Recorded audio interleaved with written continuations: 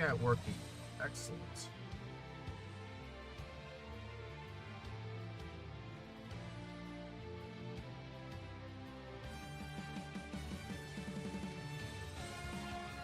Okay. Awesome.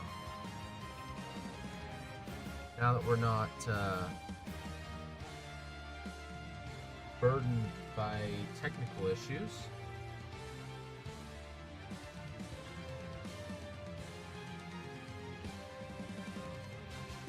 think, hopefully, possibly.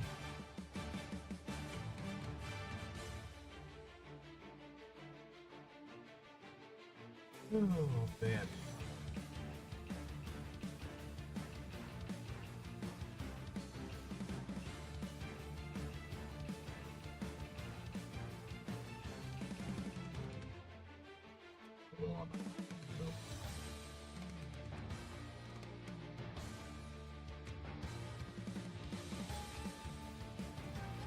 Alright, just kind of let it simmer up a little bit until the ad shows up for the ad, and then force the ad down. Yeah, let's force the ad.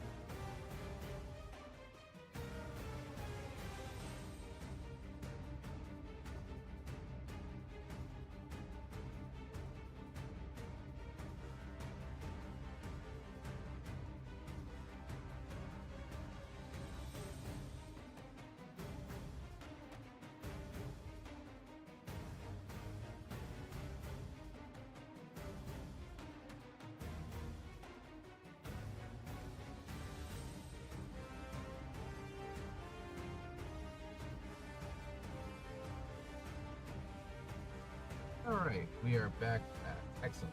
So that's all set up and ready. So today on our humble little stream, we are looking to do pretty simple stuff. We're gonna try and finish the region today.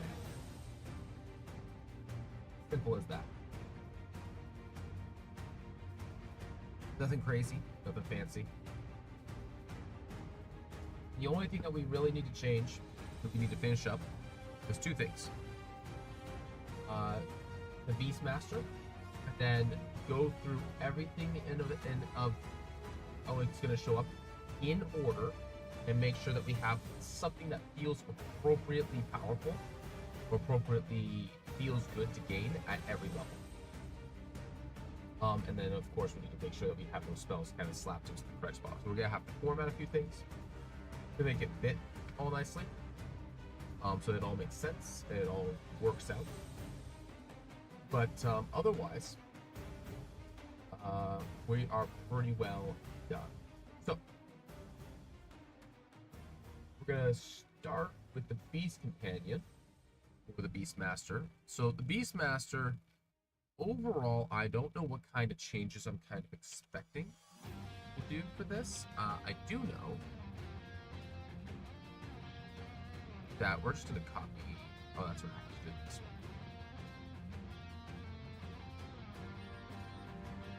For it to actually work correctly.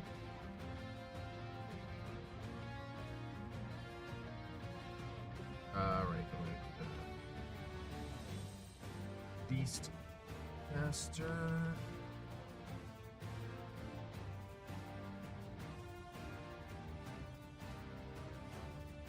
Beastmaster, and then we gotta get rid of these. And then the Beastmaster, I had a list prepared for this. Where, oh where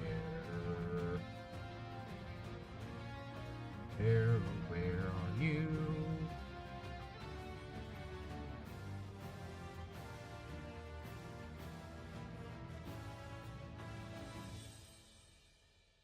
Where did I put it?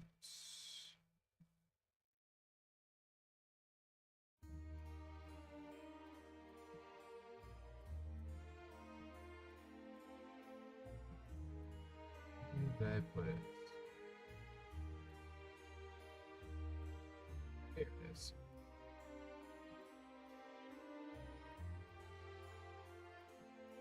So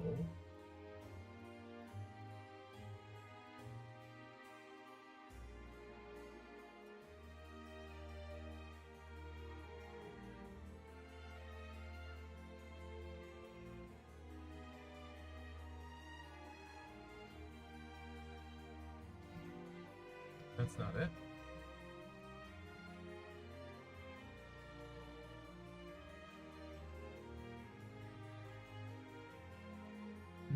Where did I put it?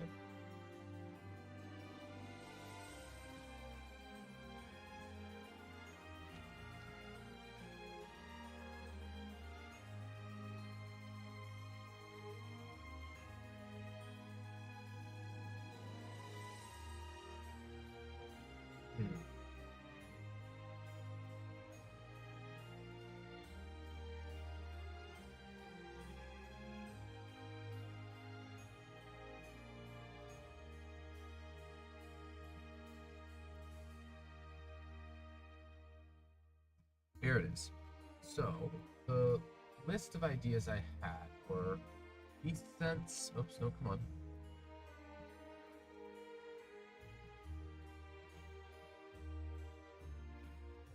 Boarding Bond.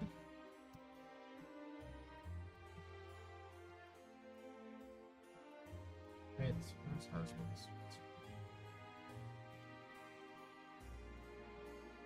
Transference.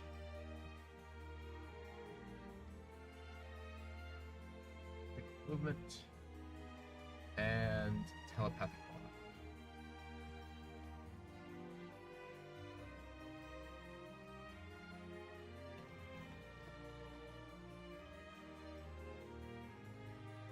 Not a crazy good spell list, but there is some reasoning behind all this. Beast Sense is just thematic in general. The Warding Bond actually makes it so that your animal companion is actually survivable enough because it's taking because it's resisting all damage. So you're effectively doubling its hit point pool to counteract it with your own. If you use it that way, really good, really good. The life transference is less useful, but it's still a good way of using it. I kind of considered giving them the cure wounds spells to some degree, some sort of healing magics, but I think I'm just going to stick with life transference. Freedom of movement is just a straight up good spell. It's just going to provide a lot of benefits overall, generally speaking. And telepathic bond is a useful utility spell. I don't know if it's... Now, the problem comes back to, I don't know if it's useful to have this spell specifically on the Ranger, but it makes sense for the Ranger for this kind of Ranger to have this spell. So this is one of those conversations where it's like, is it good that the Ranger at 17th level, when everybody has pretty much every form of, like, every spell slot that they're ever going to get,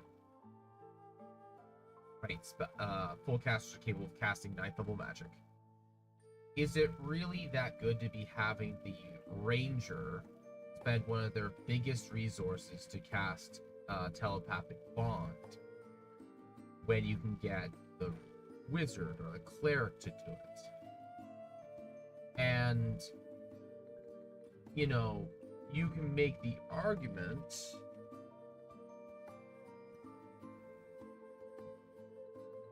that, or yeah, be the wizard or the bard. Maybe you don't have a wizard, maybe you don't have a bard, right? It's also, you can all, I mean, if you have ritual cast, you can ritual cast it, but you get that between you and a bunch of creatures. The big argument here is, of course, like the Ranger, the wizard or the bard can cast it. If you don't have a wizard or a bard in your party, then it leaves to the Ranger. Now, it's unlikely that you end up without something like that, but that's what it's there for. It also just makes a lot of sense. Makes it, you know, party-wide communication. So, that's there. Now, that's the easy part. Now, here's the hard part.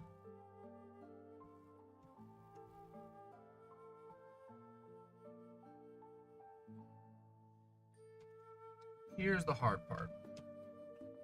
How well does this copy over?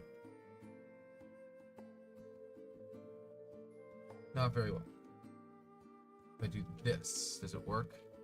Oh gosh, it's even worse. Alright. So, it's going to be a little bit janky, but you guys can get the... Oh, that's why. That's better. Kind of. It doesn't let you do tables inside of tables. Hold on. Community plugins. Nesting.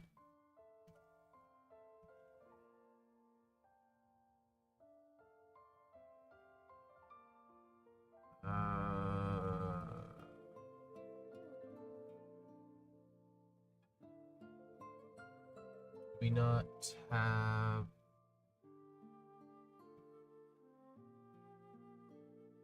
No, it's just not. We don't have something like that. Okay, that's fine.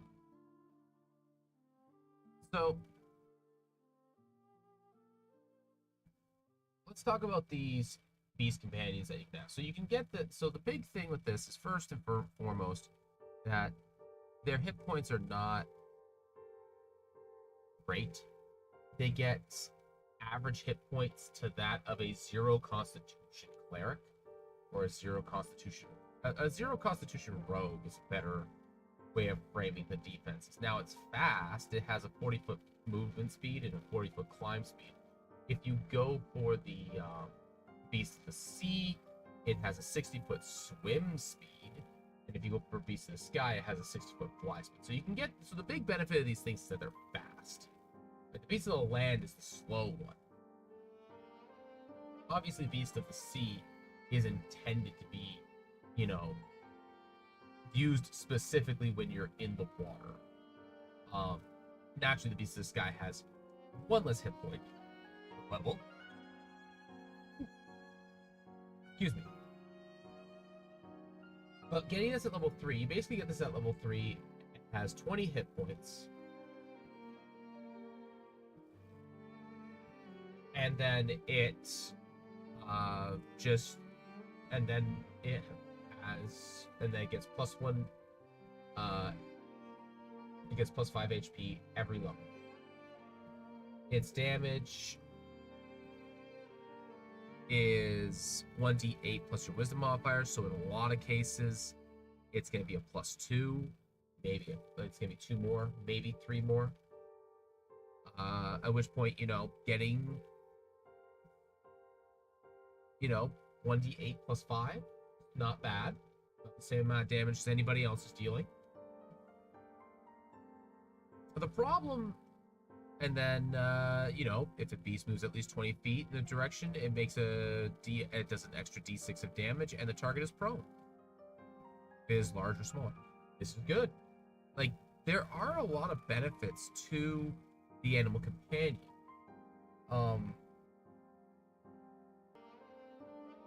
You add your proficiency to any ability checks or saving throws that the beast makes, so it's immediately good at any, like, skill checks that you need it to make. And it's very good on all of its saving throws. Its weakest saving throw is actually its intelligence saving throw, which is only going to be a +1 at when you get it.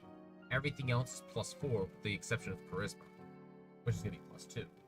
So it's not like it does. So it actually has pretty decent saving throws across the board, except for intelligence and charisma. Well, those are the two of the least common saving throws, and it's also kind of not a huge deal.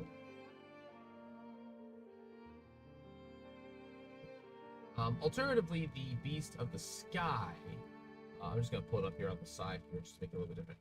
It's going to have some differences in strength, dexterity, and constitution for its saves. But otherwise, it's mostly the same. The Beast of the Sky has flyby, so it can safely attack stuff. So if you want something that can safely attack stuff, actually go for the Beast of the Sky. It does it does a d4 plus your modifier +3, so it'll deal 1d4 +6. Granted, it does, you know, later on gain the benefits of Hunter's Mark, which we're going to go over that in a minute, but overall, the Beast Companion it's all right. It's not incredible. Hey Nano, how's it going, bud?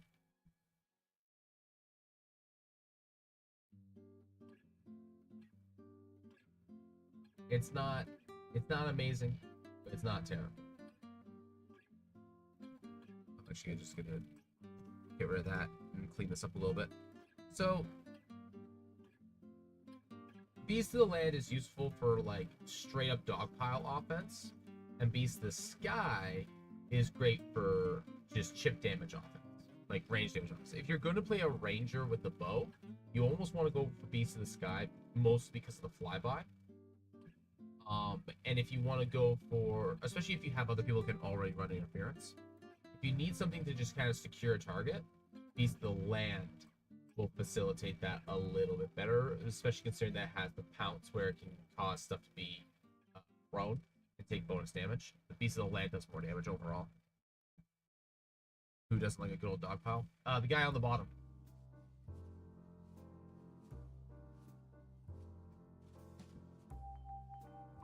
So overall, this is good.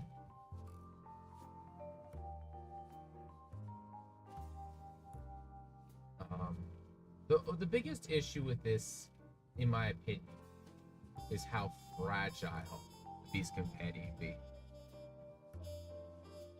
be. That's my biggest gripe.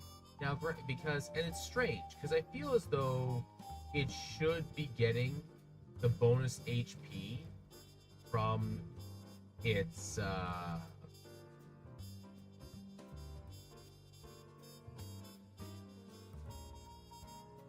constitution, and it doesn't, according to 5e tools. According to the math on 5e tools, it doesn't, which is strange to me. And if you read the actual thing, it's just 5 times your range level plus 5. It has in brackets the beast has a number of hit dice equal to the ranger level, which I imagine is related more to short rests than anything else, but usually when you have a hit die, you get to add your constitution.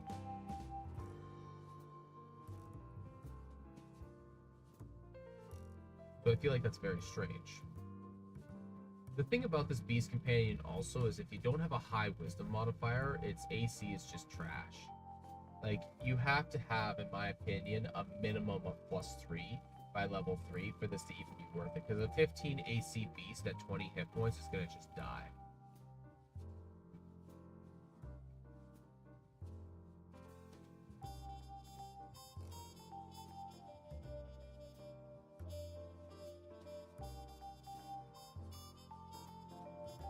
Like 16, even 16 AC is kind of on the slight low end. That's wizard level AC most of the time. Get a scale with the proficiency bonus. Yeah, this is one of those things where, funnily enough, if you go Ranger 3, Druid, Bull after that, you actually get a better animal companion because of the fact that it gets higher AC. Although it doesn't get the higher hit points. I don't know about making it. I think if I were to do that, I think AC would be base 10 plus proficiency bonus plus wisdom, because it needs to start out lower. But the problem is that it scales up to 21. And I'm gonna check something actually.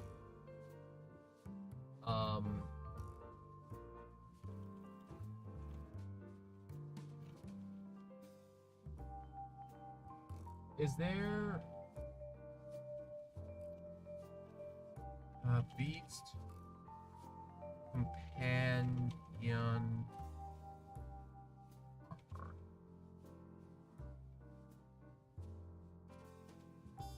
Question: Beast companion and barding. Base AC. Question 2 of level 2 proficiencies. It's not. Question 2. Now, if we'll pay it's both level 2. Because I would say that the thing that you can do, and I don't see a reason why not.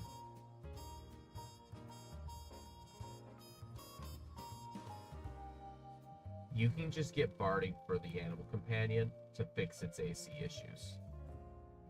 Now, you can make the argument that its base AC being 13 plus your wisdom modifier means that you need to have some pretty decent, well, maybe not, because it has a +2 dexterity on the Beast of the Land, and Beast of the Sky has a +3. So, if you were to give it some superior armaments, such as metal armors, then, which it may not be proficient in. This is one of those things where it's I think that you can solve this with items. Most of these issues. Items, boons, and things like that. Frankly, I think it should be getting 1 more hit point. One of the things I think that's going to help with this a lot is at level 5, because it doesn't scale its HP hard enough, in my opinion. But one of the things that's going to help with that is Warding Bond, because that means that it basically shares its hit point pool with you on a semi-regular basis. I need to check something though. I believe Warding Bond is Warding Bond concentration. Warding Bond is not concentration.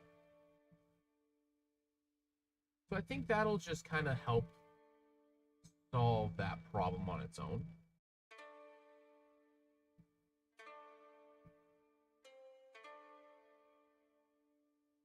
Alright, let's read what the actual Beast Companion does, specifically, and then go from there.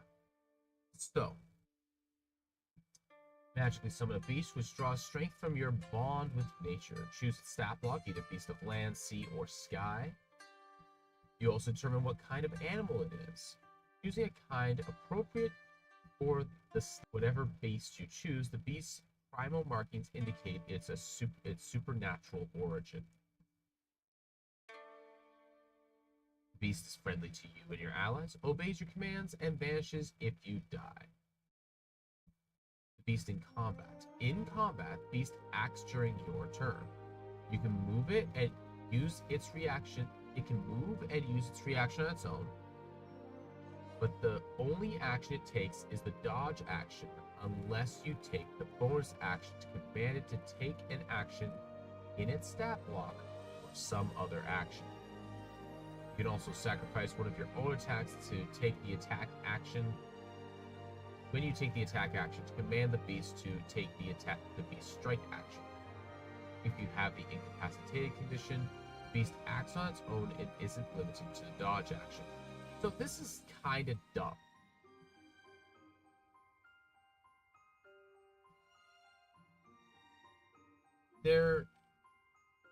Why should the beast suddenly be able to act more intelligently or less with less limitations if you are incapacitated?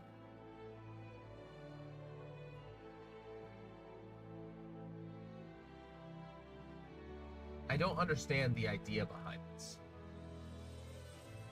Like, is it just run rampant? Because that doesn't make sense. It's so friendly to you and your allies. Restoring and replacing the beast. If the beast has died within the last hour, you can take a magic action to touch it and expend a spell slot. The beast returns to life after 1 minute with all of its hit points restored. Whenever you finish a long rest, you can summon a different beast, which appears in an unoccupied space within 5 feet of you. You choose its stat block and appearance. If you already have a beast from this feature, the old one vanishes and new one appears. Okay.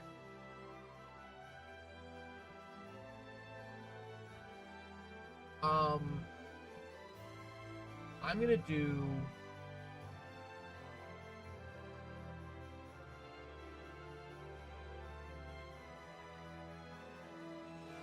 I think the intention behind if you have the incapacitated condition, the beast acts on its own and isn't limited to the dodge action, I think is with the idea that because you are no longer ordering it, it acts in accordance with its own ideas as opposed to your ideas. Now, in practice, this is probably mostly irrelevant.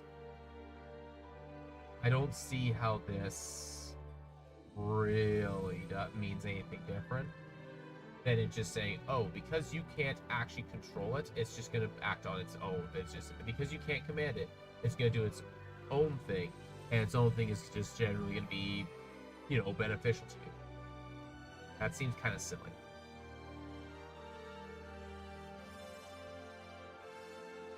Also, I'm gonna just say it.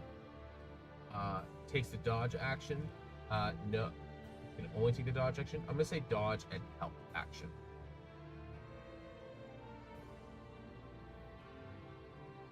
I think the help action, being able to take the help action, is very useful or appropriate. Because the help action, choose one skill or tool proficiency that you and your ally are enough to assist with.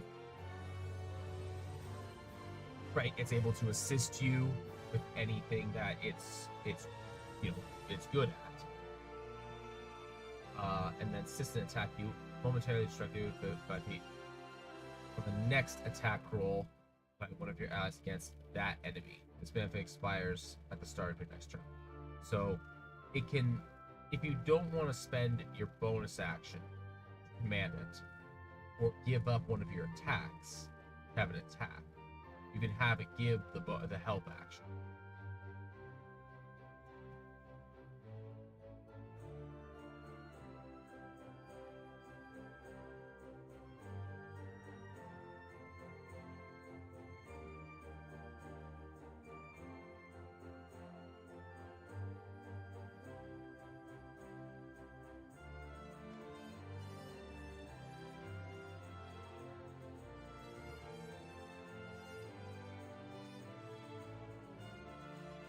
Alright. Primal. It's third as well.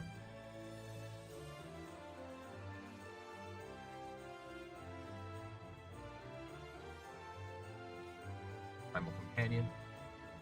So, we're gonna just do this.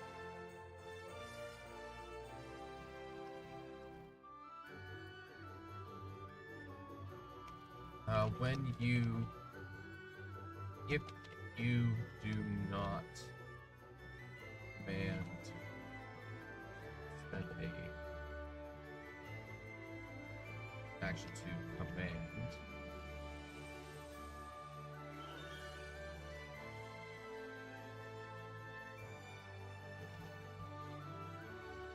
beast.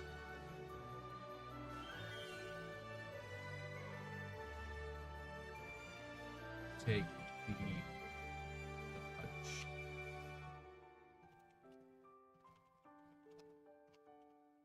Or help.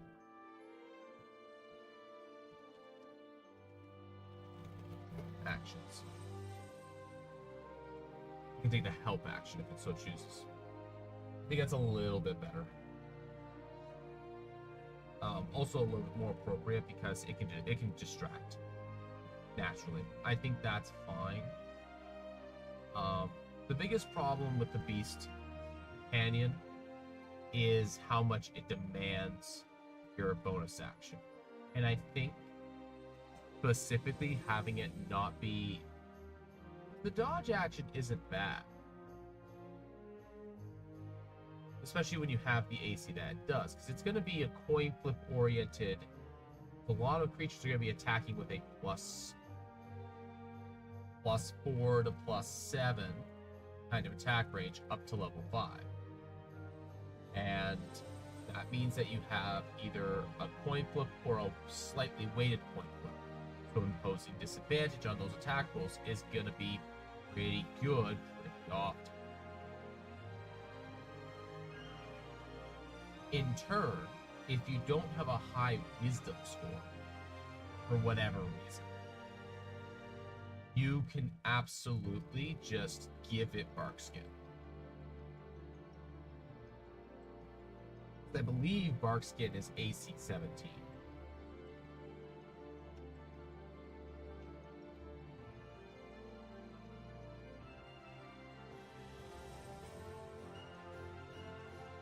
Yeah, Barkskin is just straight up AC 17. Now, and of course at later levels that's useful because you can cast it yourself and it will also affect your animal companion. But there's a lot of issues.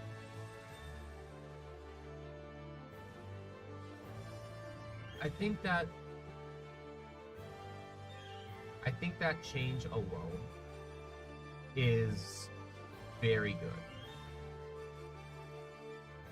I don't think it needs much past that, especially with the added spellcasting. Having an extra body on the board is very, very useful. Taking the dodge action is very helpful when you have a moderate amount of AC. And then being able to occasionally order it with your bonus action to attack.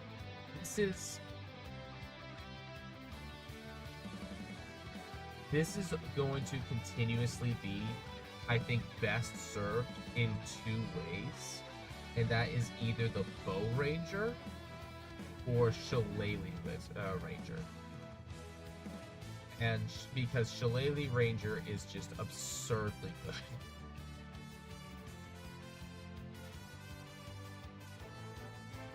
Having Shillelagh at your disposal to just do like bonk with your wisdom modifier and having your spellcasting be really powerful is shockingly good. And it's good on every kind of ranger too. Subtype. I think the only one that it's less good on is the Moonstalker technically, because it means that you're less good at dexterity-based skills. But otherwise, it's mostly the same. It's a little bit more dangerous for the Colossus Slayer, of course, but it's not bad. It's pretty good.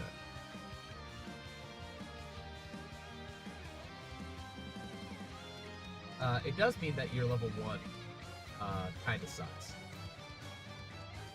But your level 2 is really strong. Anyways, that aside, I think that's the only change I'm going to make to the Beast Companion. Because dual wielding, ironically, with the Beast Companion is just not going to be that great. Obviously, you could go Nick, and that way you're always getting your attacks in, and then you get your Beast Companion. The Beast Companion's attack is definitely worth trading off one of your attacks if you're going with the Beast of the Lamb. It gets a D8, it gets a D6, it gets the Pounce, which means that it's prone, which means that you're going to have advantage. It's very fast. Yeah, it's not as efficient as you would want it to be. You have to give up something in order to make it work, but what you're giving up is kind of fair for it. The numbers work out for it to be fair. It's just one of those feels bad to operate. And I think the correct way, I think there's one of two ways to approach this. And I'm going to take a minimalist approach, which is you just give it the help action as well as your regular actions. The other approach is you restructure it so that it always gets its turn. You'll get to always have, it always gets its action. But it does significantly less damage.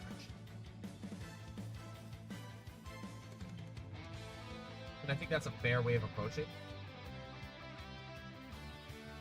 Mostly because if you temper the damage output, it gets really out of control.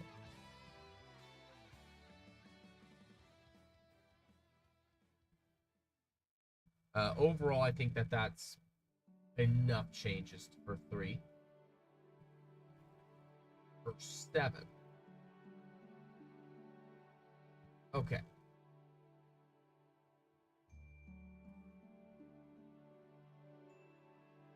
When you take a bonus action to command your animal companion to take the action, you can also command it to take the dash, disengage, dodge, or help action using its bonus action. So basically, you spend your bonus action, it gets to do its main action, and then it gets a bonus action to go dash, disengage, dodge, help along with that. So, bonus action, instead of bonus action attack, you go bonus action, it attacks, and it dashes, and it dodges, and it disengages, or it helps. I think that's good. In addition, whenever it hits an attack and it deals damage, it can deal your choice of force damage or its damage type. This is this is a ribbon feature. It's nice. It's good. It's whatever. Level 7. Level 7's been seeing a lot of changes across the board. No, 7 has seen some minor changes. Specifically with the Fey Wanderer, it's seen changes. So this, I think, needs a minor change. I don't know what.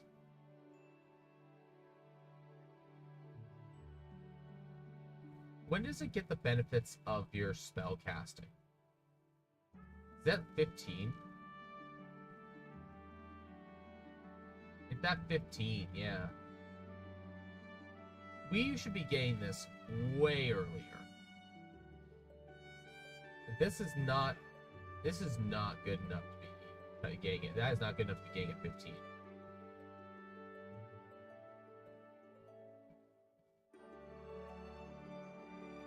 We can't just give it a straight attack, though. That's not appropriate. Giving it a whole additional action, though, is good. Like, the help action, it being able to attack and use the help action in one turn is good. Especially when that's your bonus action. There is a rogue class feature that is literally, I provide help as a bonus action. That's really good. The problem is that advantage is significantly less available. The big thing that it actually gets is it gets the dodge action while it's also maintaining offense, which is good because it needs that. Or dash, which is cool too. I think it should, like, I think overall it's getting the good saving throws already. I don't think it needs an improvement on the damage die, because that's not what level 7 is about. Level 7 is about utilities.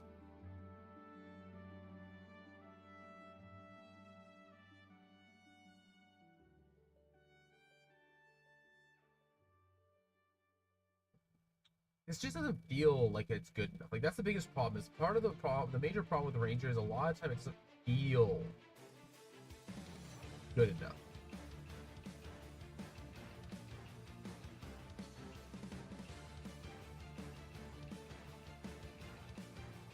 Like, that's the big problem, is that it doesn't feel good enough.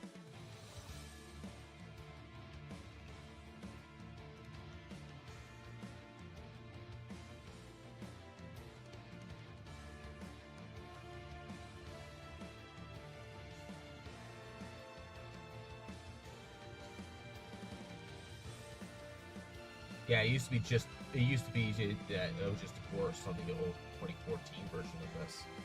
Jeez.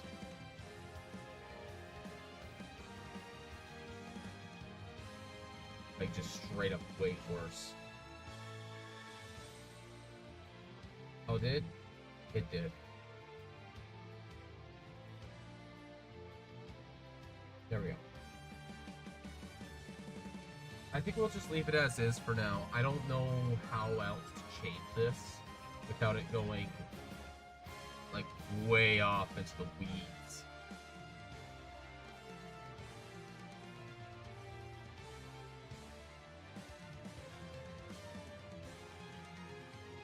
Yeah. I think we can leave it. The fact that it can do force damage is pretty good also. It's not a huge deal because resistances are... They're there, but they're not relevant 90% of the time. Sure. One moment, please.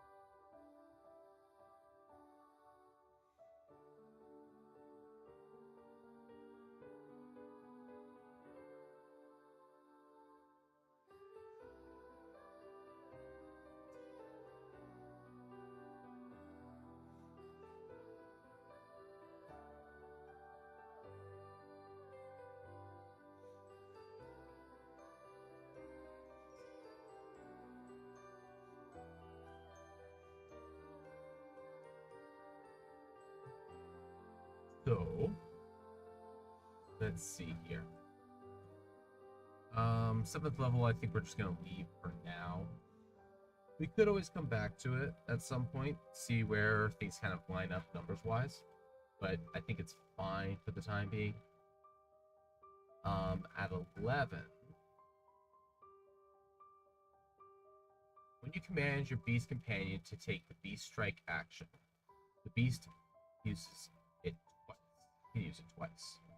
In addition, the first time each turn it hits a creature under the effects of Hunter's Mark spell, the beast deals extra damage, force damage equal to the bonus damage of the spell.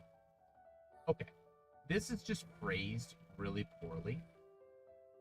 So we're going to change this. And we're going to change this in a couple of ways, actually. So, what is this called? This is called Bestial Fury.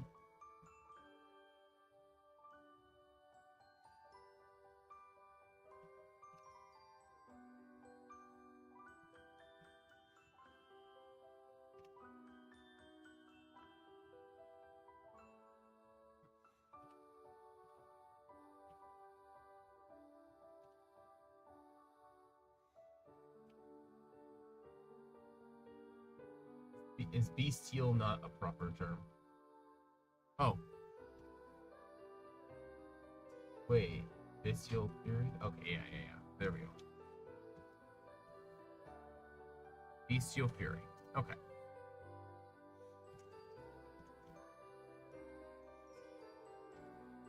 Your beast... Is it called Beast Companion? What is it actually called? Primal Companion.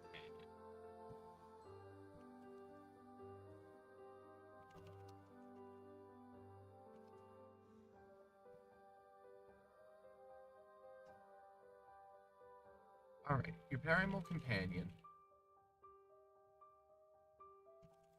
can now make a Beast Strike. Is it Beast Strike? Yeah. Now, the Beast Strike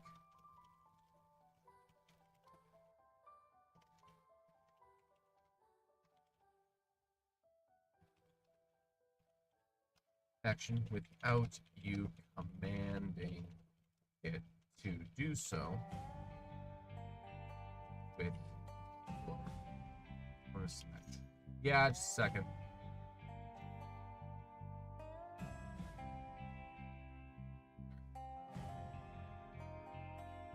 Overlap.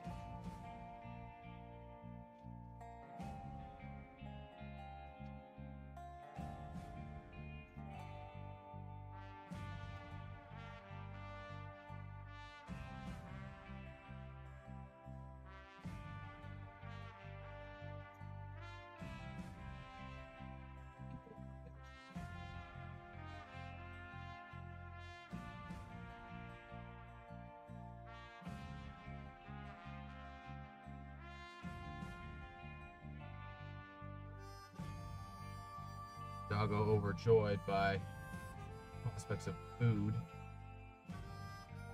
Don't think her food is good.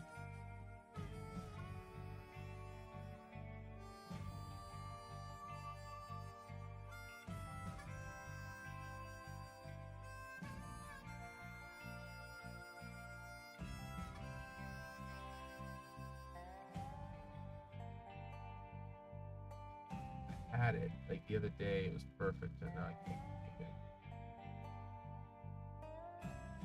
Come on.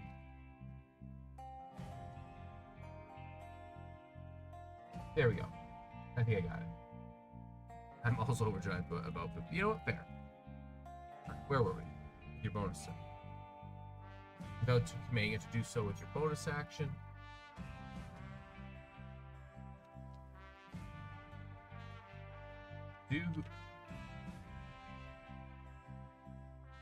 When you do command it,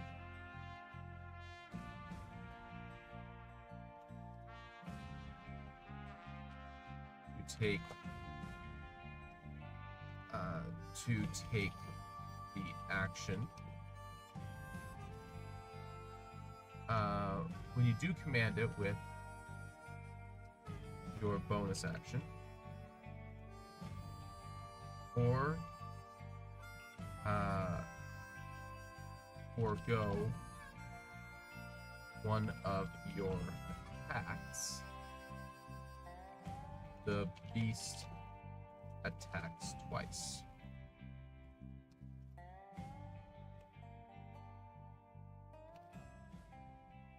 Attacks twice.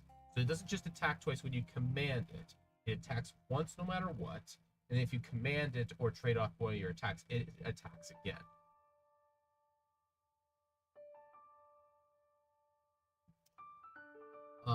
In addition, the first time each turn it hits with a creature under the effects of Hunter's Mark spell, the beast deals extra force damage equal to the bonus damage of the spell. This just needs to...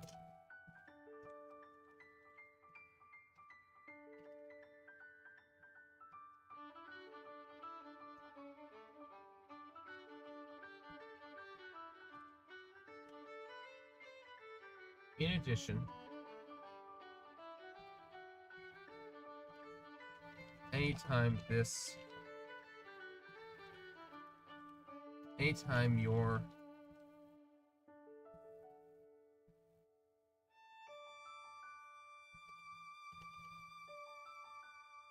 the beast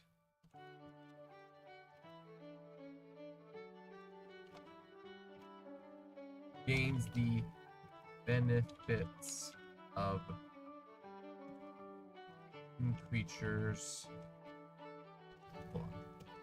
No, that's bad. That's bad phrasing. In addition, the beast deals the damage. How do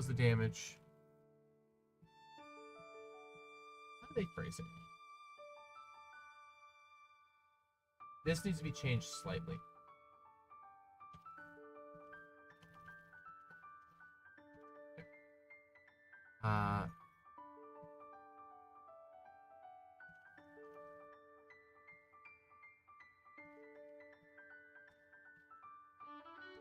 Each time it hits a creature under the effects of your Hunter's Mark spell, the beast deals extra force damage equal to the bonus of that damage of that spell. Okay. Now it just benefits from the effects of Hunter's Mark, period. It's literally 1 up to 1 additional force damage die of D6. It's not that big of a deal. It's fine. It just feels way better.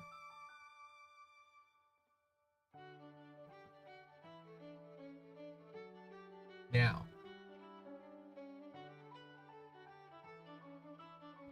this, ironically, benefits, I believe, specifically, Beast of the Sea and Beast of the Land the most. Because Beast of the Sky doesn't get any added benefits on its attacks. It just gets to do a d4 of damage plus your modifier. So it's benefiting the most percentage-wise from getting the bonus force damage. But the other ones are getting the benefits of I'm attacking while the target is grappled. I'm attacking while the target is prone. This is a pretty significant upgrade. Because it always attacks once. You just get another attack off every turn no matter what now. Rather than sometimes getting it with Bestial Fury. Alright. And then at level 15, when you cast a spell targeting yourself, you can also affect the primal companion beast the spell if the beast is within 30 feet of you. Do a little check here. We're going to do a little checky check. It's only spells you cast, by the way. So it's not spells that target you, also target your beast. It's spells that you target yourself with, also target your beast. So, let's have a little looky look here. What spells can you target yourself with that are also good for your companion?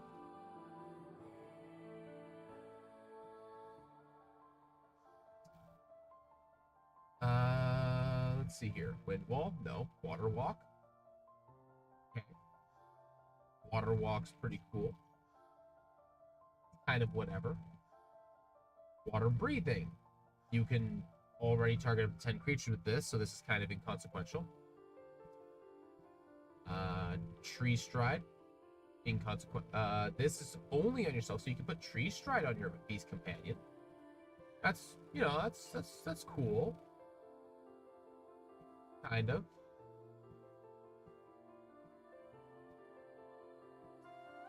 Swift quiver. I don't think your beast companion is ever using a ranged weapon, so that's not really that great. We have summon Fae, summon Elemental, summon Beast. I'm sure your beast companion is going to love the fact that you summon a beast next to it while you are already fighting, and it can act on its own, no action required.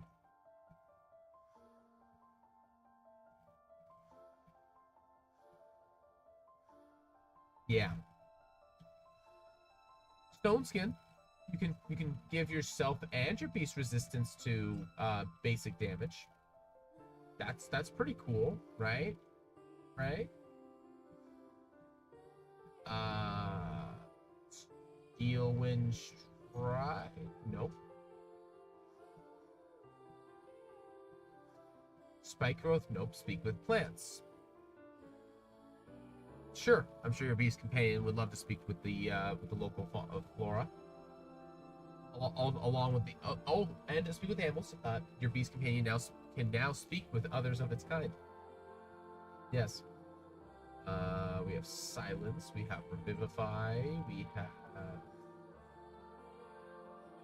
cast the trace, because you know that doesn't already target a large area.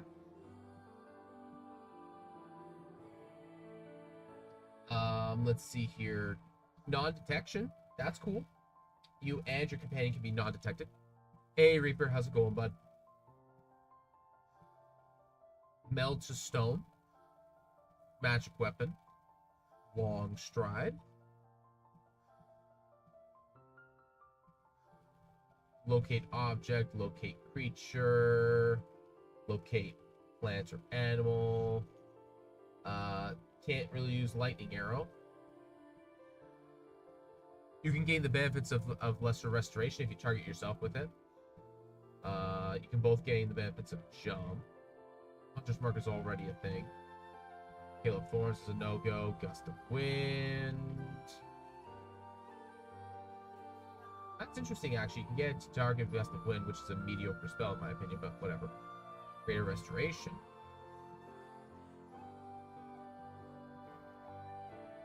Good berry is whatever. Freedom of movement. It gains benefits of freedom of movement.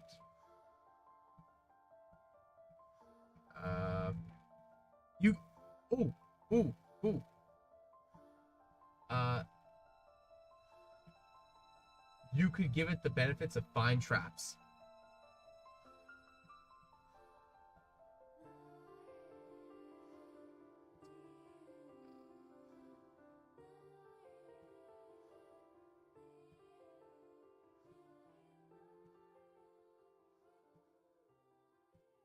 You can give it the benefit of enhance ability. Also, elemental weapon.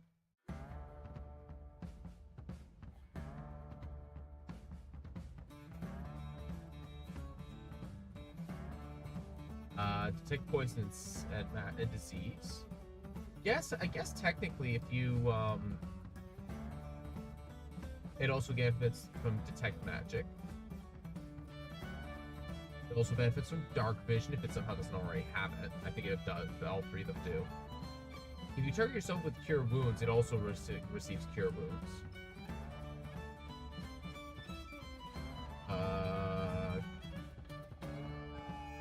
Conjure woodland beings. You also get that. There's like plenty of like really cool stuff that it can get.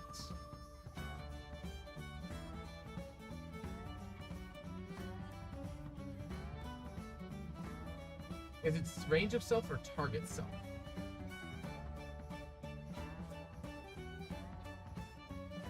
When you cast a spell targeting yourself. Okay. It's going fairly well, Reaper. Trying to see if we can find a way to finish off the ranger thing. I think share spells is a good feature. The problem is that I feel like it just comes in way too late.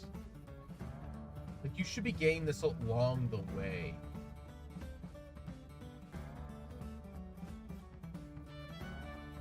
You know what?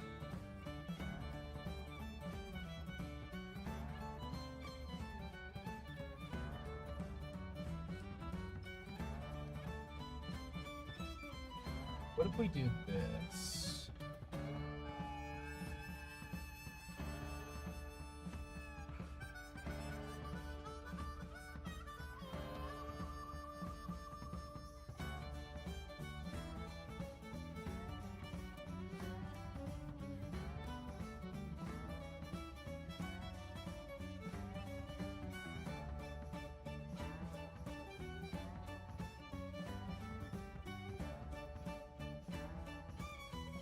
What if we just move this to level 7?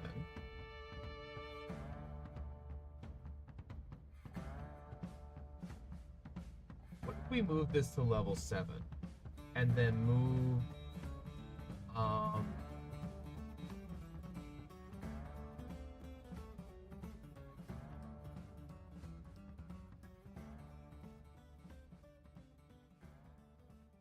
and then give them a new 15th level feature. And then we change level 7 and put that into level 3. And then we just give them something new at 15.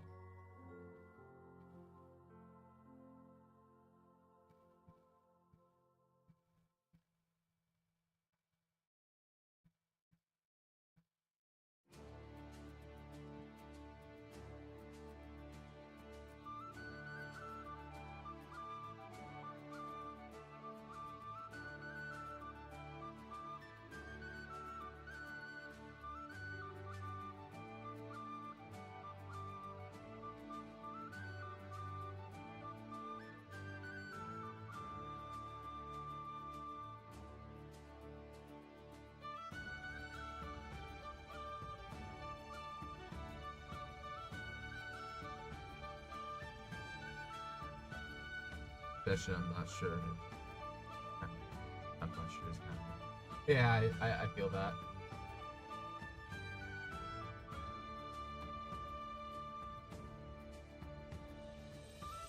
I'm gonna turn this specific track up a little bit because I like this one. Ugh. Yeah. I kind of like this idea. I'm gonna move shared spell.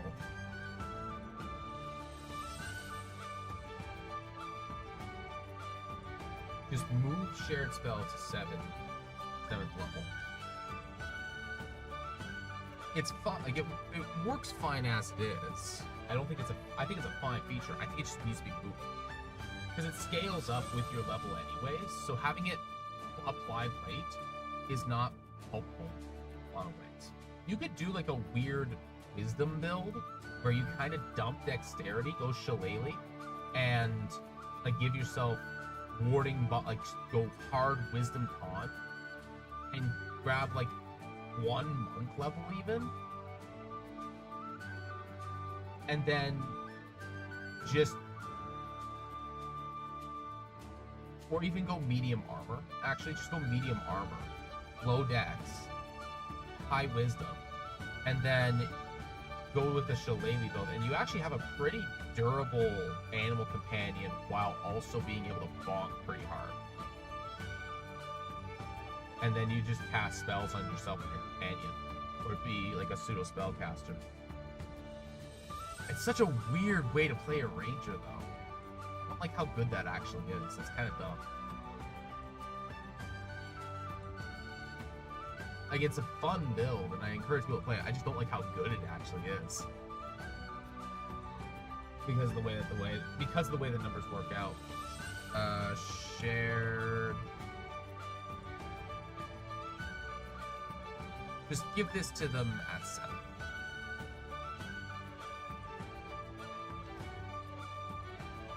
15th level feature.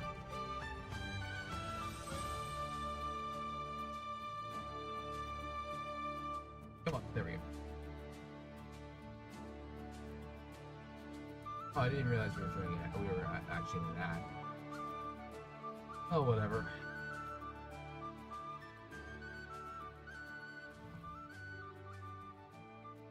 Took 7th level feature. And then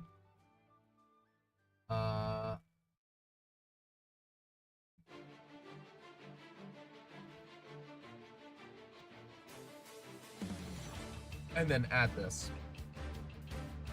You take a bonus action to command your primal companion beast, takes a action. You can also command to take a dash, disengage, dodge, or help action using its bonus action. I think this is... You need to just have this out of the gate. Like, otherwise you're just... It's not even a good... You're trading it rather than getting something out of it.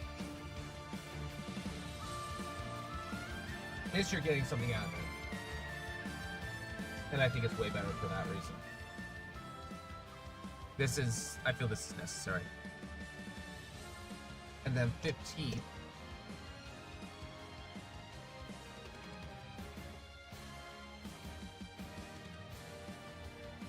What are we going to do with 15th though? We need to just add something now.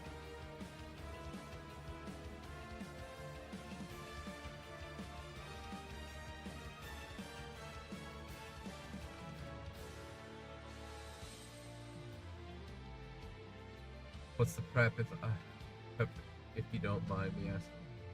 Yeah, what are you doing? What kind of nightmare are you setting up?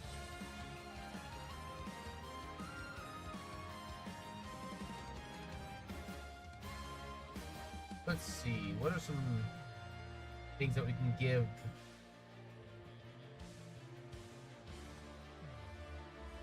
the beast companion at this point that is equivalent to some of these other things that we have going on at 15. Mostly 15 is fine across the board, so it needs to be something relatively defensive in its nature. The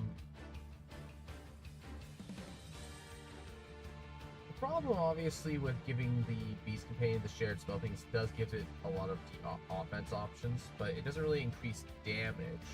It just increases its flexibility. I think it's fine. We either get imposed disadvantage on attack rolls. With a teleport, we have gained resistance to damage. I think the hunter got something else as well. Yeah, they got a skirmish. The Fey Wanderer, I think we gave them nothing. Yeah, we didn't give the Fey Wanderer any changes at 15. So, if we remove this spell casting from 15, slap it into 7, move the benefits of the dash, disengage, dodge, or help actions. Move those, being able to take that in addition to being able to take a regular action on top of that. On the Beast Companion, when we use the bonus action our own bonus action to command it to attack,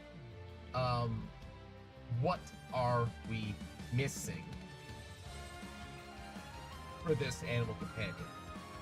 Because it can act mostly in benefit to us, action efficiency benefit, action efficiency plus when we use our bonus action to command it. It's a secondary field for our self-casting spells, such as healing ourselves to cure wounds. It's going to also be healed, so that's useful. I think it's one of those things where you can just like slap Warding Bond on yourself and your Beast Companion, making it like that, and then giving yourselves pretty good healing. And then at 7, being able to use like, hey, I'm just gonna chop down and cure wounds on myself and recover a number of hit points. What if we just made it so that anytime that you're healed, your Beast Companion is also healed?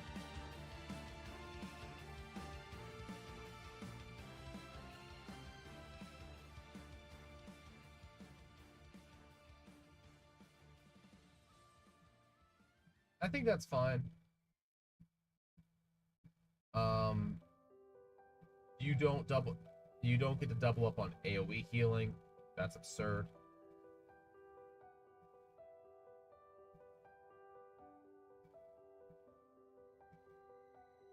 Yeah, we can do that.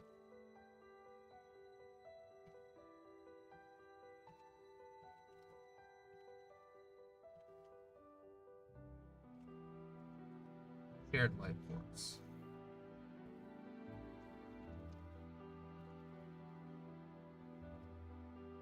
You or your primal companion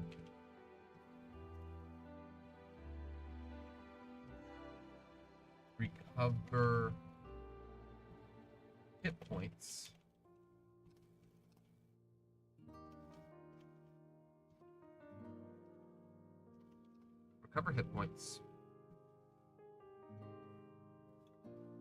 the other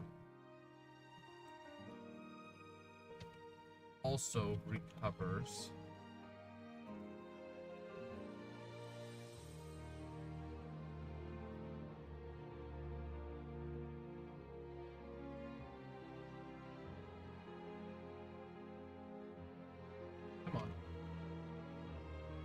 recovers the same amount.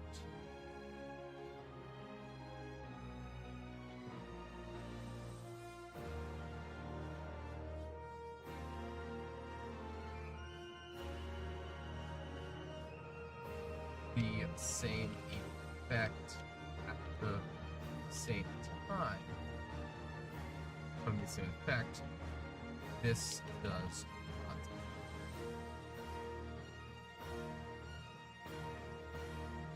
No AoE healing nonsense.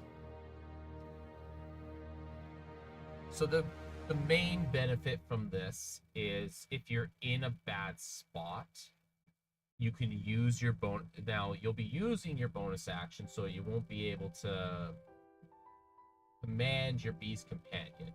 But if the cleric in your party, like if you want to drink a potion, but if somebody else uses a bonus action to use a potion of healing on you, someone who's not bonus action dependent, like maybe, I don't know, a paladin using its lay on hands on you, for example, and you just get straight up 40 hit points recovered, both you and your animal companion are going to recover 40 hit points. If the cleric uses mass cure wounds and heals you for 13, your beast companion, if they're outside of the range of the spell, recovers 13. But they are within the range of the spell, they recover 13 and 13 still.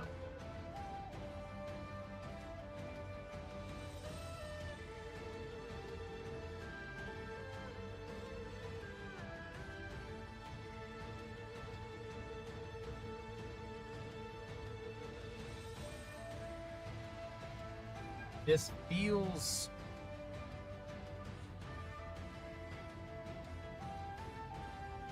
feels kind of weak, but I think it's fine because you're already getting some pretty good stuff. And this I think empirically this is kind of weak, but it feels good to play with. Right? Like you recover hit points, your companion recovers hit points. Your companion recovers hit points, you recover hit points. I think it's fun to play with. I think it's mechanically on the weak side. And I'm okay with that because you're getting the shared spell benefits early. And the shared spell benefits are are pretty strong, and it scales with your spell level. So I think it's okay.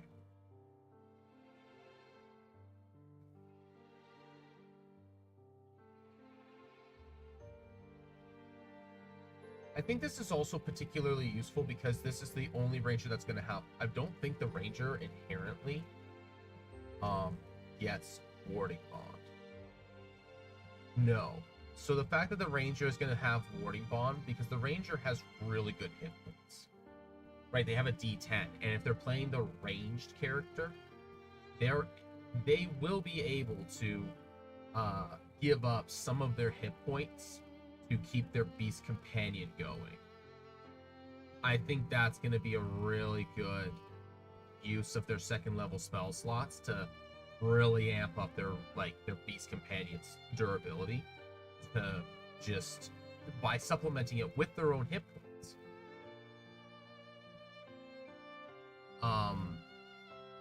And then of course they also have life transfer, which we get rid of this. If I remember correctly, life transfer does you take 4d8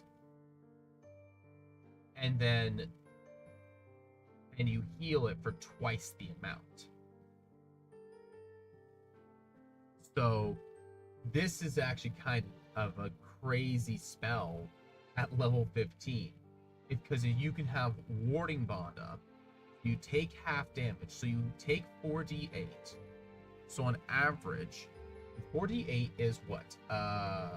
18 damage on average. You reduce it to 9 between you and your animal companion because you're warding bonded. And then... Oh, it can't be reduced in any way. Excuse me.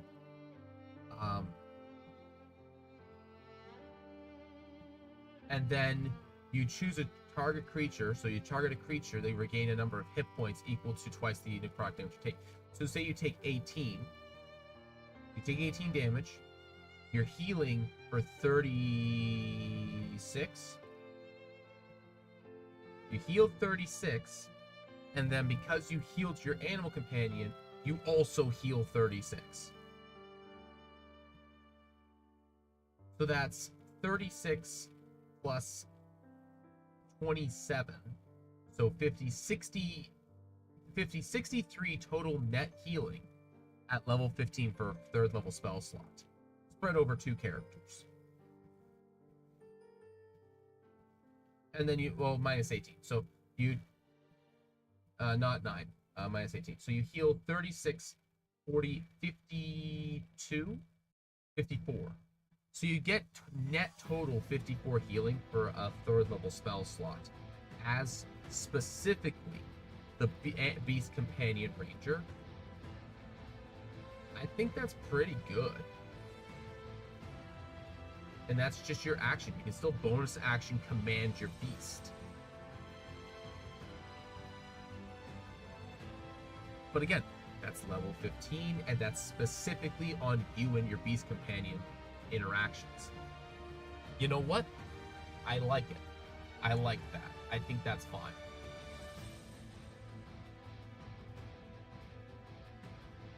Again, that's also level 15. Like, people have crazy stuff going at level 15. Like, reverse gravity has been on the table for a while.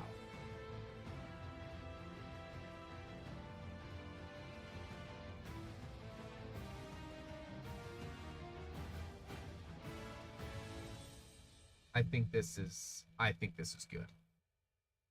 Freedom of movement, always being prepared, is also nice. That means that you can just put it on your companion. Telepathic bond, always being prepared. You can just put that on everything, and then make sure that your companion's always there with you. I think overall this is a good. I think overall this is really, really good to put with the entirety of your companion. And you can already kind of like cast Cure Wounds on yourself. What healing spells did the Ranger get again?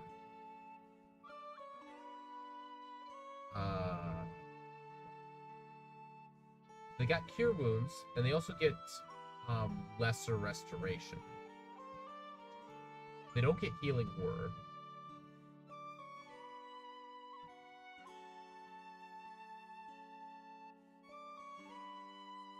Is Cure Wounds the only healing spell that they get?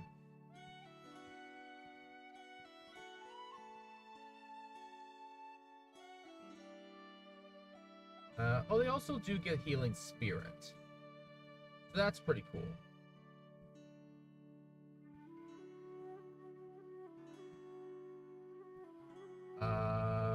do they get... They don't get any other healing spells, I don't think. No, they do not. So, they have 3 healing spells, and they're the basic ones. It's the Cure Wounds, it's the Lesser Restoration, and the Healing Spirit.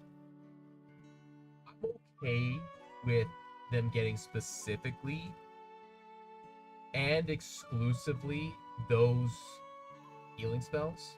So that does allow for you to, like you can always just upcast Cure Wounds, right?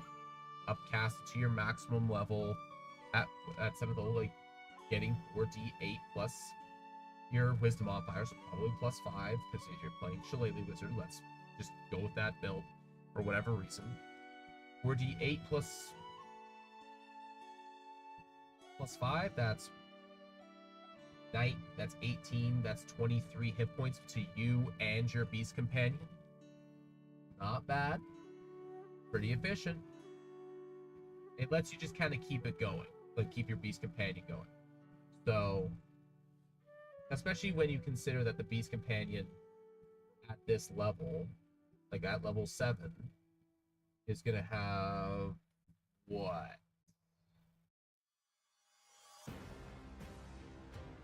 At level 7, it's going to have what? 40 hit points? Yeah, 40 hit points. I think this is fun. So you can't drink a potion, you have to spend your spell slots. It's level 15 that you can drink a potion to do that. So, yeah. I think this is fun.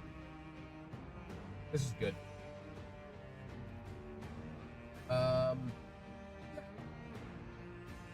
Level 11, what was the change I made? Increased consistency.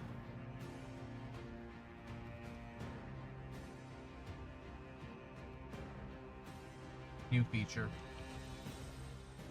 So, overall, the Beast Companion saw some pretty heavy changes. Oh! Cracked really hard.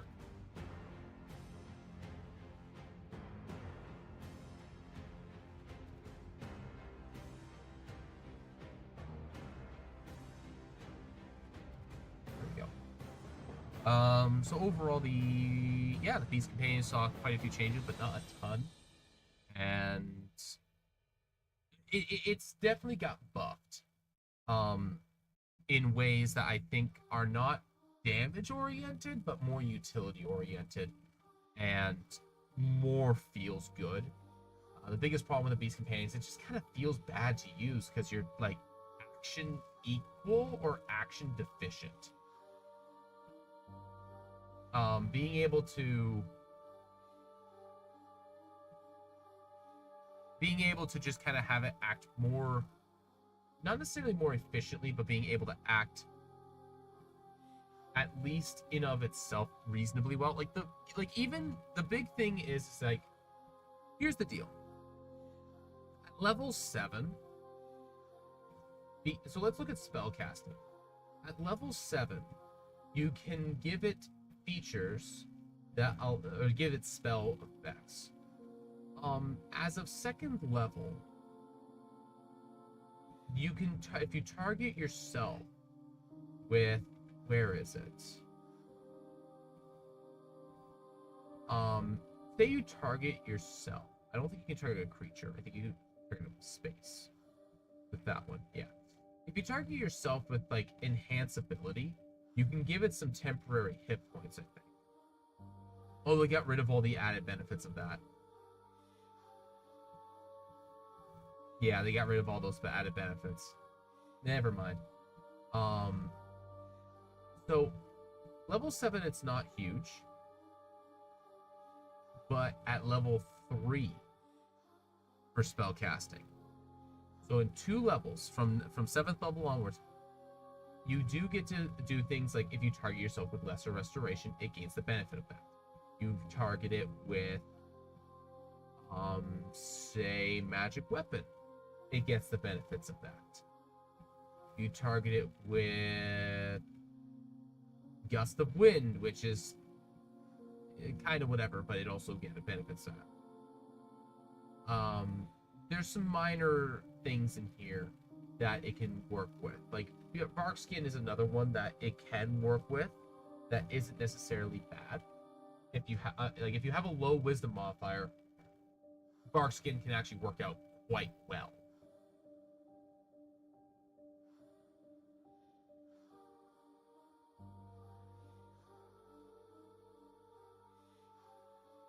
Right. For example, if you don't have the highest AC, which let's say level 7, you might have a +4, so you might have a 16 AC, giving yourself, but you might only have a +2 in your Wisdom, giving a grand total of between you and your Beast Companion +1 to 3 AC total for a second level slot, and it can't be reduced. It's not bad. It's not amazing, but it's not bad. But level 9, this really pops off because then you have access to conjure animals, for example.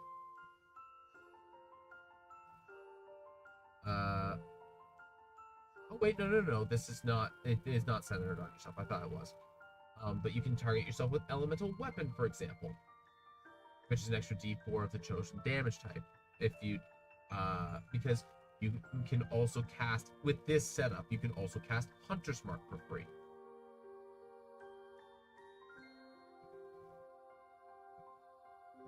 And at level 7, it's getting the benefit of Hunter's Mark as well already. So you can cast Hunter's Mark for free, and then you can, or Hunter's Mark with your, what's it called? The favorite enemy feature. It doesn't have any concentration anymore. You put elemental weapon on, now you have an additional D4 of weapon damage on top of that as well, or elemental damage. You have access to, where is it? There is a really, really good, here we go, Conjure Woodland Beings. You have access to Conjure Woodland Beings. And this basically means that even if, so that's at 4th level, my apologies. I thought that was 3rd for some reason. Is it Summon Bay? Where is that one that's really, really, maybe it is Conjure Woodland Beings.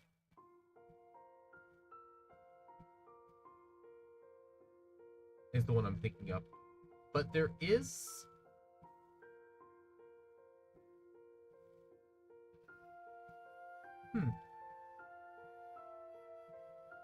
there's also protection from energy. So you target yourself with protection from energy. It also gets protection from energy. Pretty good.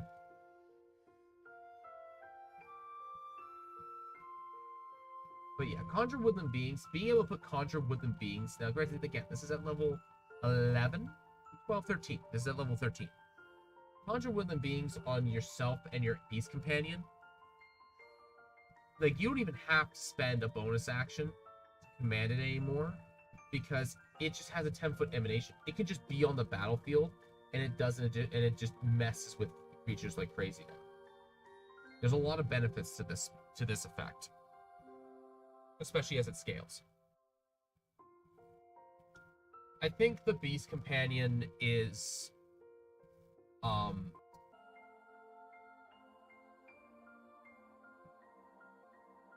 okay, there we go. Minor hiccup there.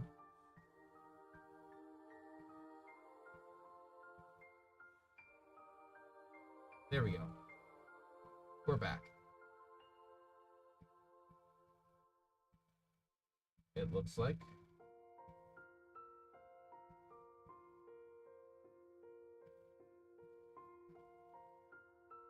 Yep, we're back. Okay, good. Yeah, it looks like we are just, what the hell? Okay, yeah, we're fine then. Um, overall, it just looks like we have the benefits that are good enough that make the Beast Companion actually appealing. Your action economy plus, though not by much, you are action economy plus if you use your bonus action to command your Beast Companion at all points. You get the bonus effects of Hunter's Mark. On your Beast Companion at level 7, same as, or at level 11, same as before. And then at level 7, you get all the benefits of targeting yourself with spells to target your Animal Companion as well. And then lastly, you get to recover hit points whenever you heal your Beast Companion, or whenever you heal yourself. I think casting Cure Wounds at level 3 is technically more efficient than Life Transference at level 3, because I believe Cure Wounds... I'm going to double check this actually. Does Cure Wounds scale with 2 dice? I believe it does.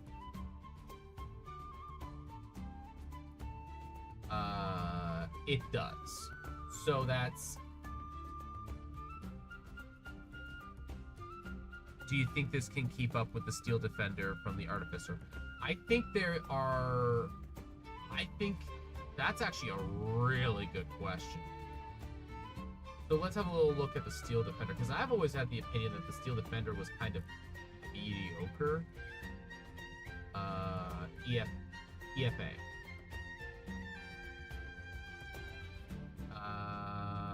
Battlesmith, right?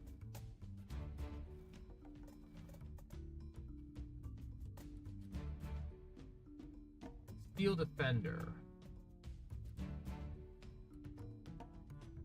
So let's see here. Faithful Steel Defender, acts friendly companion. In combat, the Steel Defender shares your initiative, but it takes its turn immediately after yours. So it already acts independently of yours. It can move and use its reactions on its own, but it only takes a dodge action unless you bonus action to command it to take an action. Otherwise, it acts the same. If the commanding spell is cast on it, it regains 2d6 hit points. Smith tools to repair it. At the end of a long rest, you create a new Steel Defender. So this pretty much. So the only difference here. Oh, actually, even as a base, the Beast Companion is actually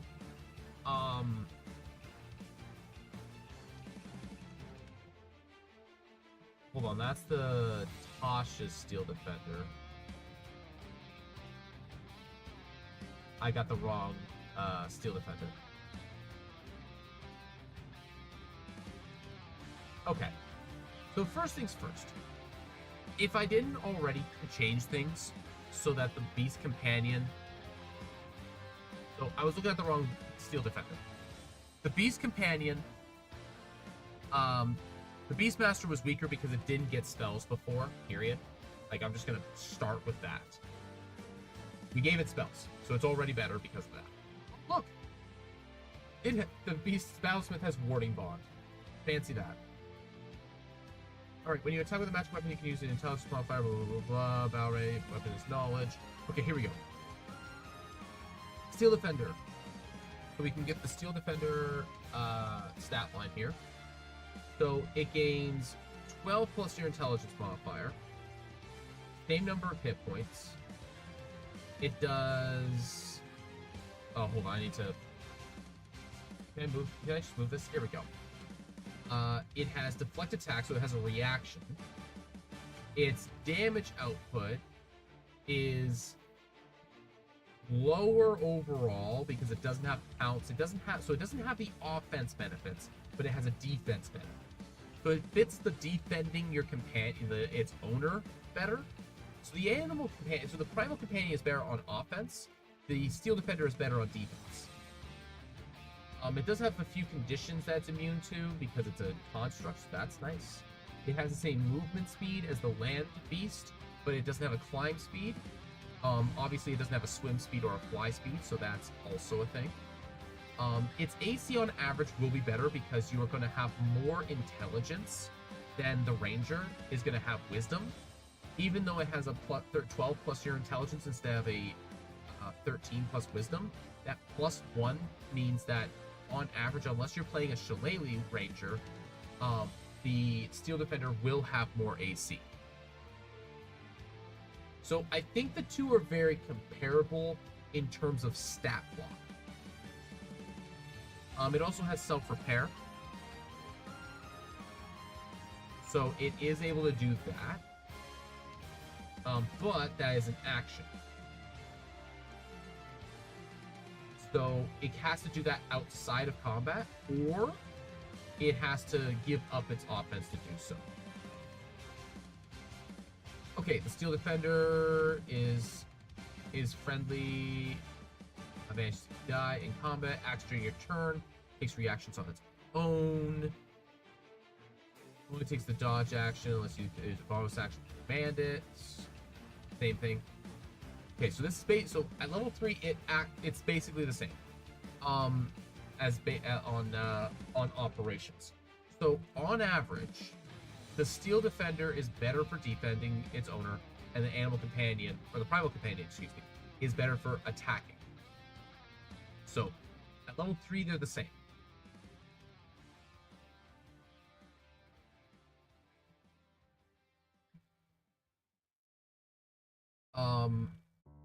However, you can't forego one of your attack actions. Like when you take the attack action, you can't forego the attack to get your Steel Defender to attack. You must use your bonus action to make it attack at level 3. So it's less flexible also. Now it gets this feature at level 5 when you gain extra attack. So there's 2 levels that you can't do that. Which is a little bit strange, but it is what it is. At 9, it gets Arcane Jolt, which lets it do more damage. And you can use this number of time equal to your intelligence modifier, so it's basically a small smite. I think that this is comparable to the level... I think this is reasonably comparable to the level 7 feature or level 11 feature that we gave them.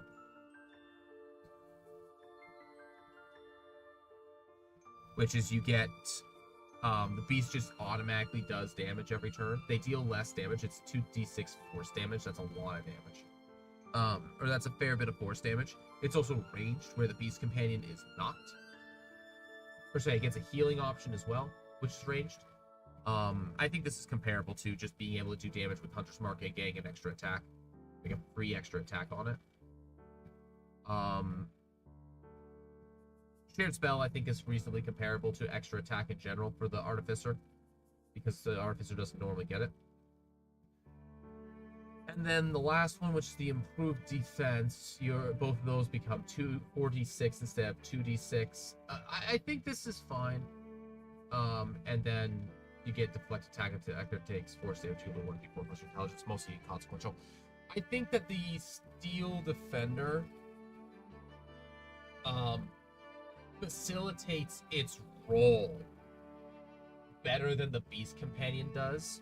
And the reason for that is because it has better defenses. Then the defenses are just good enough, especially with the Warning Bond by default being in the Artificer's spell list, or this form of Artificer's spell list. I think that this facilitates them a little bit better. And the reason that I think inherently the Steel Defender looks better is because it has a reaction. Meaning it's a lot easier to use its reaction than it is for the Primal Companion to use its reaction. Because a lot of times creatures don't move in 5th edition. And because creatures don't move,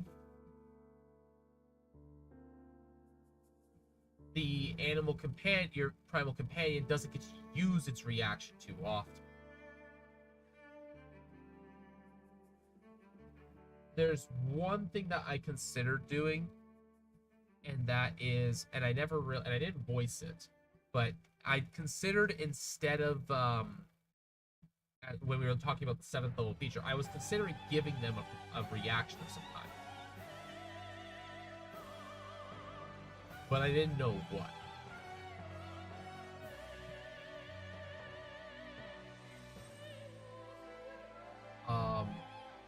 I didn't want to give them Sentinel, because that's just too good. But I was considering giving them something like Pursuit, so that if they were, if a creature moves away, they could attack it and then move after it.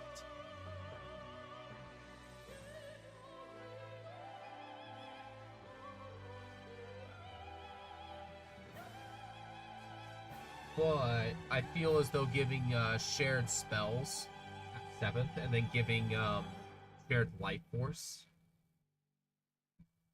at 7th and 15th is more on brand with what we've already got going on.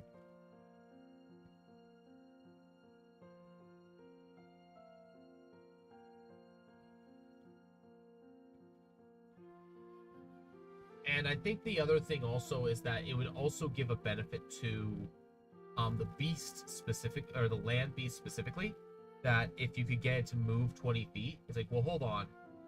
If it can move 20 feet and then use beast strike, then somebody running from it, it could just charge after them and then pounce them, meaning they end up prone after they move too far.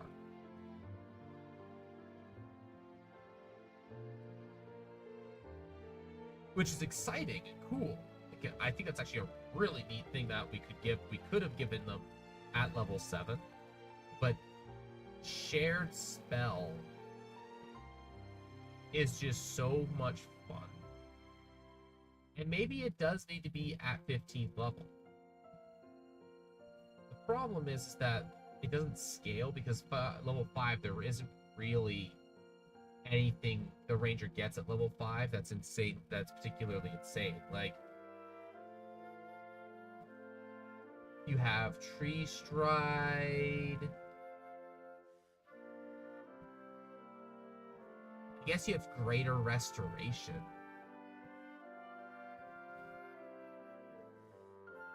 Like, Immune with Nature is not, anything special. An Elemental is level 4. Like, there isn't really a lot of 5th level spells that the ranger casts on theirself that is really good for the Beast Companion to gain benefits on. So maybe we just leave shared spell. Wait, what do we get at level 7? Anyways, is it usually a reaction thing on the ranger? There's so much stuff for the artificer. Maybe that's a better approach. What do we get at 7 here?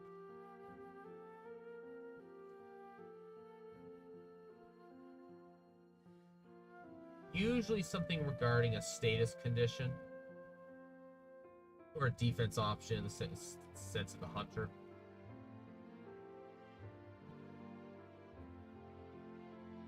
Because getting the bonus action benefit is not insanely good.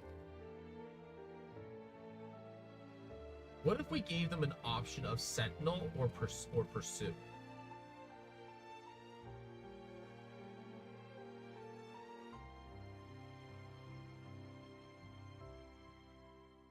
Secure or Pursue? What if we changed that? So what if we did this? What if we kept...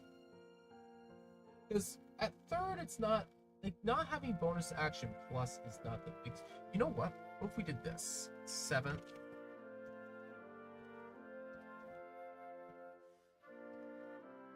Because this would be still exceptional training. This would still be the exceptional training feature.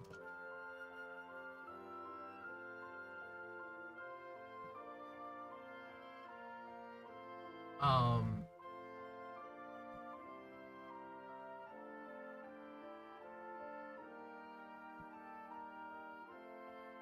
you gain the following. Here we go. We can just talk this. Your primal companion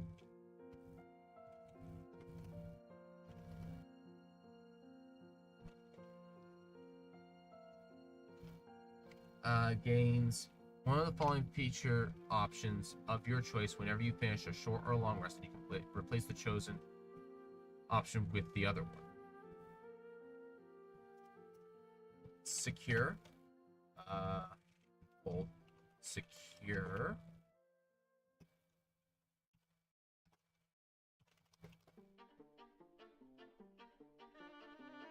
Attempt. When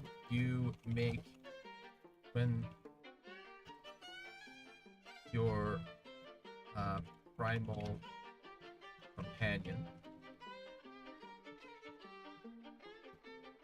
makes an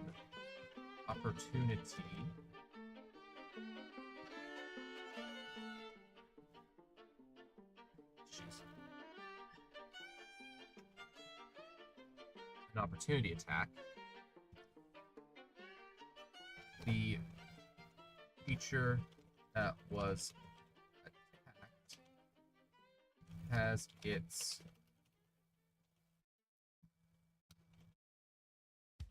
speed reduced to 0. Pursue.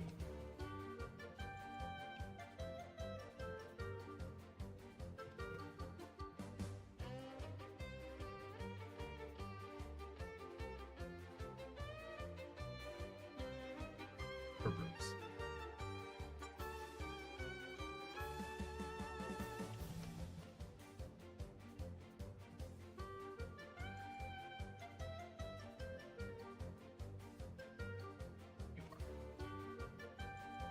Pursue.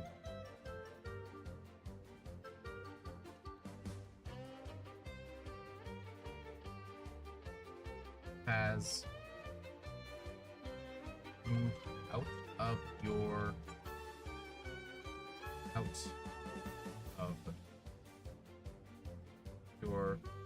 primal companions.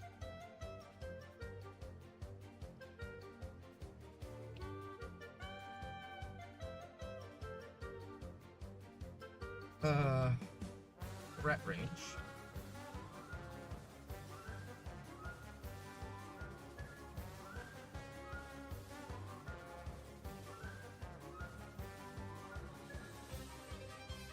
It may use its reaction to move to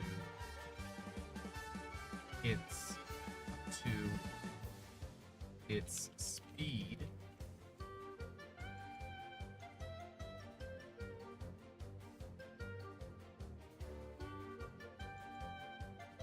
towards the creature.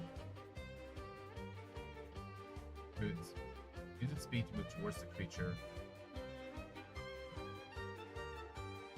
that left towards that creature.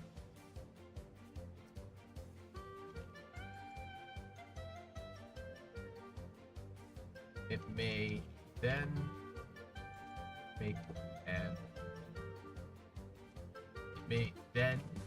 use its beast or beasts?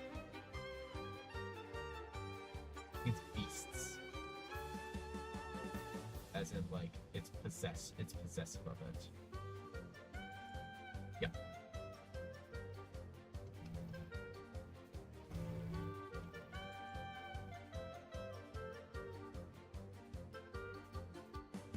There we go. Both are very powerful, both are very useful.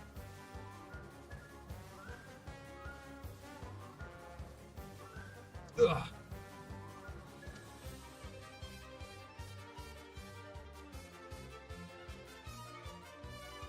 So, Yeah, either it gains the benefits of, I think Sentinel actually does more than that.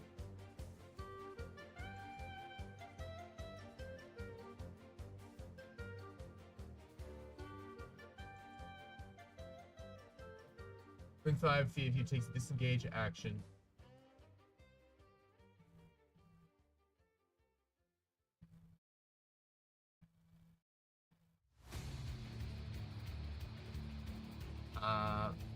Oh. When your primal companion makes an opportunity attack, the creature that was attacked. Opportunity attack. Creature that.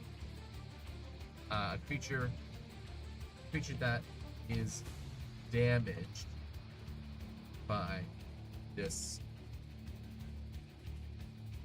attack has its speed reduced to 0. It's not as good as disengage. Disengaging from this creature is still good.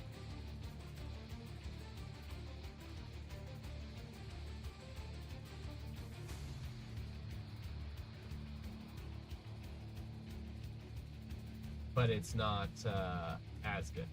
But it still has like the halt benefit, but it doesn't have the guardian benefit, which I think is still fine. That's if you pick that one. If you take the pursue, it's the other kind where it's just like it just charges after the beast companion, or charges after the creature. We have flanked in this.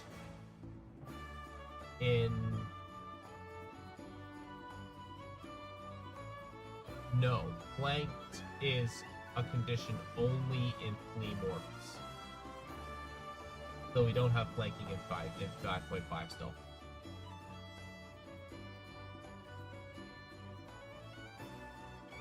In a way, good, because flanking is insanely powerful if you have a ton of small creatures against your 8 players, but still.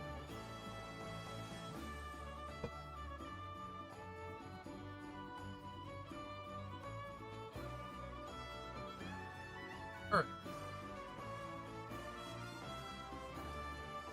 I think I like this more. And then put shared spell back on 15.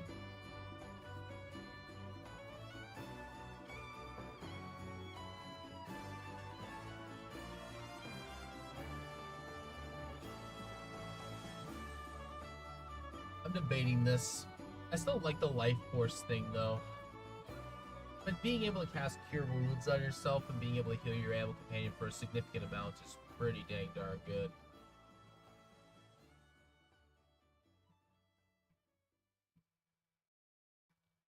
It just feels good.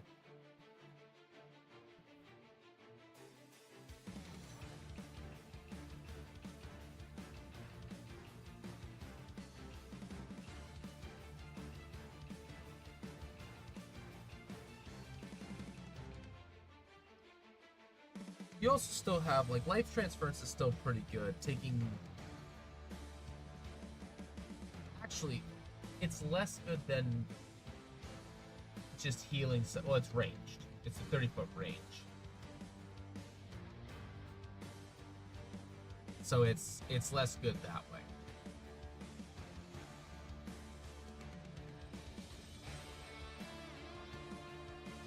I'm gonna change. I think I'm gonna change the wording of this just a little bit.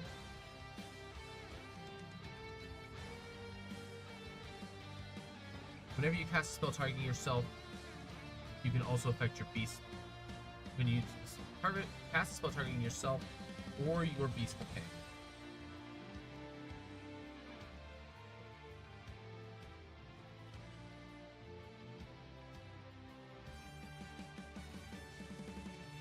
Beast companion, you can also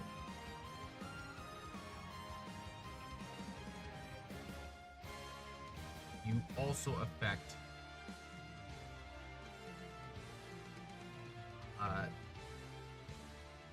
the spell effects. Whenever you cast the spell targeting yourself or your beast companion, spell effects both of you. Both of you, if the beast is within 30 feet of you. I think this is a little bit better.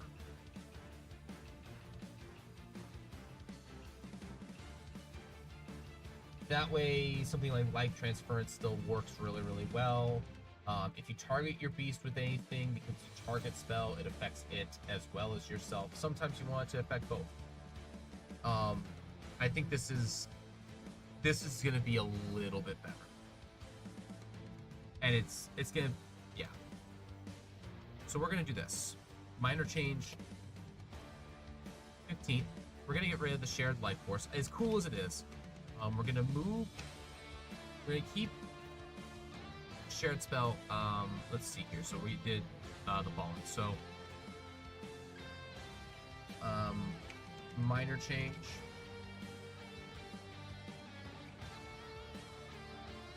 Casting. More options. More options for the action economy. 17th level, we gave it a reaction. New feature. And then level 11, we gave it some increased consistency. I think this is...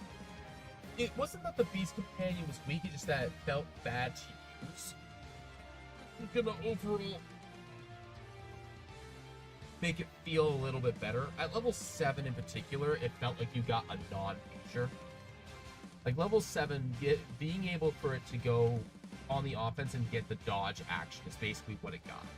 Because it wasn't going to use the help action most of the time. It wasn't going to use the disengage action. It wasn't going to use the dash action most of the time. But all four of those, the only one that would be getting used regularly is the dodge action. Everything else is kind of inconsequential. Giving that to the Ammo Companion at level 3 fixes all of its defense, all of its selfish defense problems. Right? It doesn't have any good defense. This fixes a lot of those defensive problems. And then piling in the benefit of it gets a reaction to when it makes opportunity attacks to either pursue the target or just stop the target is definitely better. Like either it's a big enough issue that it can't leave, or it's able to just charge after something and pounce on it to the ground, so making it prone. If depending upon which Beast Companion you have. So this I think is, yes, it's overall a buff, and I think the buff to level 11 was very necessary. I think this is gonna. I think the only major changes that this actually does, all that to say, the actual changes that I think are actually happening here is the Beast Companion doesn't feel bad to use at level 3 because you get that little bit extra. And because you gotta decide whether you're gonna use Hunter's Mark or Beast Companion.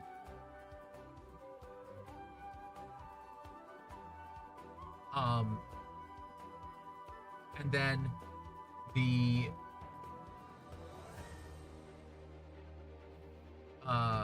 exceptional training, sometimes it benefits you. It's very powerful when it does, right? Being able to knock something prone or keep it from moving, very beneficial. Bestial Fury just makes it more consistent. I don't think it's actually that much better. I think on average you get about maybe an extra 1 attack off every 3 rounds. I think you get 1 extra attack. So, you know, 1d8 plus 5 plus 1d8 plus 1d6 plus 5, maybe plus 6. I don't think that's, like, compared to before, I don't think that's groundbreaking, and that's every 3 levels, or every 3 rounds, on average, I think is what it works out to be. Don't think that's that big of a deal. I don't think that's a big enough damage output to be really concerned about it. That's what, plus 4 damage a round on average? I don't think that's gonna ruin think that's going to ruin any damage numbers, because the ranger already suffers from damage numbers at this level. This is just going to make them more consistent. I could be wrong. And then shared spell is fine. It's just now that you can target your beast instead of yourself. Both have their benefits that way. I don't think this needs to be changed a whole lot. I think this is very strong on itself. I think that specific change allows for you to cast something like Cure Wounds on a target creature, or specifically life transference on the creature, instead of like, so you target yourself, you take 18 damage, you heal your animal companion for 32 or 36, and then you also heal the 36 after you took the 18, so you only heal 18. I think that's a fine use of that. It lets you like use what is effectively a slightly less good, but is like technically a slightly less good upcasted cure wounds, but you get the 30-foot range benefit, and it's only if you're targeting your beast companion. Upcasting cure wounds is technically still better, but the benefit of this is that you now have the option of casting that on other teammates at 30-foot ranges. So that's the trade-off. You get a minus 4-ish, minus 3-ish to the healing. You take a little bit of damage for it, but you get the range. Truthfully, I think life transference actually needs to be better overall. I don't think it's actually good enough as a spell on its own.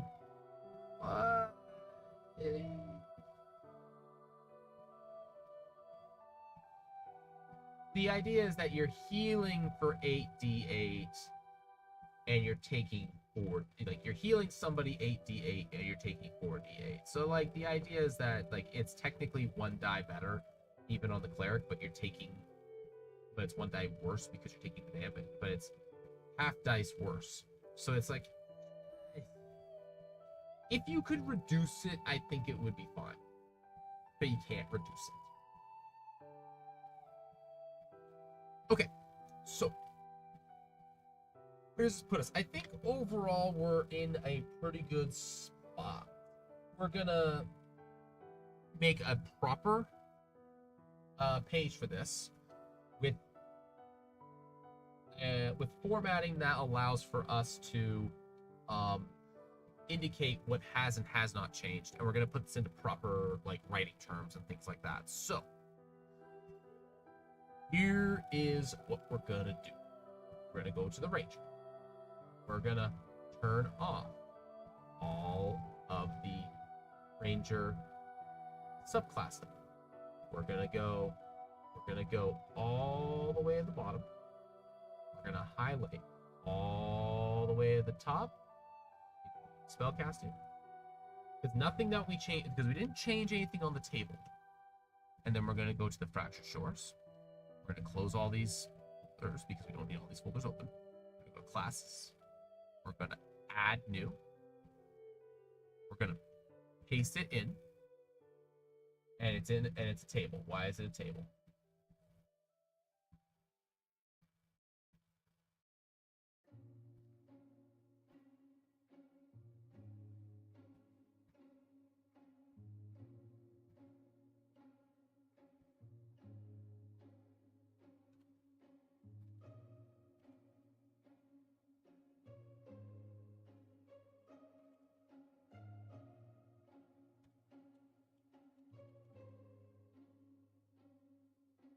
We're gonna just plain text paste it then. Yeah, plain text paste. Okay, that works.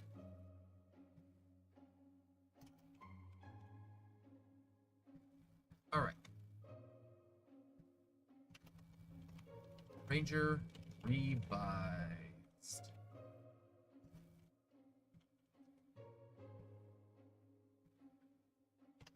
Not sure why I spelled that with a C instead of a V, but whatever.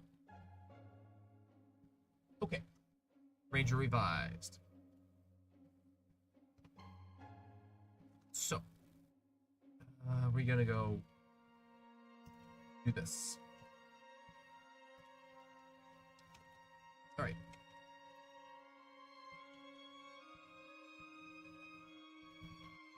the changes made to the Ranger. Is there... I'm actually going to do something here. Community plugins, browse. Font.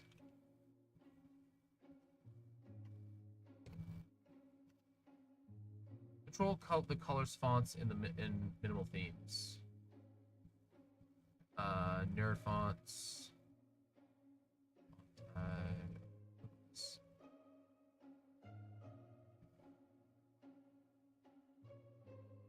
What about highlight? Can I just highlight stuff instead?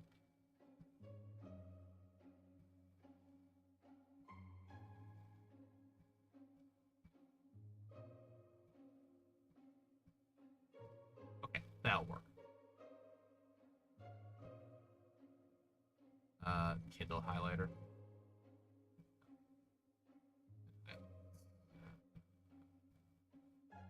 PDF highlighter, typewriter highlighter. Okay. We'll just install the highlighter. Enable. There we go. So, if I do this, is it control? Is there highlight? Then it can change. Okay. Just made to the Ranger that I leave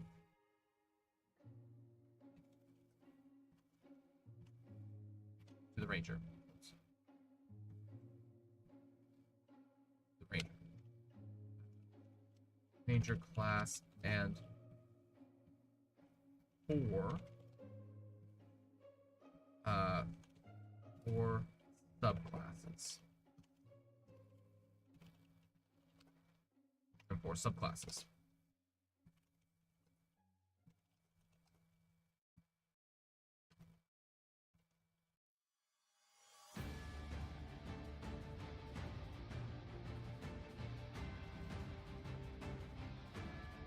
You are not required to use this new Ranger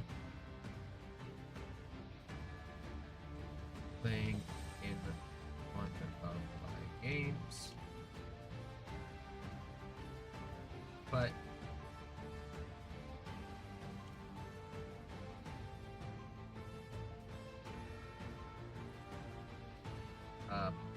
playing up to 8th level will in fact have very little change on, will have very little change in most cases. Playing up to 8th level will in fact have very little changes in most cases.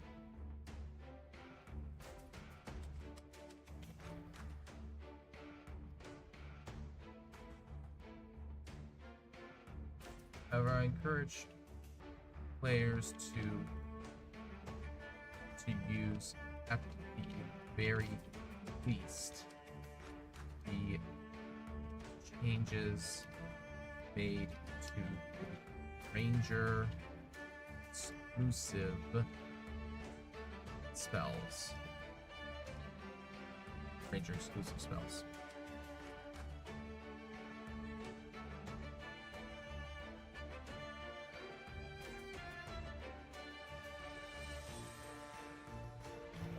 Anything that has been highlighted. The highlight are changes to the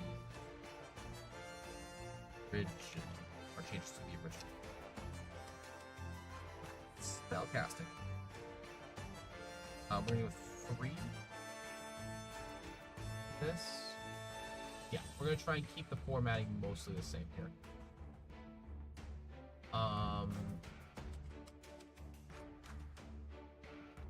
Bold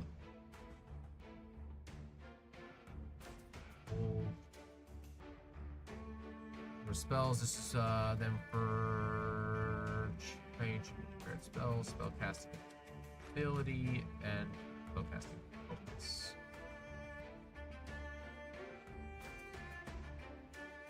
I have it as 3. Yeah, I have it as 3. Okay.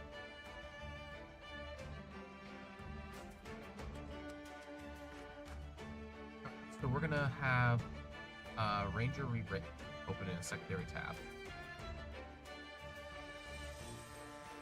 We're gonna get to the, and we'll actually add this up in front.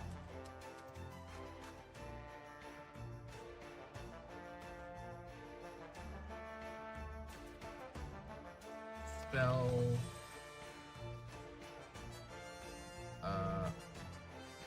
we'll just do Ranger exclusive spells.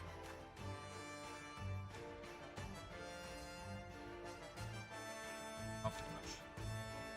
There we go. Got this. Put this in here. Then we're gonna go to Rewritten Ranger. Then we're gonna open this.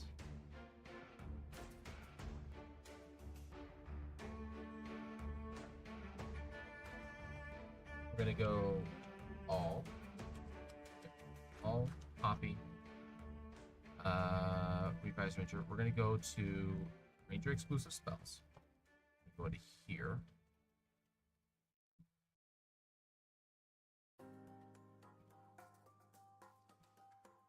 We're gonna go into. We're gonna change. We're gonna get rid of all the favorite enemy stuff.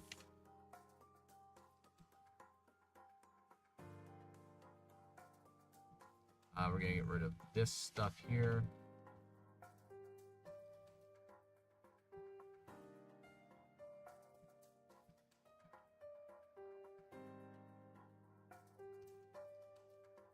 Okay. Following spells.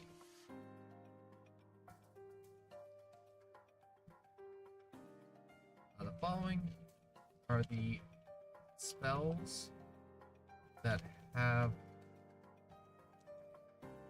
been changed, to better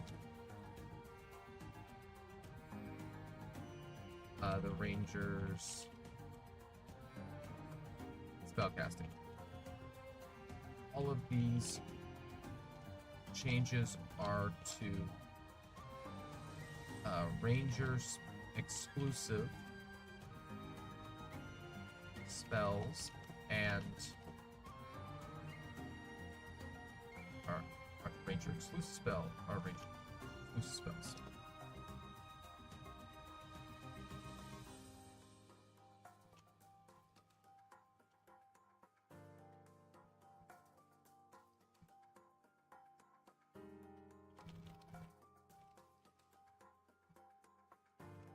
Documents are some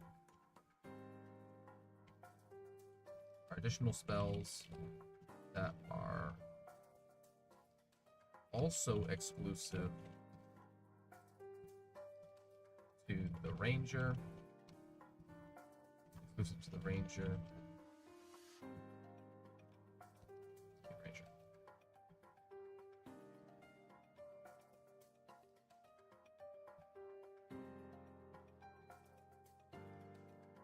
The spells.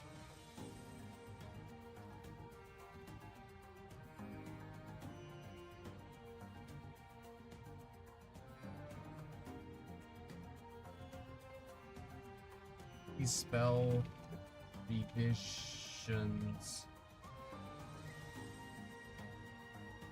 revisions were made by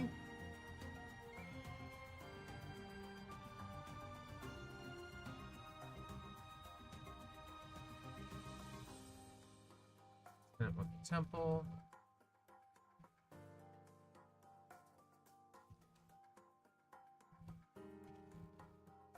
I'm gonna just link to his YouTube channel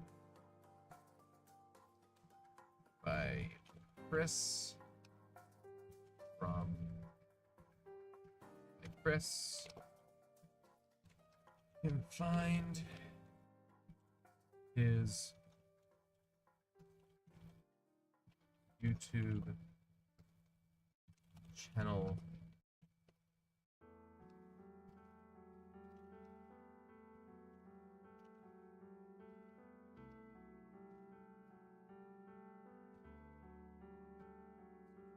here.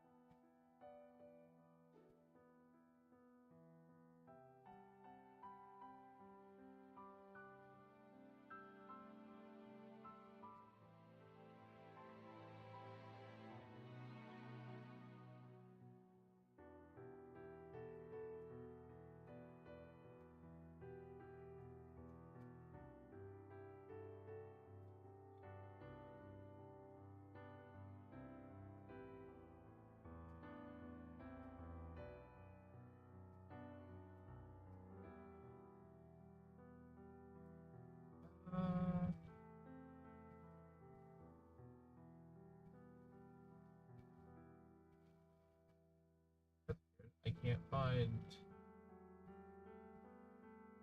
channel.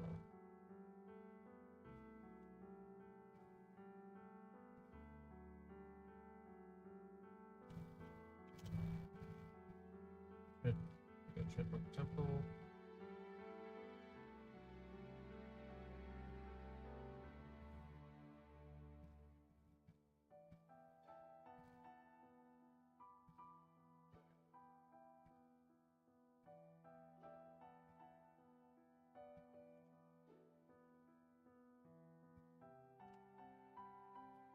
Yeah.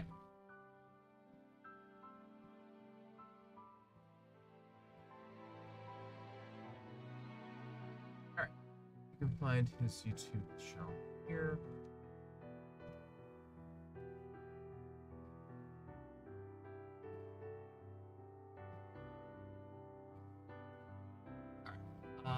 And then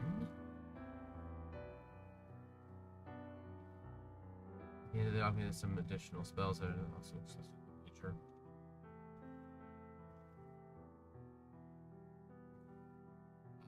Conjure Volley has not changed.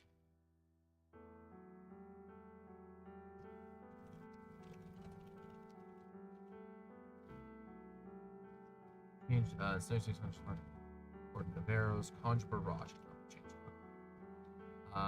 Let's see here. This is the first version of Ensnaring Strike. This is the old version. This is the new version.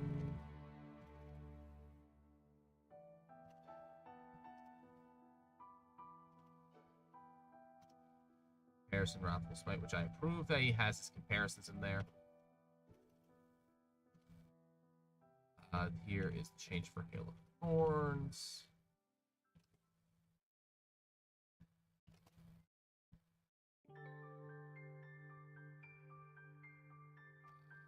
Instantaneous.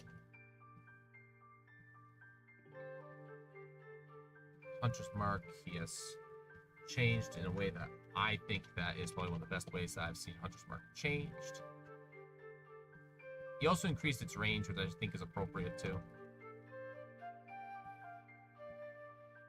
I don't know why it does that. Like, there's a lot of weird formatting things that Google Docs does when you copy over into Notepad and stuff. I don't know why. Cordon of Arrows also no longer sucks, which is good.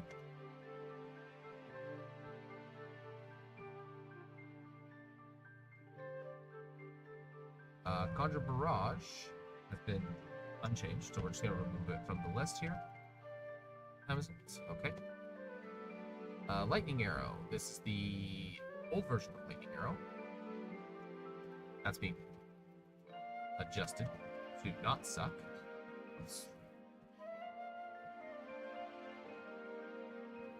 Right, these are Good adjustments for the spell. Conjure Volley was not changed. And then Swift Quiver was changed to not suck.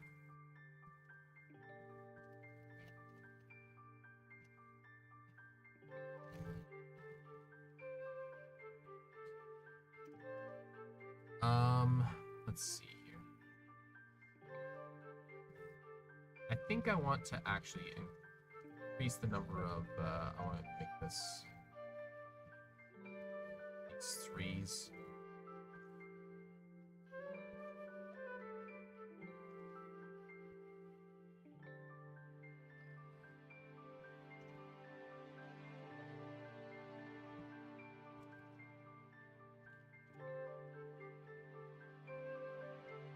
Buys the spells, so that if we want to, we can just bring that up.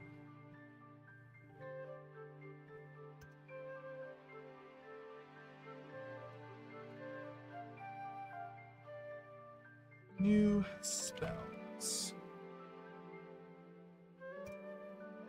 Okay. Then we can go to my own creations.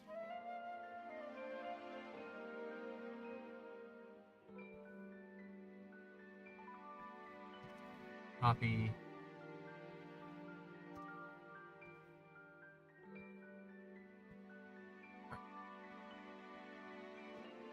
Second level spells, Mercurial Weapon. We can get rid of this. We can get rid of that. Mercurial Weapon.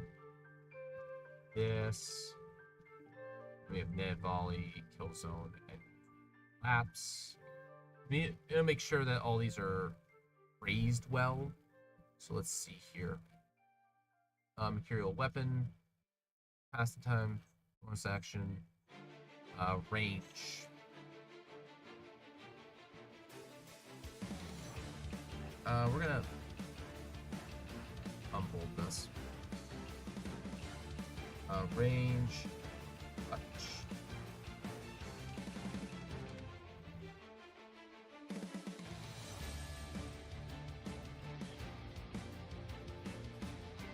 Get rid of the hold. This should be just fine.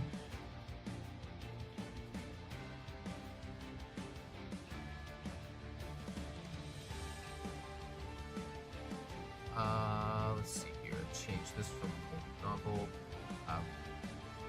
Casting time, range, opponent duration. Yeah, that's fine.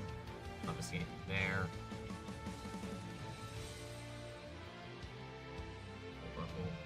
Let's see here.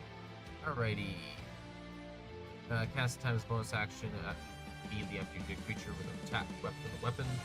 Do these have ranges of self? They do have ranges of self, yeah.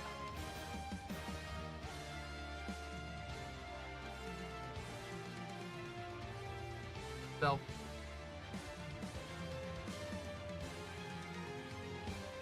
That should be just fine.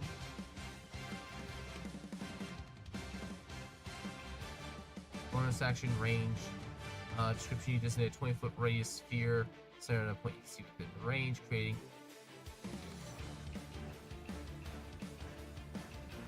within range, creating an invisible zone of lethal awareness for the duration when a creature inside the range moves 5 feet or more, makes an attack. 5 or more feet, makes an attack, or casts a spell. You can use your reaction to make one weapon attack against that creature. If the attack is made with a melee weapon, you can teleport to an unoccupied space within 5 feet of the creature immediately before making the attack. If the attack is made with a ranged weapon, you make the attack from your current position.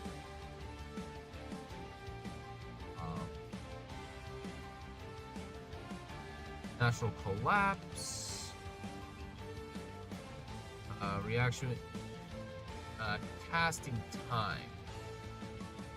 We're gonna go with action. It takes an action to cast.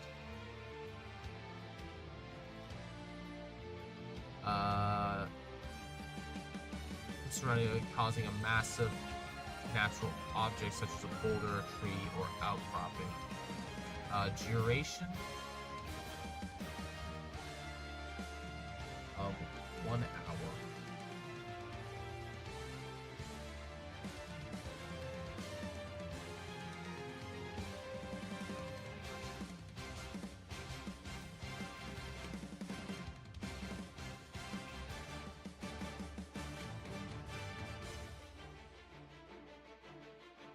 You violently alter the terrain, causing a massive natural object such as a boulder, tree, or outcropping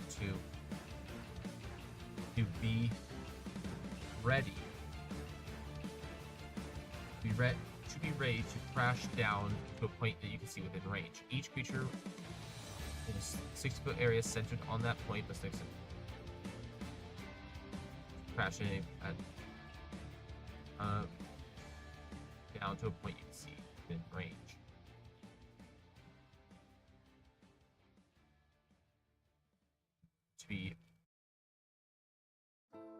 To be ready to crash down.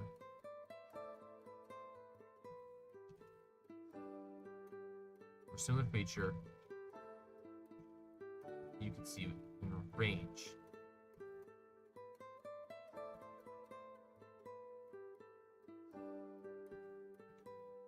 Let's see here. Let's see. Okay, you violently alter the surrounding environment, causing a massive natural object such as boulder, stone, or tree, or so you can see within range to be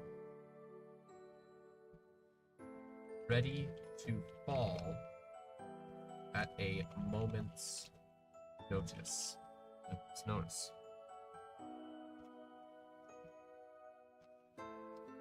May at any time use your reaction to pause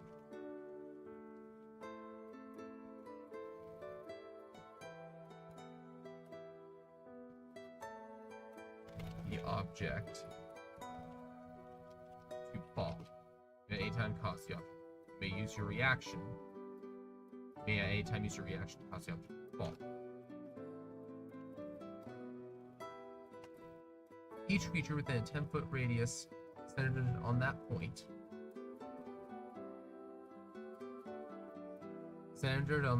must make a dexterity saving throw. On a failed save, the creature takes 60-10 bludgeoning damage and is knocked prone. On a successful save, the creature takes half as much damage and isn't knocked prone. The area becomes difficult terrain as debris is enchanted terrain scattered across the ground. This spell creates debris appropriate to the environment but does not require a pre-existing object of the described type. If you cast a spell using a 5th level slot, the damage increases by 2d10. Okay, there we go. So there's all the ranger exclusive spells. Perfect. Let's see here. Spell casting was unchanged. Favorite enemy has been changed. So the ranger rewritten. All right.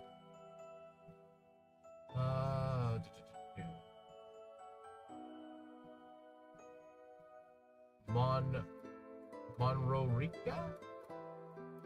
Thank you very much for the follow. Appreciate it. Probably saying that wrong. That's per usual. Thank you for the follow. Appreciate it.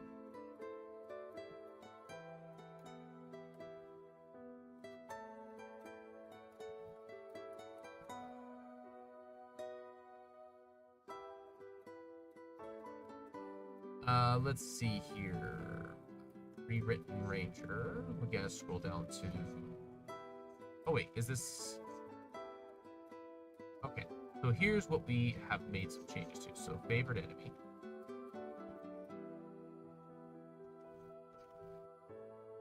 Ranger revised.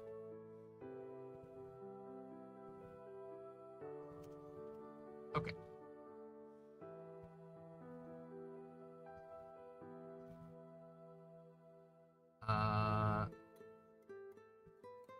We need to format this differently.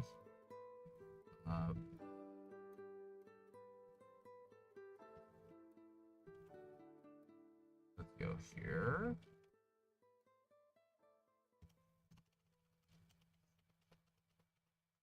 Get rid of the linking here.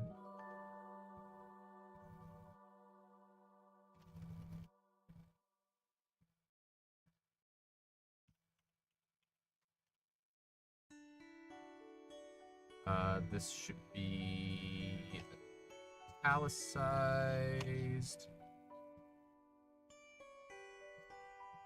Okay. So,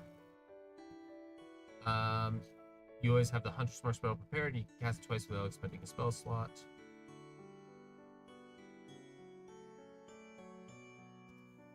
Right, that is unchanged.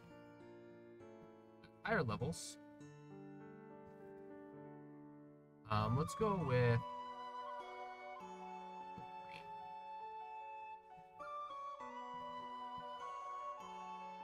oh, ew. Does that? Oh. How about yellow? I don't like that.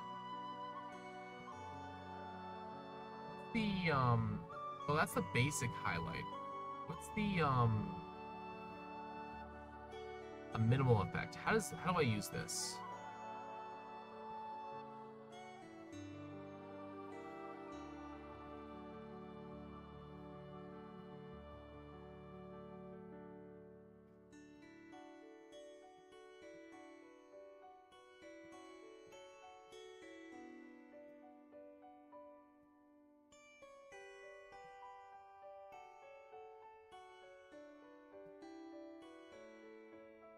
Players included were chosen across the theme. Include you were chosen across universal things. Both in the other CCS. So. What's the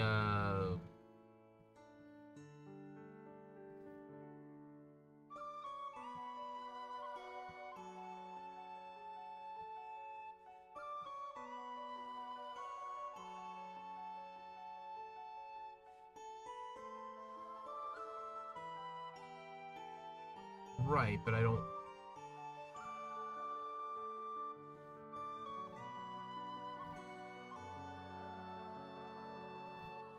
But I don't want it to be full color. I want it to be just an underline. Is that a theme thing?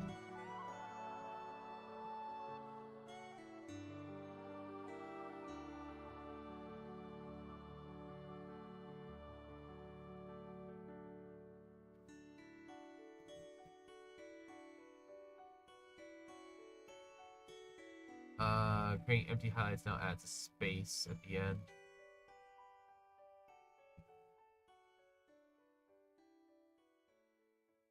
Okay, options.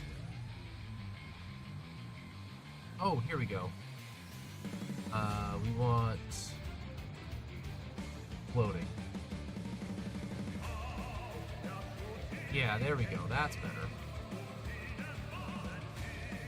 So hold on. So if I underline it, do it now, was it going to do it correctly?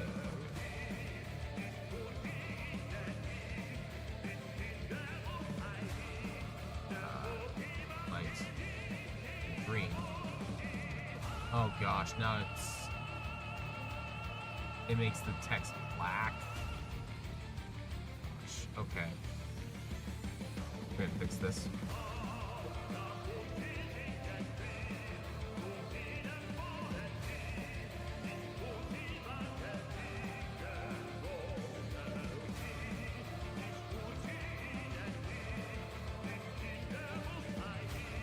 Color.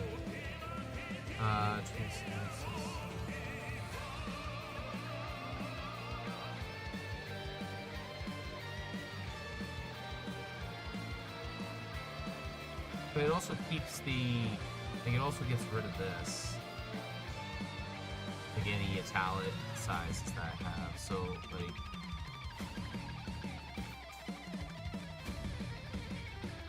erase highlights.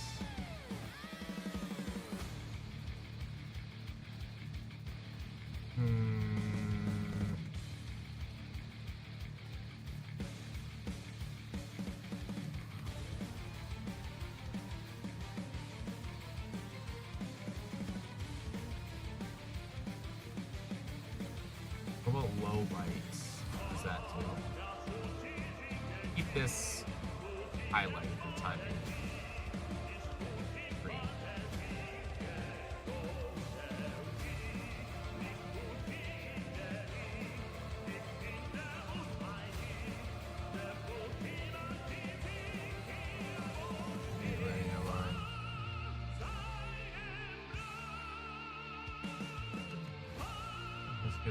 Choose from the center to create a theme. This okay overlay. If we go with grounded, I mean, so it has that, but the problem is that it's black. I guess it's fine.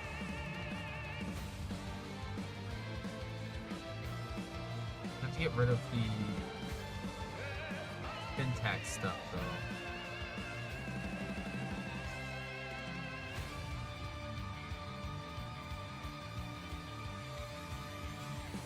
Which I don't like.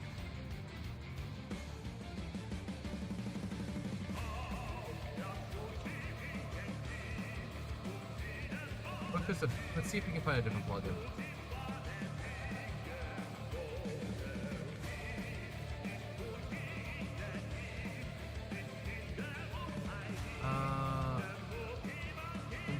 Syntax where highlights and annotations.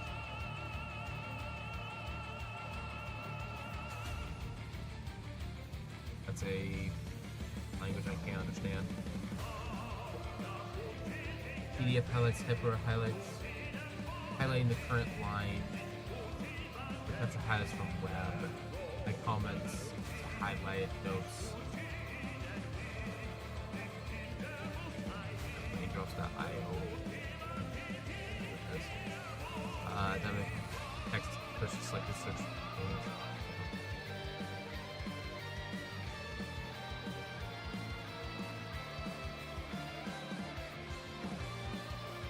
Section inquiry. Background has that match the chosen color. There's a background color that matches the chosen background. Maybe this one will work. Enable. Okay, highlighter. You want green.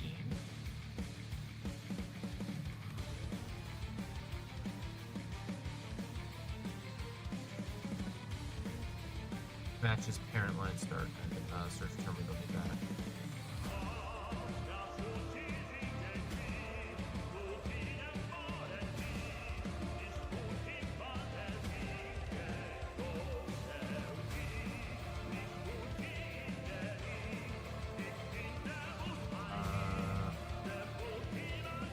No, that does something different. Okay, no, that's not gonna work then. Oh.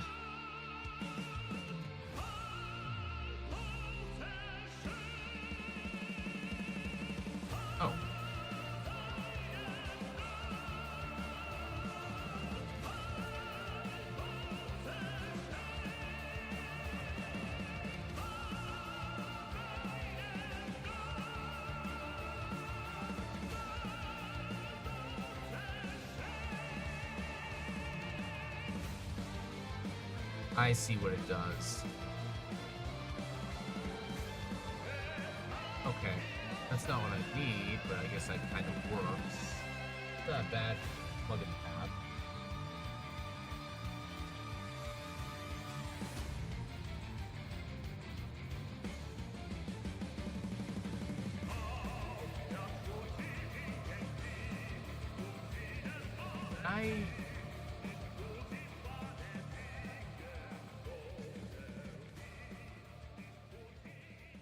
I got another idea. Browse.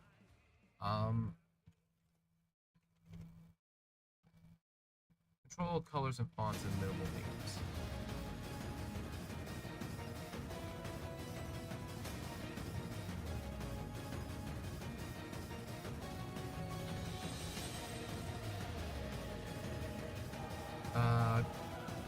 Color the selected text. That'll work.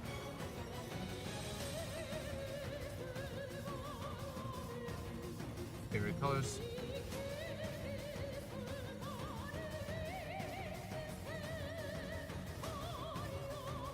Hide plugin and status bar. That's fine. So if I highlight this text, okay.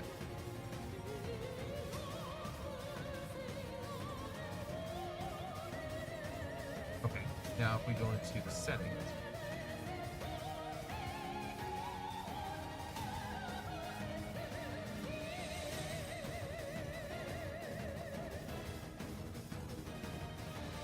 Change number of color cells. Reload obsidian. And changes to occur. Hide plugin stands for okay.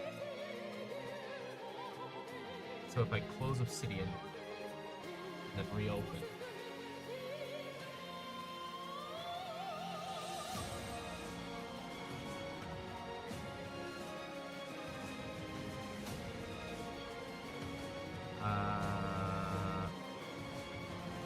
Is this supposed to be 120, I think it is?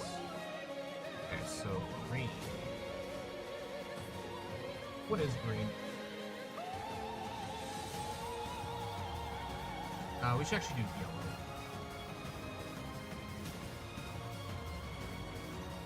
Okay, remove color.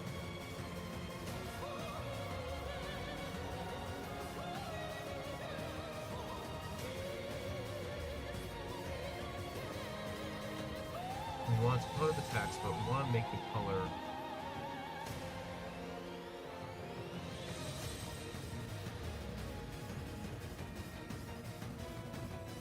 pick a color.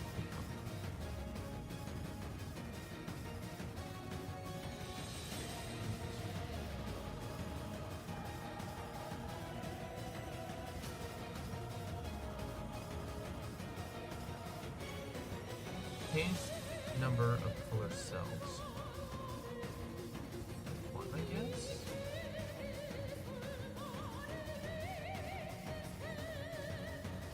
Community plugins. Color text. Features. You can just there are slots for storing colors, which you can set the status bar. You can switch between slots. By not using different colors and usage. But these are just not. And maintain notes.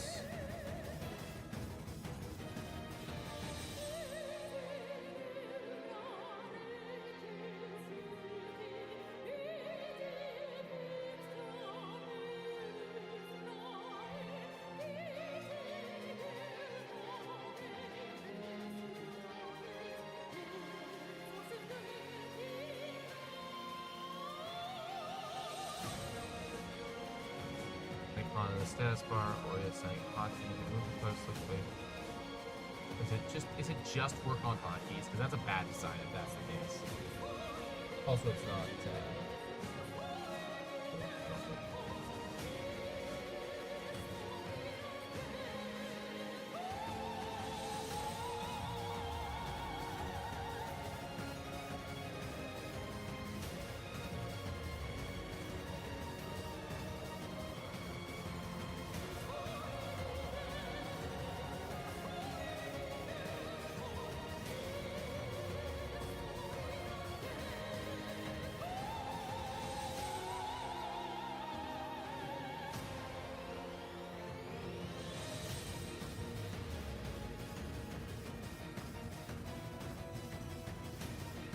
Oh, I see it.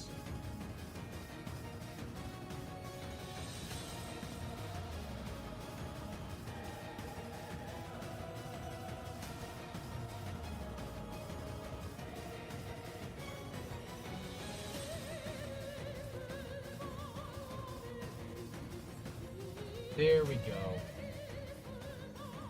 Perfect. That does exactly what I wanted to do. Okay. Are not highlighted. Anything that has been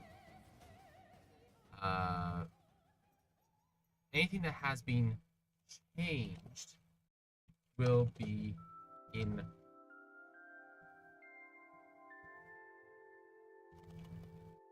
green text.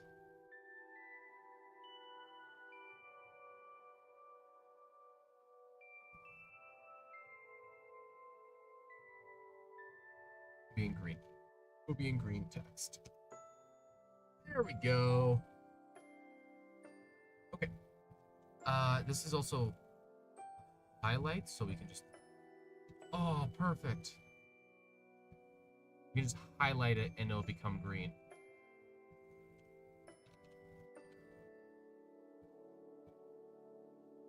Okay. Just turn off highlighter.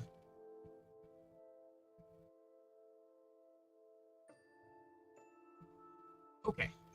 Excellent, excellent, excellent. Good, good, good, good, good, good, good, good, good. Okay. The number of times you can cast the spell without a spell slot increases when you reach certain levels of ranger.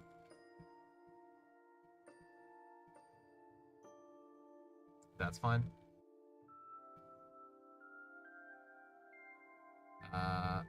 You have advantage on your favorite enemy.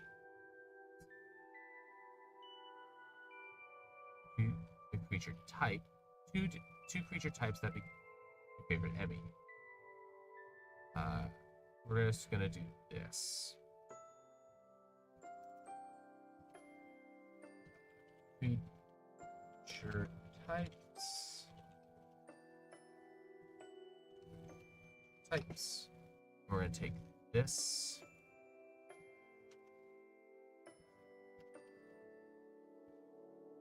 Paste.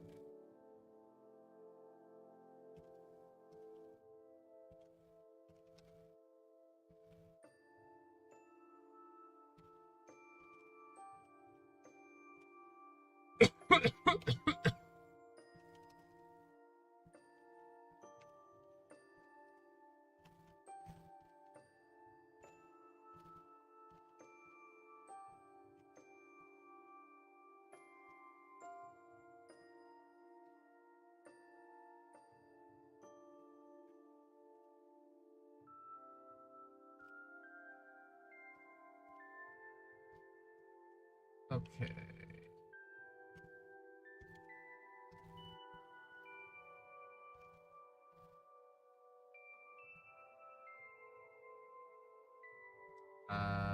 Okay. We're gonna green this.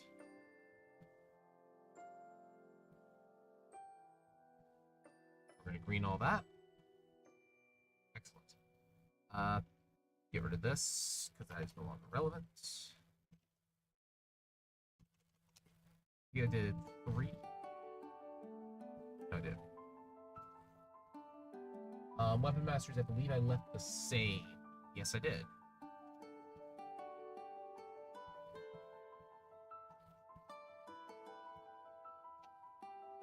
Depth Explorer.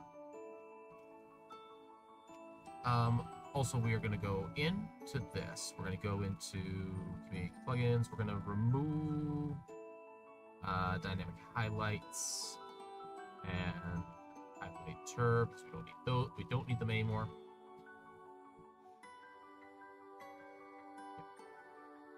All right, Depth Explorer.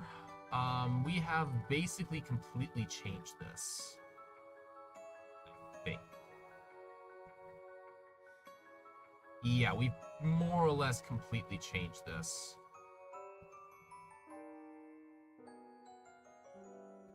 New Ranger, Depth Explorer. Here we go. We've basically changed this in its entirety. Copy all of this.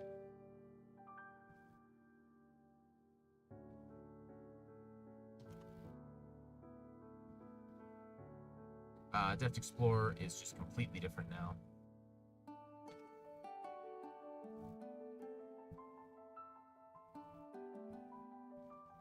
Choose one terrain while exploring that terrain you have. I'm going to make this 2.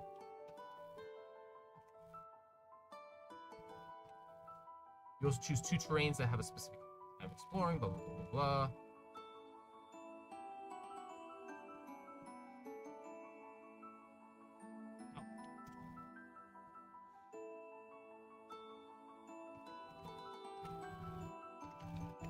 Level 2, Deft, Explore. Deft Explorer? It's let's see here. You get, we're just gonna say, and then we're gonna do this. And we're gonna do, how do we frame it? Creature types.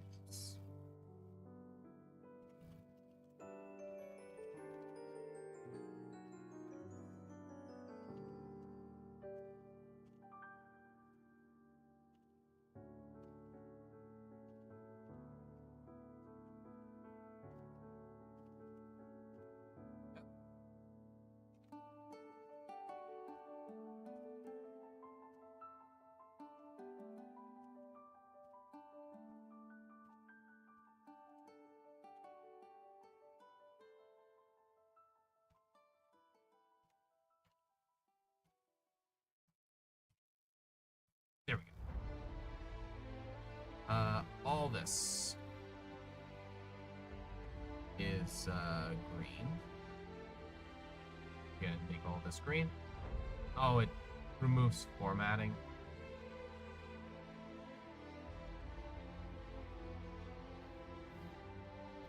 I mean, we want to remove... Oh, it removes linking specifically.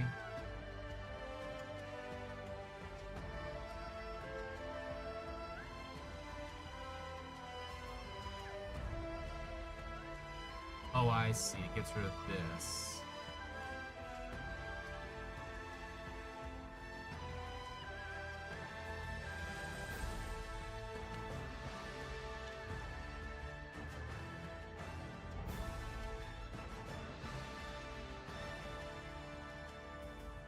Let's start with getting rid of this. These links. We don't need the links anymore.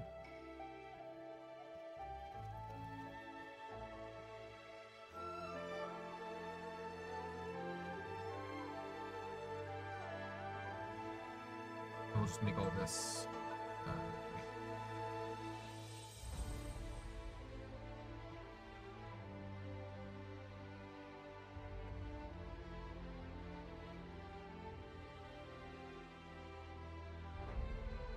okay. Make all this green. Fighting style is the same. Did not change fighting styles. We did not change when you got fighting stuff, ranger subclasses or anything like that. We did not change any of the ASIs. Not change extra attack. I know.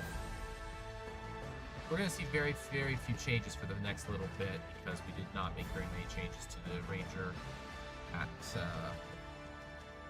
these lower levels.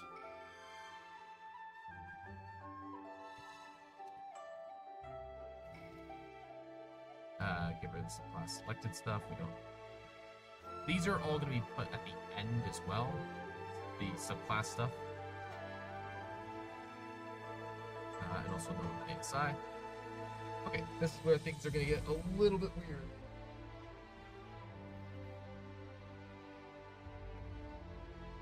Oh!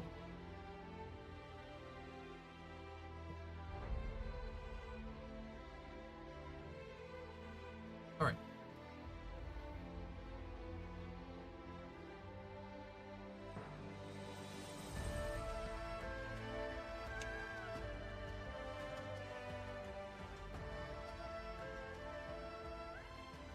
I'm just going to copy paste both of these. Expertise. Yep. Choose one.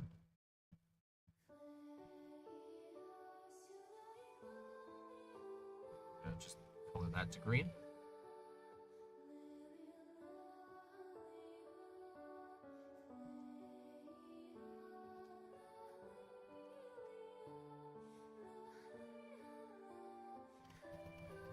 get rid of the blinking. Choose one skill proficiency with which you lack expertise. You gain expertise in that skill. And then, of course,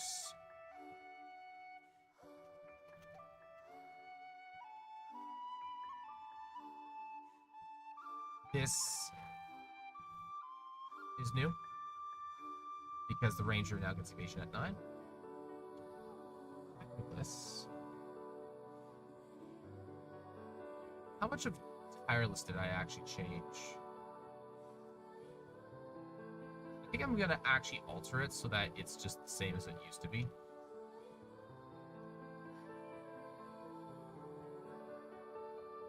I don't see a reason to change that in all honesty now that I'm thinking about it.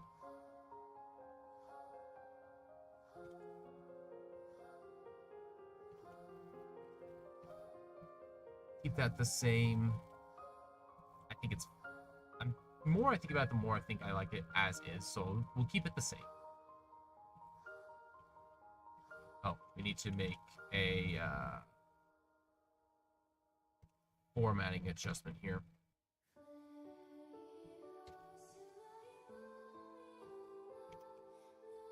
At the level. There we go.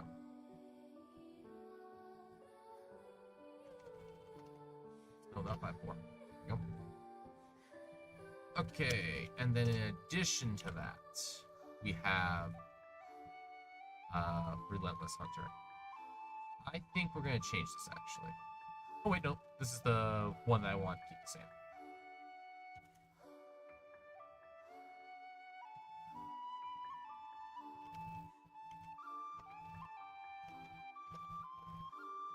Level 10. Also at this level. Relentless Hunter. This is all the way green.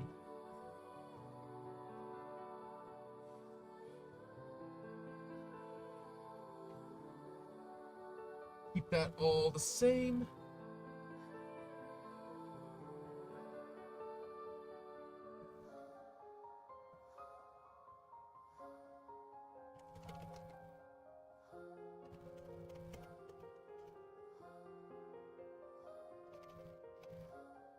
Level you gain that. Level 12, you gain an ASI.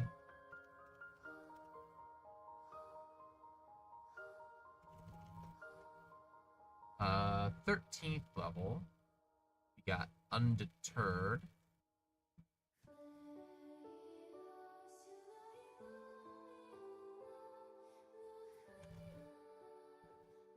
Basically just made you a little bit more defensively stronger. Nature's Veil has been changed to Hide in Plain Sight.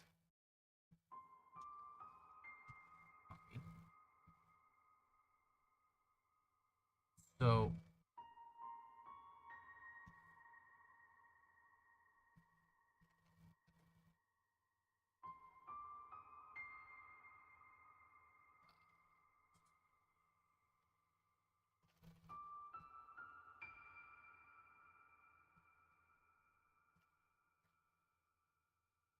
this is all green.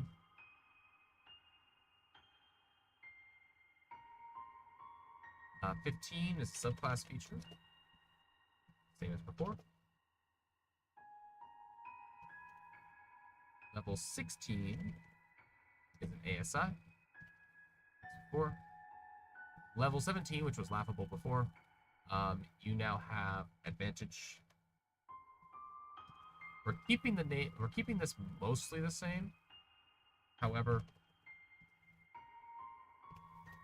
creatures marked by your hunter's mark, you just have advantage on attack rolls. Because I believe that was kind of the intention behind this. Still working on the ranger. I'm now formatting it nicely. I think I have it in a position where I kind of like its design overall. Which, to be fair, it took me a week and about 14-ish hours overall. So I'm kind of okay with that because there's a fair bit to change. I'm just putting it into a more accessible, readable format that's a lot easier to navigate rather than this giant scribbled mess that I have here. And that way it's also like nice and clean and complete.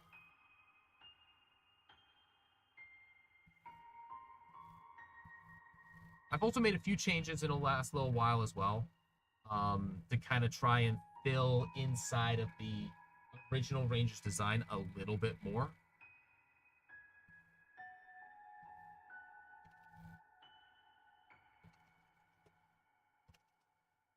All right.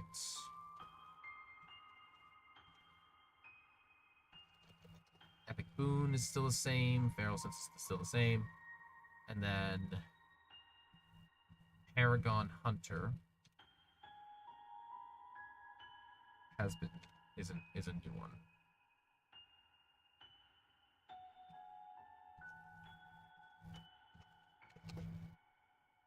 All this needs to be green.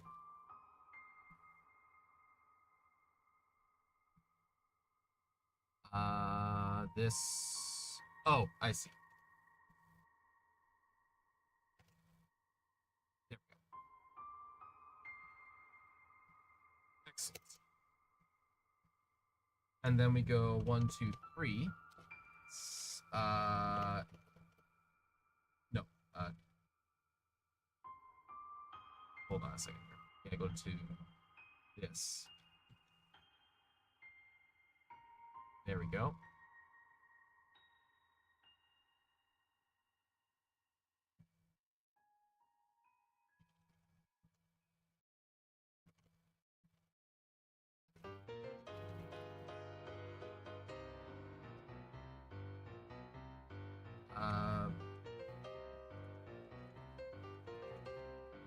There we go.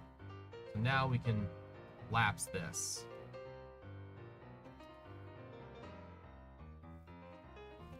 Ranger subclasses.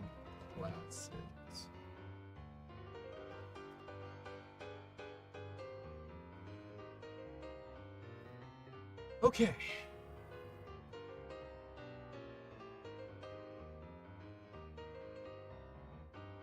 Actually, this should be 2.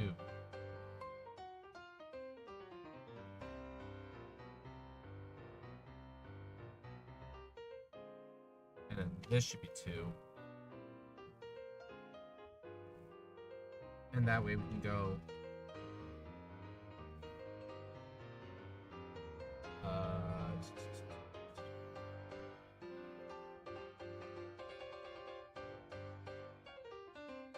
Beastmaster, Bay Warden, Moonstalker,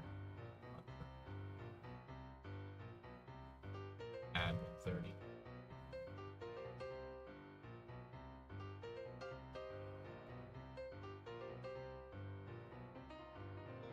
Okay, yeah.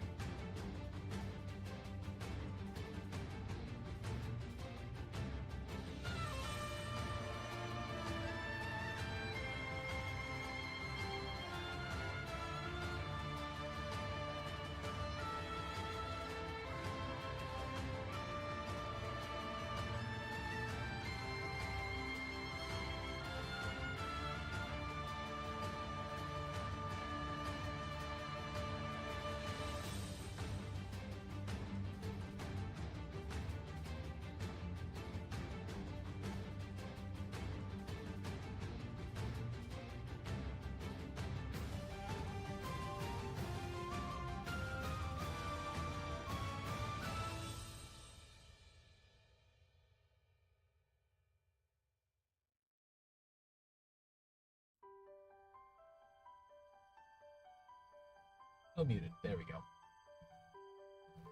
Okay.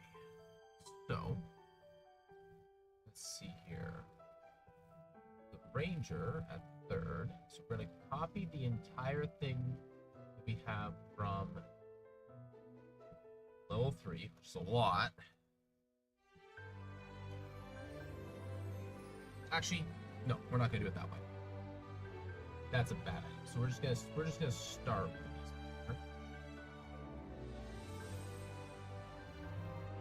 All right.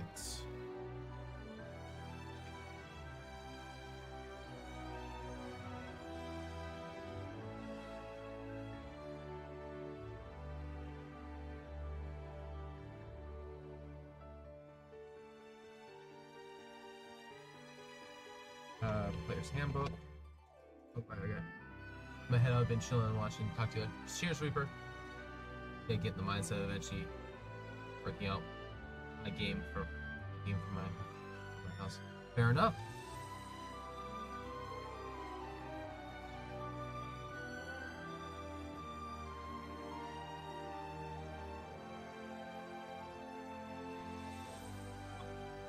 I'm trying to teach me.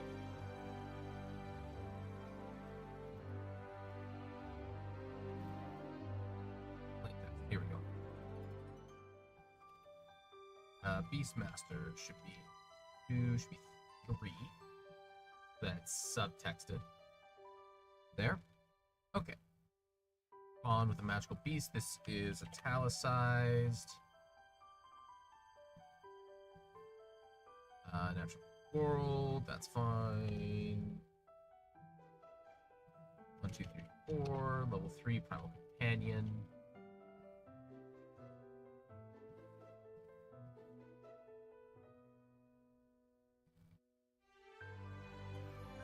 This is all the same.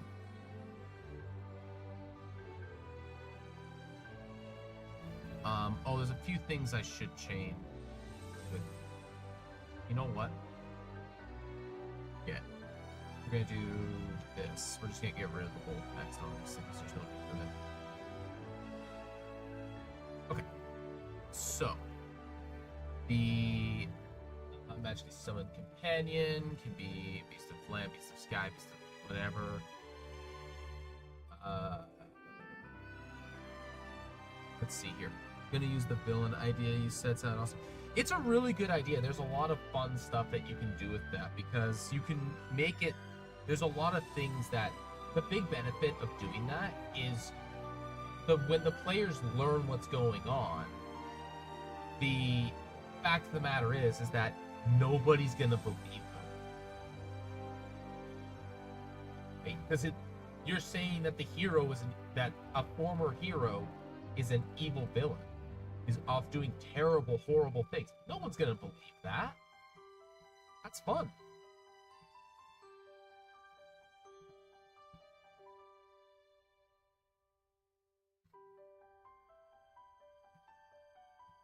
Alrighty.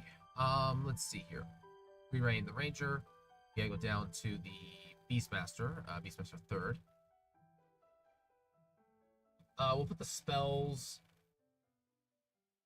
at the end. Beastmaster spells. Is it called Primal Companion? Okay, I'll put it at the front. And then took the care of the child that didn't know she had twins and left before the second.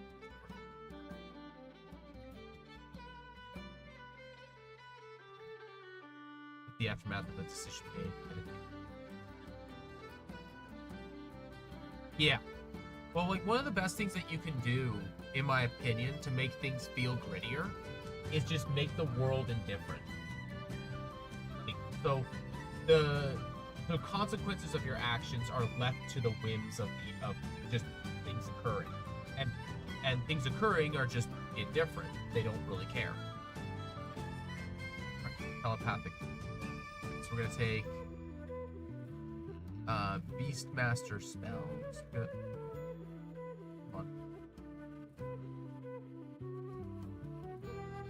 There we go. But Pi says I have to base it in Forgotten Realms. So You don't have to. I mean, if it makes it easier for everybody else, then yes, that is a good place to base it in. But you can just make up your own stuff. And it can be a local hero.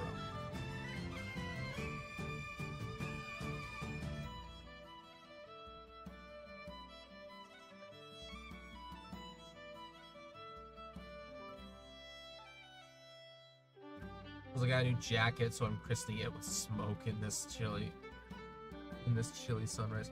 Oh, you ruined it with smoke. No. Paste. Level 3 Beastmaster spells. Just do. We're gonna color text. Does it keep the table? No, it does not. Okay, we're gonna remove the color on the this here.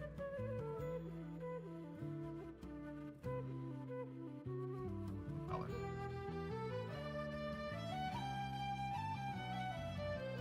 Move color. Okay. Okay, hold on. We're gonna undo. Yeesh. So this is not a perfect thing, but it works. Pillar was raised by evil or something. Sorry, but you don't have to be quiet. You're fine. I don't recall saying to stop talking at all.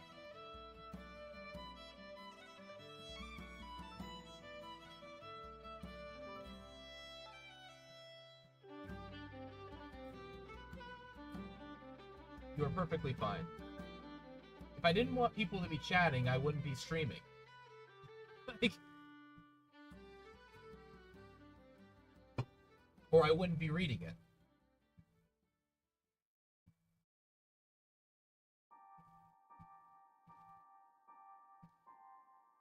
Alright, Beastmaster spells. And then a Beast Companion. So the other change I made was this. Copy. Wait. Yeah.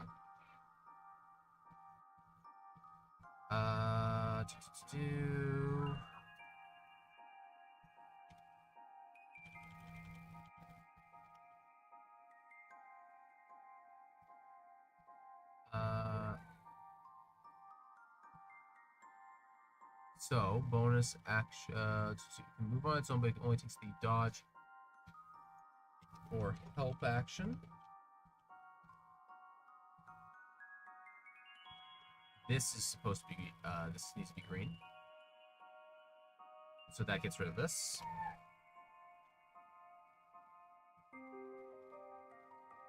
In combat, best action. The beast action itself, you can use its reaction, but you can only use its a bonus action to command, take an action in its stat block or some other action. You can sacrifice one of your attacks to make an attack action command beast strike. Okay. When you command the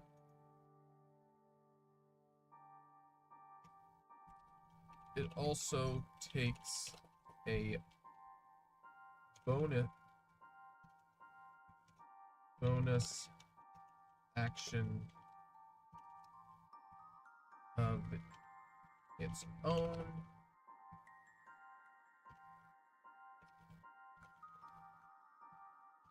It also, yeah. Will you stop? I already heard you once. Oh my gosh, dog. Will you wait, please? It also can take a bonus action.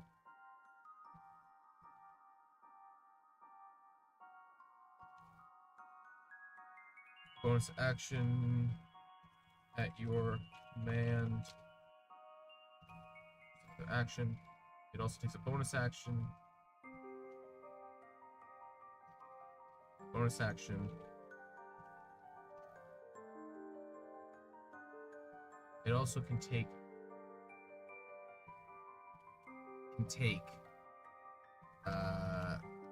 the dash, descend, gauge, dodge, or help action. Actions using its or help action using its bonus action. And then this needs to be green. There we go. So you get a little bit more utility out of from the very start, just a little bit more. You get the spell casting, and you get a little bit more. I know that the hero was found in his dead mother's arms, hence no one knew she had 2 children. I had to figure out how there were 2 children. I also figured out where. Gotta figure out where or what happened to the hero, as the players will eventually be seen.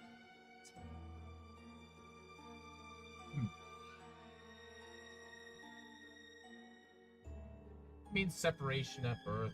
The mother didn't know, like, because she was passed out and someone just stole one of the babies. That's one option. The actual origin of how they came separated isn't a question that actually needs to be answered.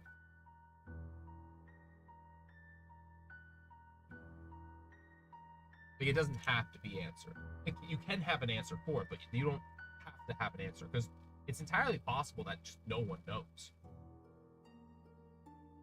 And it's just a guy that just looks strikingly similar to him.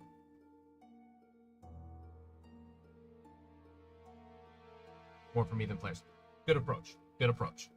Because I have the exact same approach. I too would want to have the answer, but I also know that most of the time my players won't ask. And I am incredibly red because of the curtain. Alright, I gotta take this dog outside. Stand by.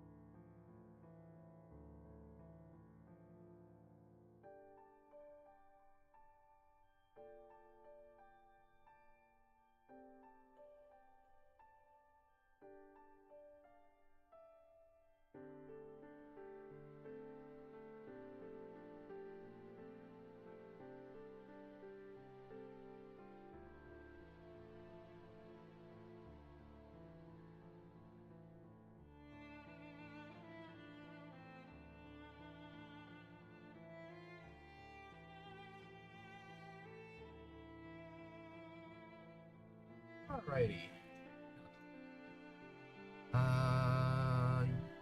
Yes, otherwise this is basically the same.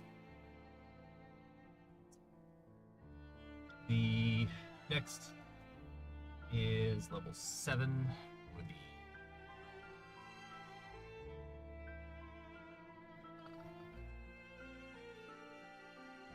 the exceptional training is the same. However,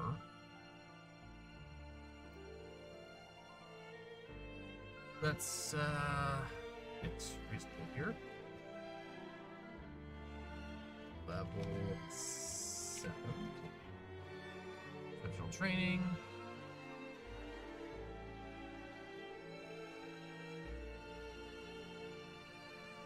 Alright,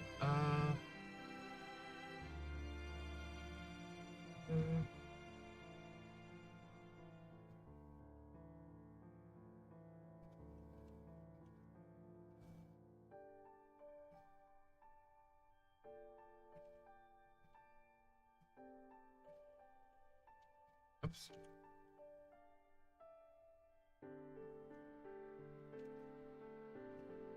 Okay. This is all green.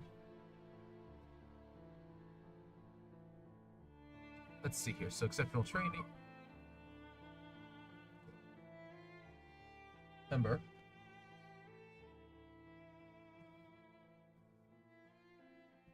Alright, let's see here.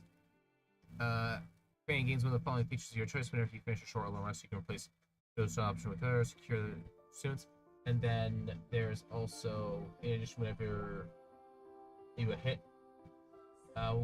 whenever it hits the attack with a hit, it deals damage, you can choose your damage choice to be force or not. That's remaining. With the original feature that 7 was, we moved it. Like this, what used to be here is actually just this. Is this right here.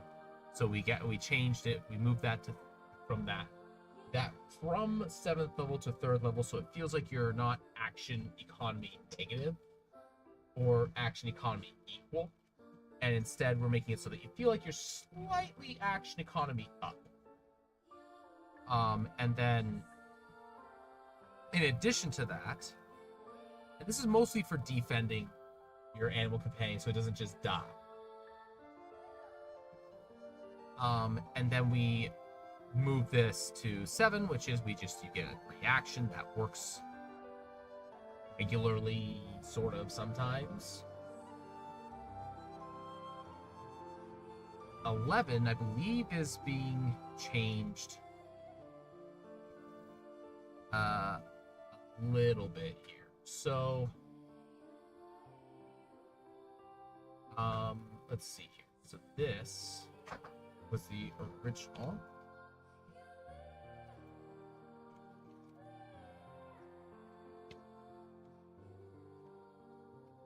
And this is Bestial Fury. Yeah. Bestial Fury. Okay. Each time. So this is each time. And this is color. Each time.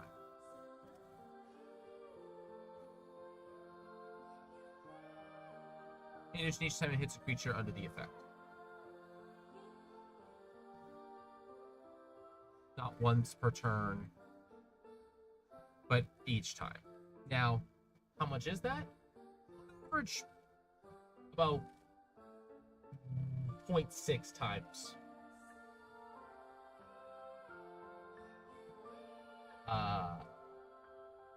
about twice as often. But not insanely as often. Now, when you command the opponent to take the beast strike, on the beast can use it twice. I have changed this.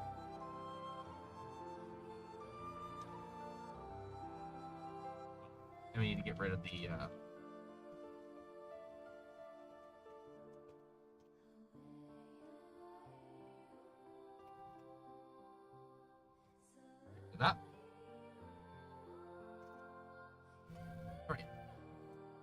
your primal companion. This works out to be pretty similar, but what it does is it now makes the beast strike action without you commanding it. So it's just always attacking, which is good, which is kind of like getting extra attack on the ranger. Without commanding it to do so with your bonus action. When you do command with the bonus action, or forego one of your attacks, the beast attacks twice. So this is just +1 attack per turn all the time. And we're also making it so that your Hunter's Mark applies every time rather than the first time, because let's be honest here, it's not that big of a deal, and it just feels better.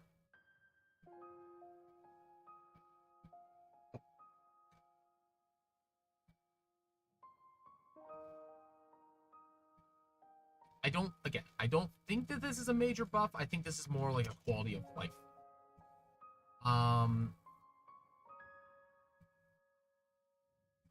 And then the only other change that we made only. There's been a lot of changes. Shared spell. When you cast a spell targeting yourself or the beast companion, the spell affects both of you. So, small change overall. I think the Beastmaster is the one that I made the most changes to overall. It got spells, it got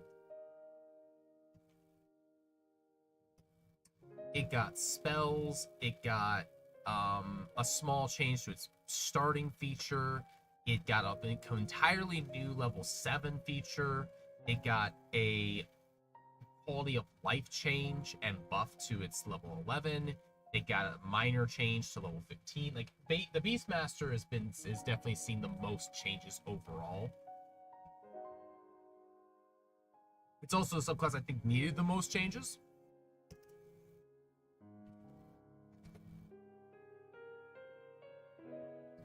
Next is the Fey Wanderer.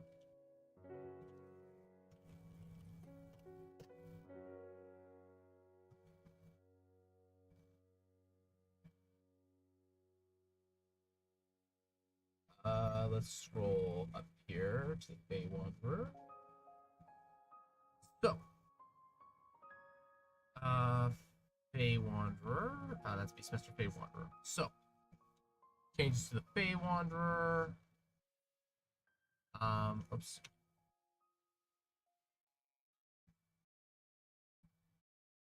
Okay, knowing down, I need to solve where does the villain come from, what does he want, how does this conflict affect the city and the players. I overcomplicate things. So, okay, so here's the first thing. So, before you have all the other things, all right, start at the end and work your way backwards. All right, so this is how I write things. Okay, so the big thing that you have is what the villain's goal is. So start with the villain's goal and just, okay, you have the villain's goal. What is the steps working backwards that let him get to achieve that goal?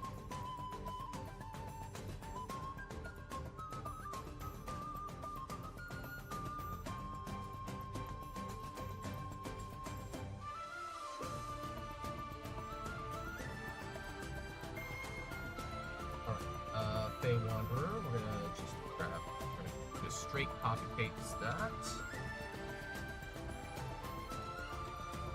Okay. Dreadful Strike.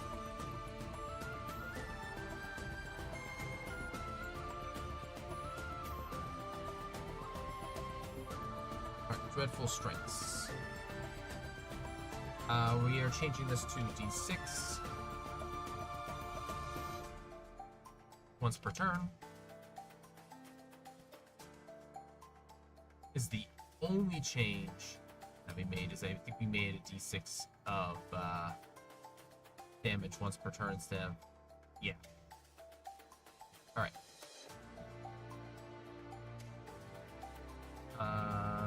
Bay Wanderer spells, which is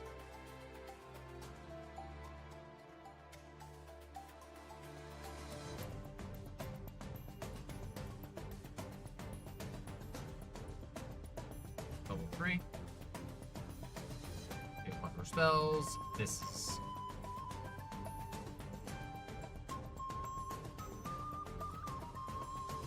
whoa, I don't want this. No. I should actually check what the hotkeys for this are. Text color. Hotkeys.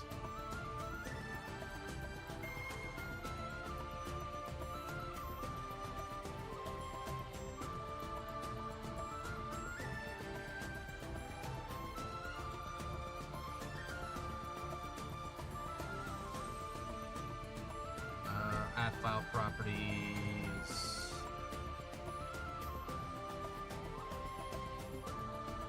Oops, whatever, it's fine. Because having the information for these things isn't a bad thing, as long as it's not keeping you from actually making it.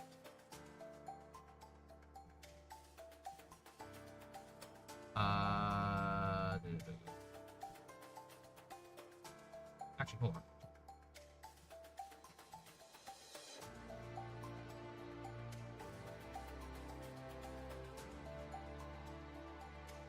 This is what is green.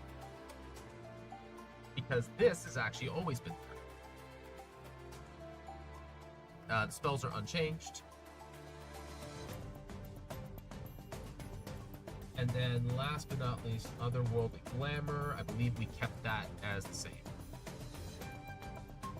The Bay Wanderer actually saw very little...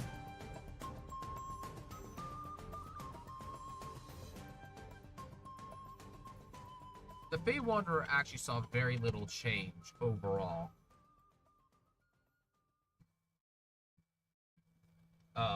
In level 3. It just got the benefits of spell casting, and then it got the psychic damage amped up to D6 out of the gate. Very minor change overall. I think it's fine. When I create my own worlds, I get so caught up in operation I lack on the storytelling, so she asked me to work on storytelling, and once I get that, I can go back to world building. So, I'm working on a script right now on how I approach world building in general, but the way that I have decided that I'm going to do world building is that I've decided that how I think the best way to do world building, it's not the ultimately the best way, but this is the process I use, and I find that it works really, really well, is once I have like the geographical area at the macro level, like at the large area, once I have that figured out, and it doesn't have to be specific, it's like no more specific than biomes with weather, right? Like that's the most specific I'll get with it. Where this and then points of interest on the world. So where this town is, where this landmark is, like a couple of different landmarks as needed inside of the space that is around the story that I want to tell. And then I work back, so I decide on the story I want to tell, making note of the things that I need along the way, and then I develop the things that I need after I've created the baseline story. And when I say the story, the idea is, okay, and it's point form for the most part. You start at the end and go, okay, starting from the conclusion, what happens under the circumstances that the players do not do anything and do not exist?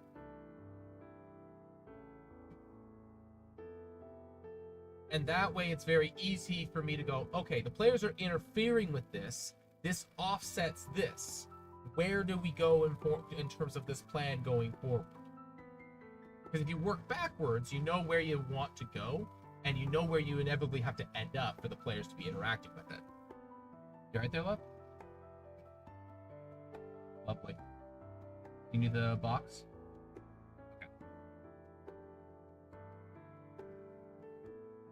But yeah, because you only have so much creative energy, and putting too much of it into world building is a problem. I also have that problem. Um, Having world building is to facilitate the story that you want to tell, not the other way around.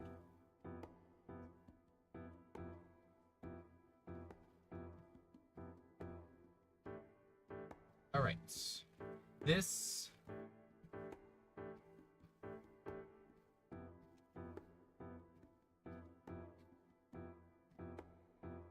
Okay, or plain text. Okay. This is the same. What changes did I make? This is View makes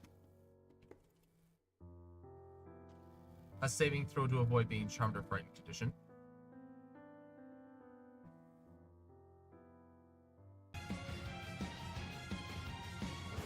There we go, we're back.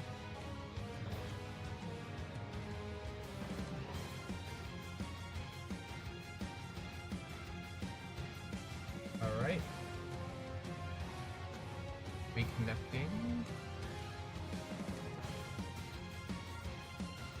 Standby.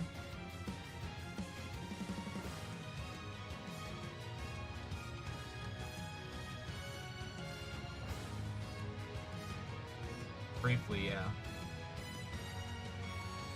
Yeah, it's back. Yeah, just give it a minute to like reconnect you. Because I'm back to broadcasting, so we have it.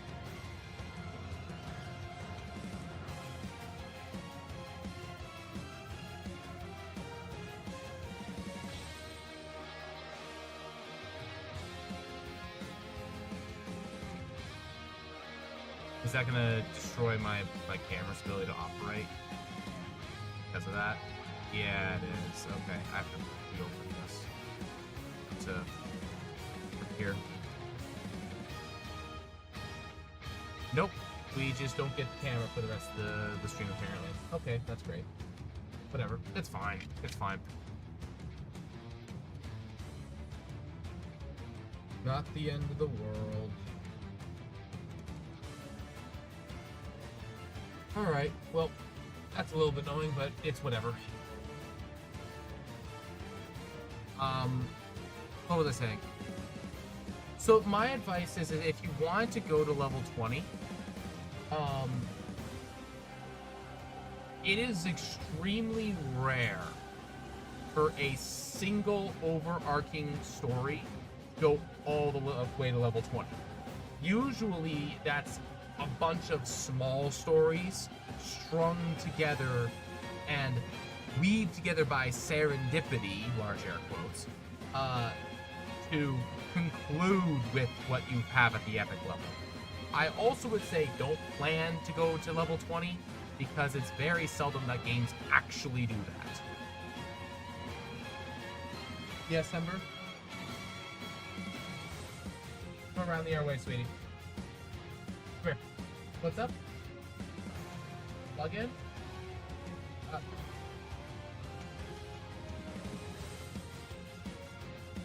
No, she needs it plugged in still.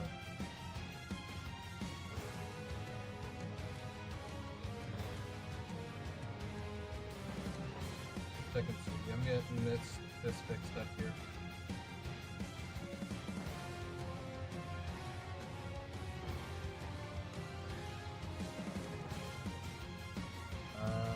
This one.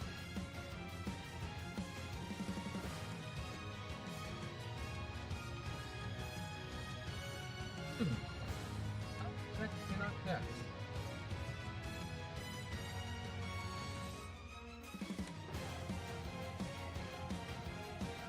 That's weird.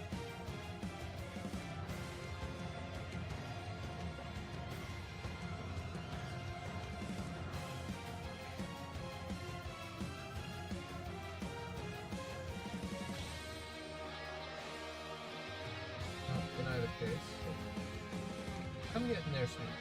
Here we go, and here you go. There you go. Alright. Let's see here. to avoid being turns, you can take a reaction to force a creature. This should be a creature rather than a different creature to make a wisdom saving throw against your spell DC on fails at minimum. And there we go. Just some minor changes to make this a little bit more flexible. Yeah, I would say if you, assuming that you're starting at level 1 to level 3, the villain back to do something in service for him, he would be the bigger boss fight.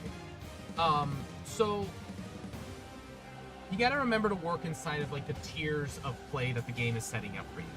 So yeah, like the final fight would be the demon in this case. Something like the villain that you know is basically the lieutenant for all intents and purposes. So he would fit the, you know, the guy that might be causing you a bunch of trouble for like 10 levels, and then they learn about the demon and they go after the demon for the last 5 or something like that. Like that's just as a basic structure, as an idea. Or they don't even know about the villain up until level 5 because it's outside of their purview. But you see a ton of other things that could hint at it, right? Cults, actions that are a result of these things. I would say don't look too hard into... I don't encourage large, long, many level spanning plays, because it can be hard to do that because you don't want to have it being front and center from the get-go, because if it's front and center from the get-go, I find that you get villain exhaustion, which is just you're chasing after this thing the entire time, and eventually you get bored of it. You have to deal with other smaller things along the way. You might know about the bigger thing, but you just know that it's outside of your reach because you don't really know enough about it, or you just simply don't have access, so you're dealing with other problems instead.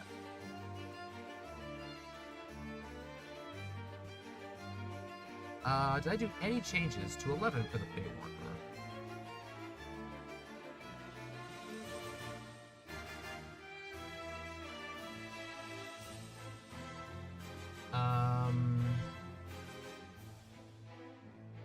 I think I did one change.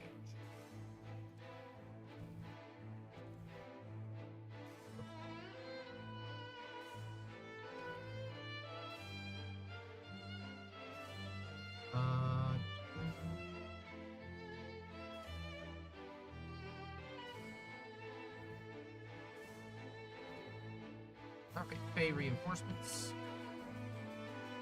But yeah, I would say anything further beyond 4 sessions at most of play, everything from there is bullet point form for you.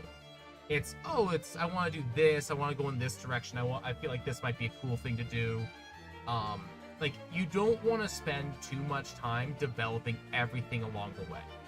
You want to try and develop the immediate next thing significantly. Do you think fighting imps would be considered low enough for tier 1? I was working on an idea for a bunch of imps to be fighting the souls of their masters in a kind of contest. I mean, that's a cool idea. You could do that. Just remember that the entire campaign doesn't have to be themed around the main story. Right? Having other things to do to break up the story is really important. So, for an entire level, they may not be doing anything related to this at all. Or at least seemingly so. What was the big thing at your highest level?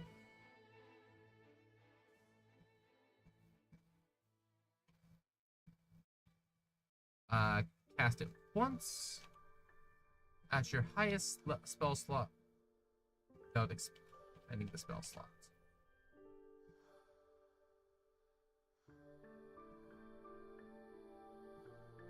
Once at your highest spell slot. One minor change.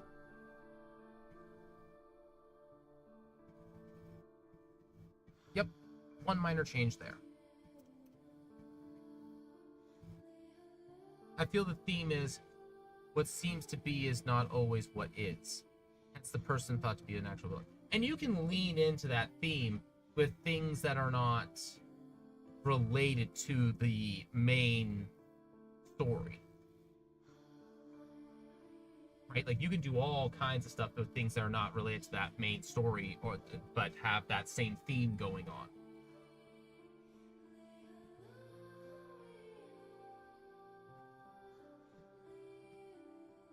And then, let's see here. And then 15th level is unchanged.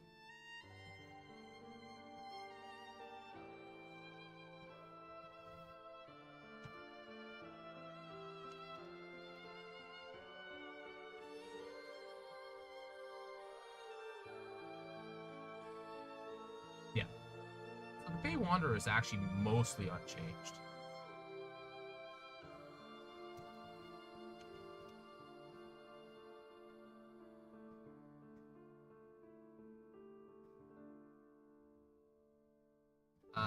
Next would be Gloomstalker.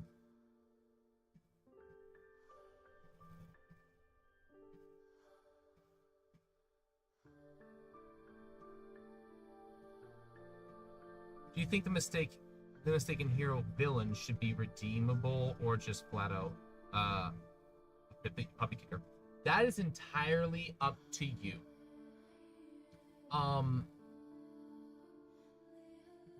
I personally have no problem with either writing style of they're not evil, they're just misunderstood. They're evil, but they're evil because they are evil for the right reasons. They're evil because of perspective. Nobody else sees what they are doing, and what they are doing is for the greater good of all. I'm down. I'm also down for cartoonish, comically evil, and I'm also down for evil's sake. I don't think there's anything wrong with any of those. It's all depending upon how you frame it and making sure that you lean into that aspect and that you present it correctly along with it. I don't think any of those is better than the other.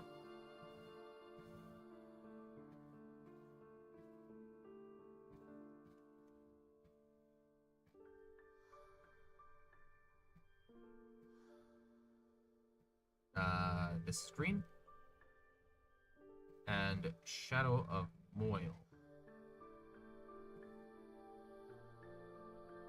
is different. Oh, wait a minute. I can...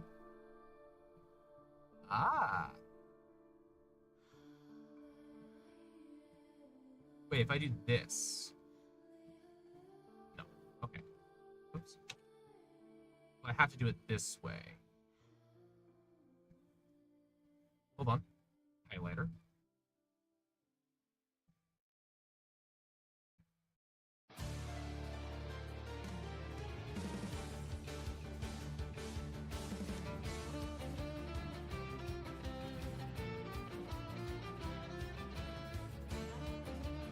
It doesn't work. Okay. Well, that's a little annoying. But yeah, that's entirely up to you what you want to do.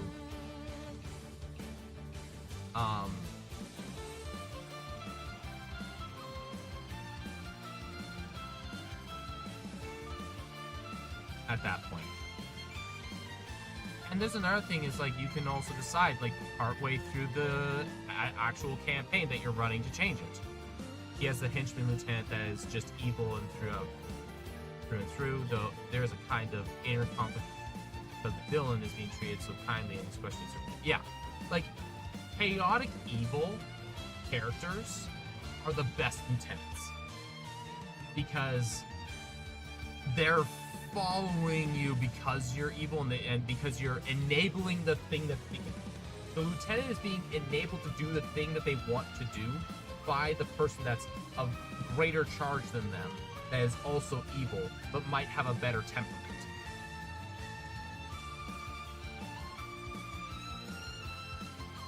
That's all the same. Shadow Moyle is different. 10 is it? Okay, good. He didn't choose his life, he was taken and raised to feel like this was the norm. Yeah, like, and here's the thing. Maybe he has a redeemable soul. Maybe he doesn't. That is not something that you have to decide now. That is something that you can absolutely explore as the information about this individual comes up. Really, you should be, like, looking about no further than, like, you can have things that you want to seed and kind of, like, reveal those to some extent, but you don't need to have that fully flushed out and written prior to running.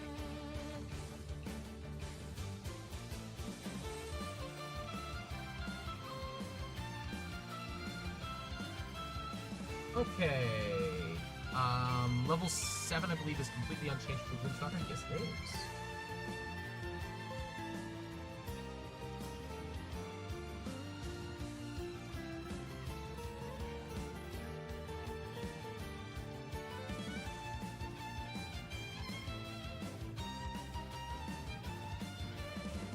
No reason to change that. Also, this needs to be 2 things. One that needs to be more, and we need level 3. Just to make sure I always have a direction and never feel lost with where the story is going. Yeah, and you don't need to look super far. Or let me rephrase that. You can have your grand thing kind of outlined, but don't have it heavier than an outline. Because you're going to spend too much time dealing with it if you do. And I forgot to grab the Gloomstalker starting expose.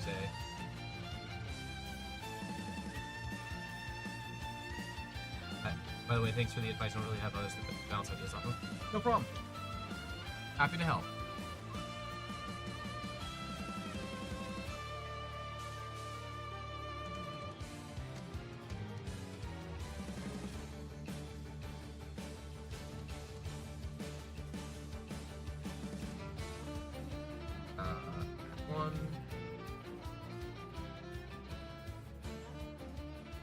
There we go. This needs one more.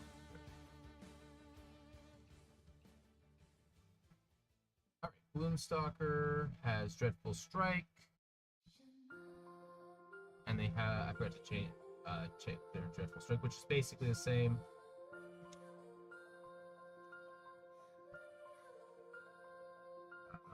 Paste that directly. Out the benefits there.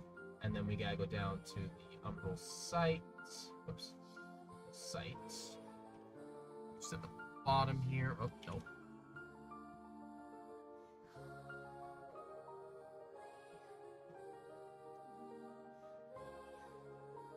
This needs one extra.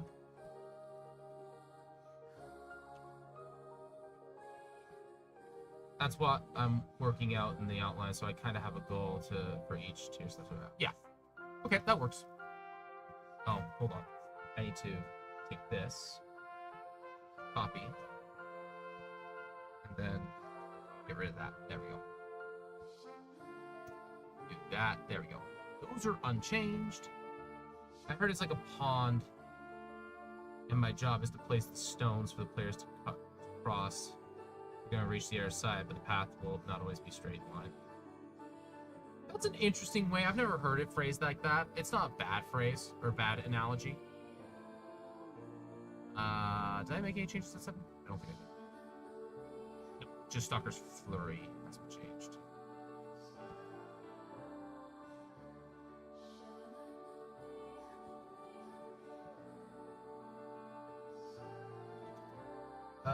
Let's see here. What did I change about Stalker's Flurry? I think I just made it so that it just strikes.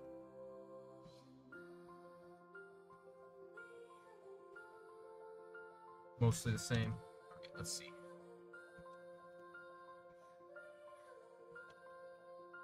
There we go. Okay, let's see here. Level 11.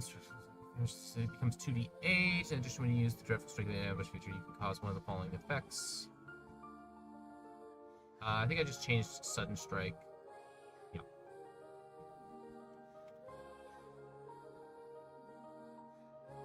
Alright. It's a different creature within range. 5 feet within the attacker's whip range. It also applies to Dreadful Strike. Yeah, I think that's literally all I did was add this damage. This attack also applies to Dreadful Strike. The only other thing I think I did.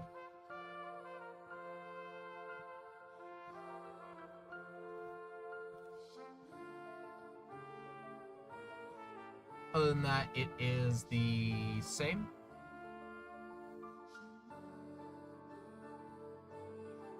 Yep, it's the same otherwise.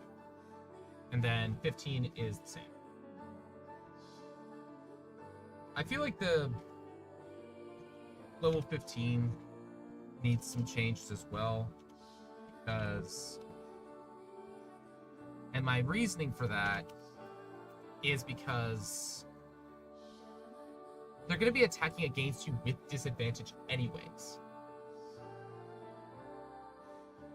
Impose disadvantage on the attack roll. I think I'm going to change this to...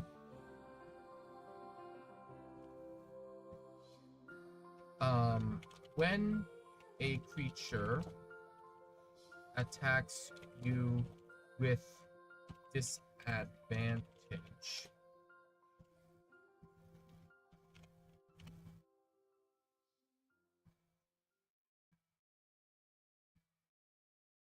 whether the attack hits or misses, you can teleport up to 30 feet.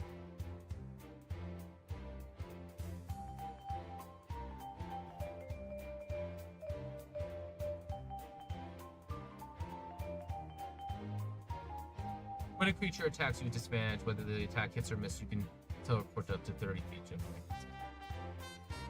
I was thinking 2, maybe 3 conflicting groups, one being the family of the vampires and the other being or something, I think something like that. I'm all over the place. So, when I think factions, because that's what you're doing right now, is you're thinking factions. When I think factions, you want 3 factions. You want the opposing faction, like, so the problematic faction. You want a faction that is opposed to that faction. And that can be, you know, not necessarily a good versus evil thing, but you want 2 factions that are in conflict with each other. And then you want a third-party faction. And that third-party faction is not the players. The players will generally tie themselves to one of the 2 factions. The third-party faction is a faction that might either A, be playing both sides, or B, want no involvement. But has enough influence that it can sway the dynamic.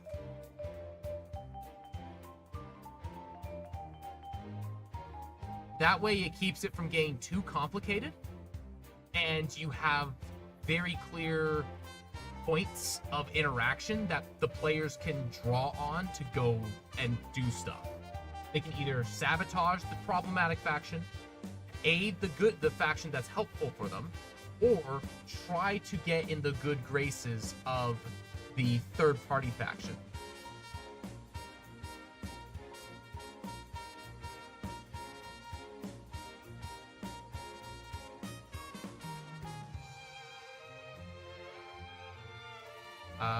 Shadowy dodge, otherwise I believe it's the same.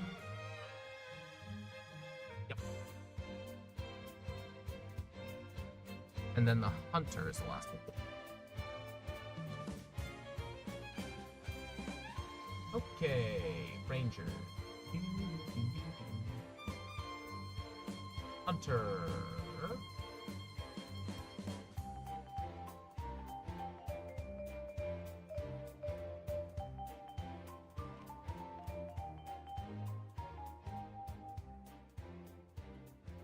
Hunter's Prey. I believe we kept that the same. I don't think we changed Hunter too much. Hunter's Boar. Which should be actually above Hunter's Prey, truth be told.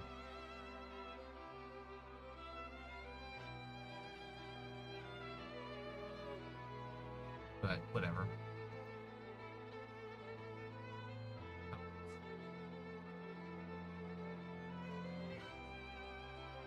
Hunter's Lore, which is the same, and then we have the Hunter's Spellcasting.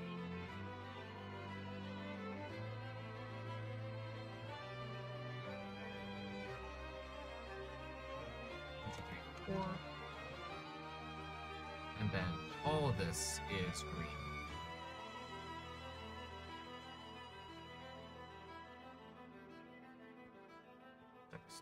Green. Green. The hunter is the most ranger.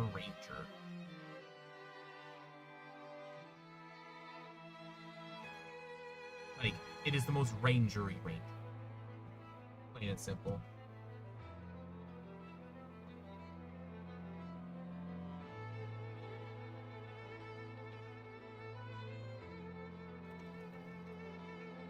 Okay. Next is level 7, which we had 0 changes to, I believe. Yeah, level 7 we didn't do any changes. Which I didn't feel there was any changes necessary.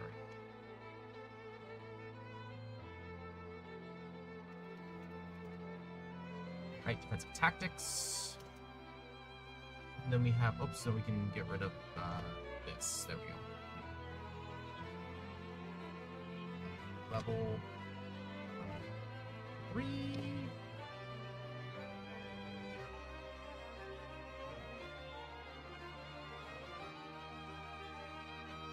Alright, and then 11 we had some changes. We got rid of the level 11 feature.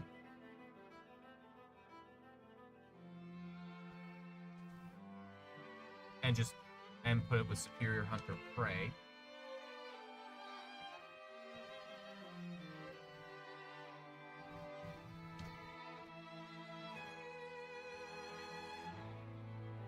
This is entirely new.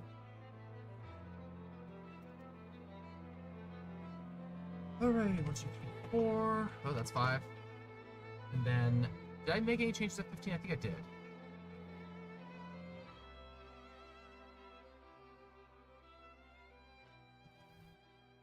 I did.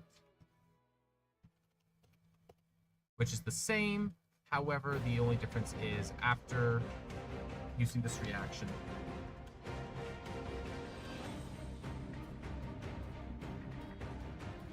you may move up to half your speed. There we go.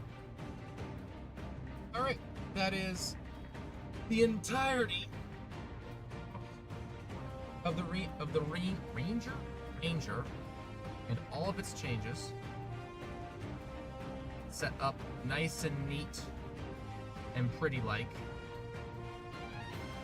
for future uses. Okay, so let's, and then we have the Ranger exclusive spells, which is in here. Okay, and then we gotta go to homebrew classes.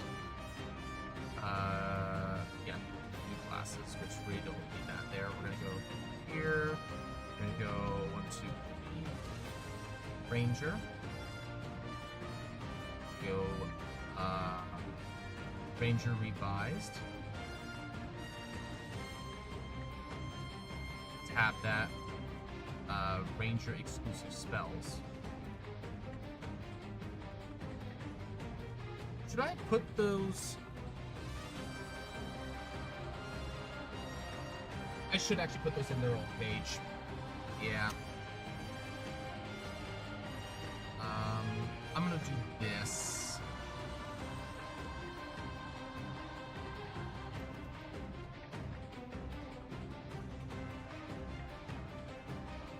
Beastmaster.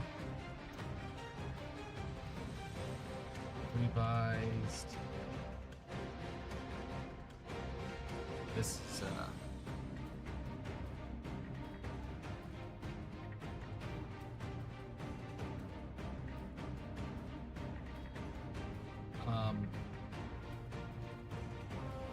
revised Fey Wanderer.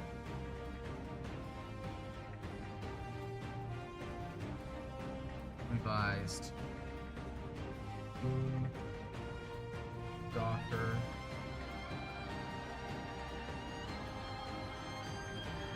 Revised. 1, 2, 3, 4. Revised Beastmaster. Revised. And then we should go to get it revised. This is no longer necessary to be opened. Ranger rewritten. We can delete this. Actually, we'll just leave that. But we can close that nonetheless. Go to close these. Rank limit. New classes. Revised Ranger. And you scroll all the way down to the revised subclasses.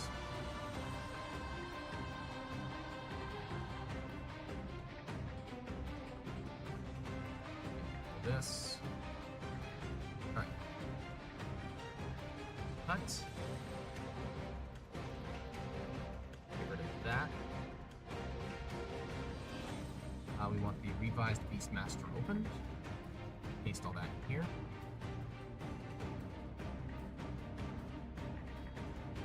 There we go. Close that.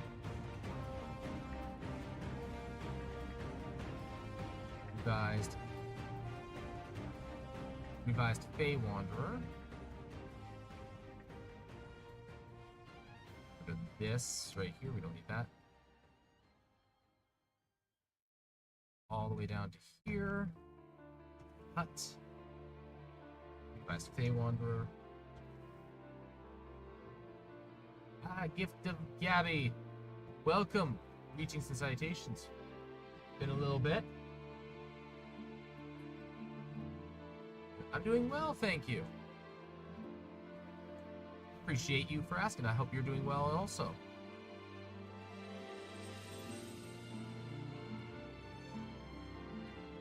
Okay, there's the Fey Wanderer one. Gloomstalker. All the way down to here. That. Paste it in here. Close that. And Hunter. Cut that. Paste it in here. Close that. Get rid of this. There. Now this is just the Ranger base class. Much better. Okay. Let's see here. Homebrew classes. Does this have the publish tag? It does. Alright. Get rid of this. So let's see here. I'm gonna make sure that all these actually have the publish tag on them. If they are finished. Shattered Oath does not. This needs to be reformatted. None of these are actually ready.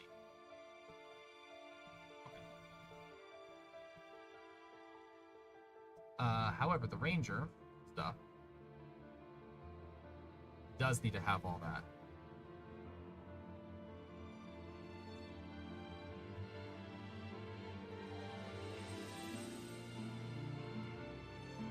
I'm taking a break from prep to play some Sims. Nice!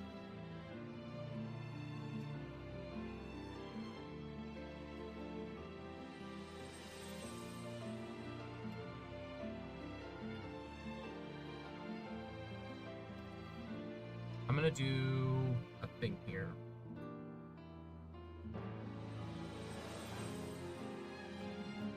Revised Beastmaster.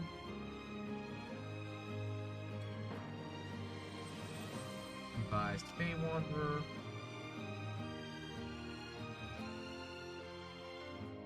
Revised Gloomstalker.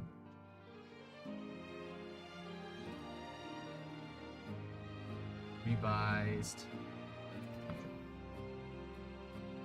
And I'm gonna keep these here. I'm gonna copy that. I'm gonna go down and put that in 3, 7, 11, and 15. So it's for ease of finding. empty lot of the size I built is 400. I only built the walls and landscape it's now 30,000. I have gone crazy with landscape. Maybe.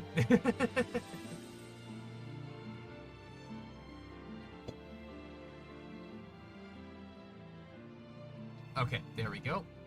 So that's there. Control P, publish flag. Control P, publish flag. Publish flag. Ranger exclusive spells, yep.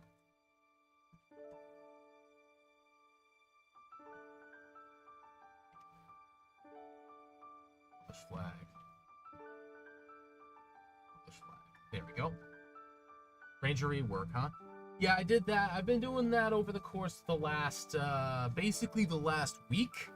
I think I've poured a total of like 14-ish hours, 16-ish hours into recreating it. It's done for the most part. I'm gonna go through everything, make sure I feel like everything is good, and then it's done. We're gonna actually publish multiple notes real quick here. Publish all those notes. There we go. So, but yeah, I think my favorite subclass anyone ever made of the Ranger was the Cowboy Conclave by Pointy Hat. So he addresses the same problems, most of the same problems, that the Ranger has, which is he addresses that it has an identity problem, which it absolutely does. Which is part of what I was trying to do. So like this entire week, like I fixed on the major problems, which is that the main problems that a lot of people have with the Ranger, which was concentration on Hunter's Mark, low spell flexibility. It fits it perfectly. It absolutely does. When you consider that a cowboy, as we call them, is technically by definition is actually a ranger by proper title.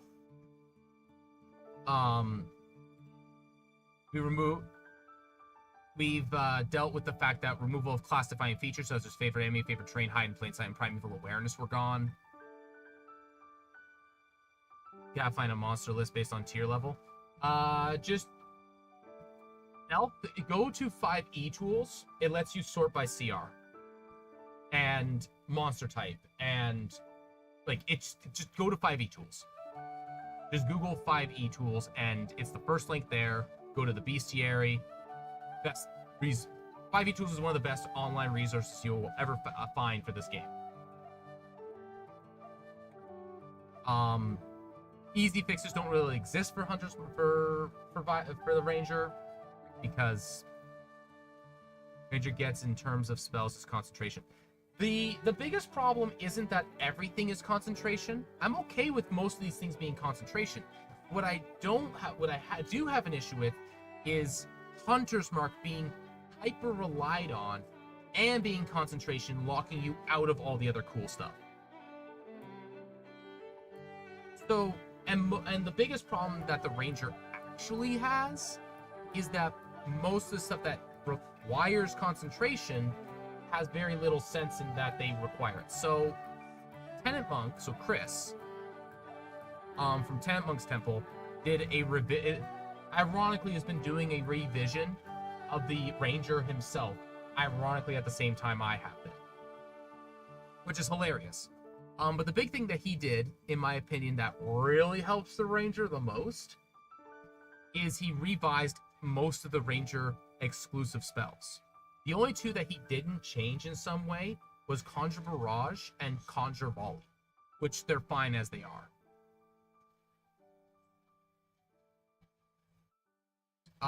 Like the Ranger, for example, doesn't have damage problems prior to like level 7.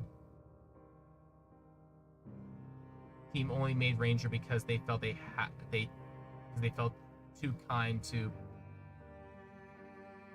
and treat Ranger like an unwanted stepchild. They felt they had to. They kind to just treat the Ranger like an unwanted stepchild. Well, so the problem is I think that they're very they don't want to make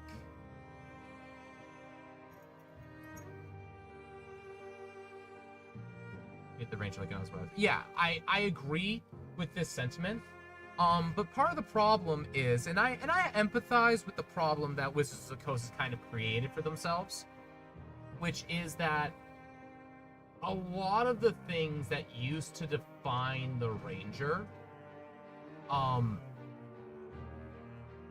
no longer exclusive to the ranger.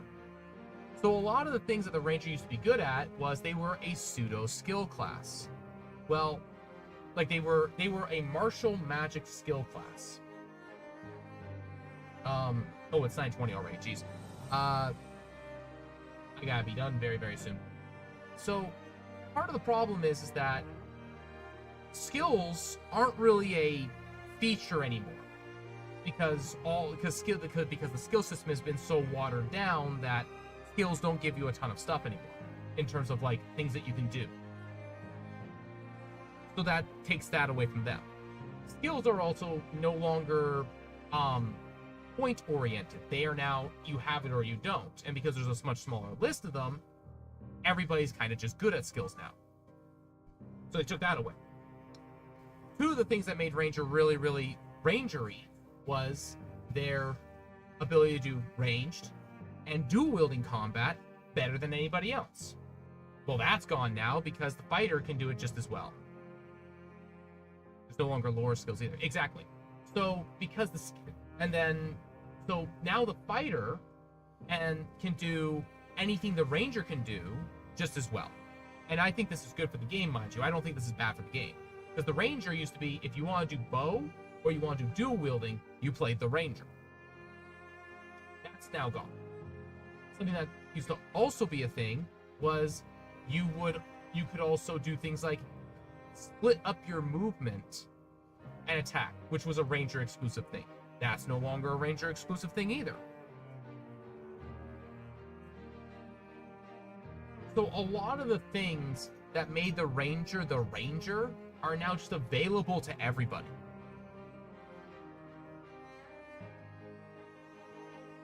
So they had to find something else to make the ranger different. And I do think that a lot of that comes from the favored enemy, the hide in plain sight, primeval awareness, and their spellcasting.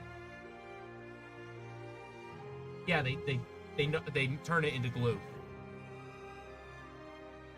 So I've been addressing the problems that the ranger has, and I think that with the addition of the ranger exclusive spells being better, along with not really changing anything prior to level 7. So let me see here. Ranger revised. So if you look at everything here that I did for the ranger, the green text is stuff that I've changed.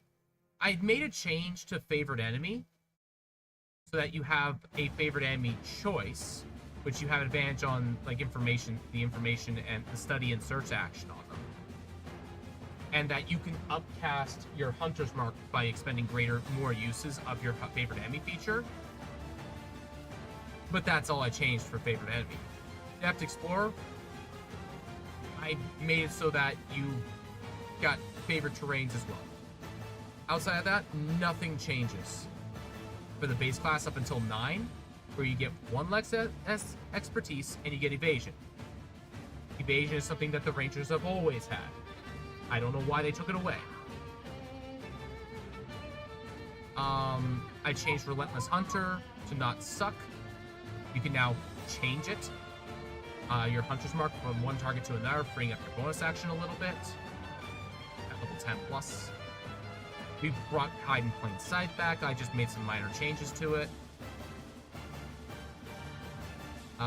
Level 17, we got rid of advantage reliance on Hunter's Mark. We just made it advantage to all attack rolls because I wanted to try and keep to what Wizards of the Coast is trying to design. 5.5 actually made monks better. Monks are actually really good now. And then we got rid of the damage bonus on 20th level because I don't feel like Rangers actually needed that.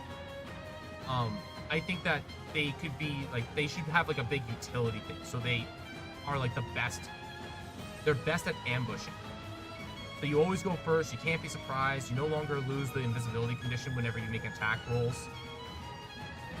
And all attacks against you, on all opportunity attacks against you have disadvantage. So you're like the best ambusher, skirmisher. Period.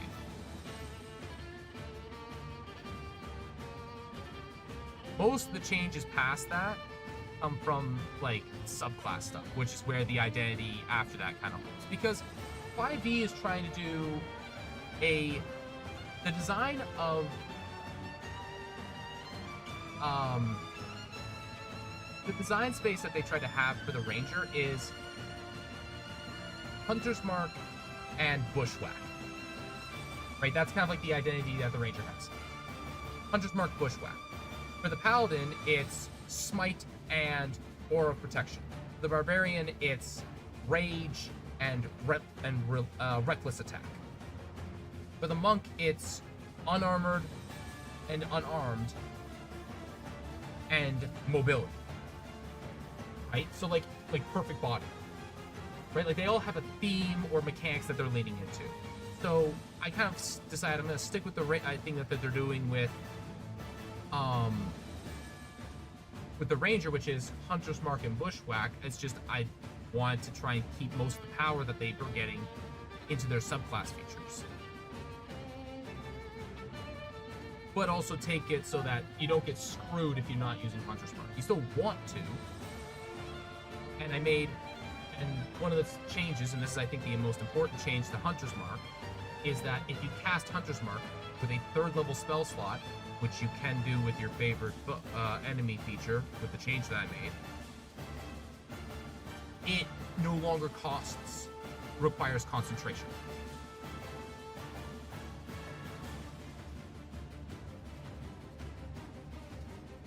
Yep, I'm gonna end in 2 minutes. So that, coupled with the changes that are done to these spells, along with the couple of additional spells that I added at the end here as well to kind of round out the ranger exclusive spell list, because the ranger only has 1 exclusive 2nd level spell and 0 exclusive 4th level spells. I made a couple of spells for the ranger to use for exclusive spell casting. And that way you don't have to worry about other classes picking them up, because no class can pick up ranger spells or paladin spells or warlock spells without taking levels in those 3 classes. Like bards can't pick them up, because you can only take it from I believe Magical Secrets only works with clerics, druids, and wizards.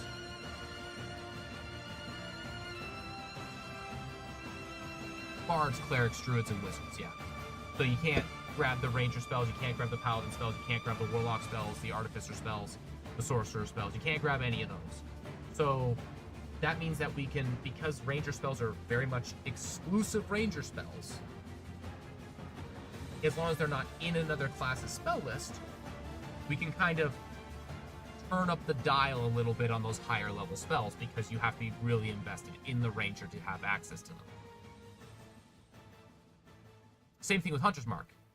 3rd level spell casting, you're not no full caster really benefits from having Hunter's Mark being cast as a 3rd level spell slot and not having concentration on it. I can't think of a full spell caster that really benefits from that, other than a very specific wizard, which is the Blade Singer. But even then, it's like, is that worth spending a 3rd level slot on? It's like, I'm not so sure.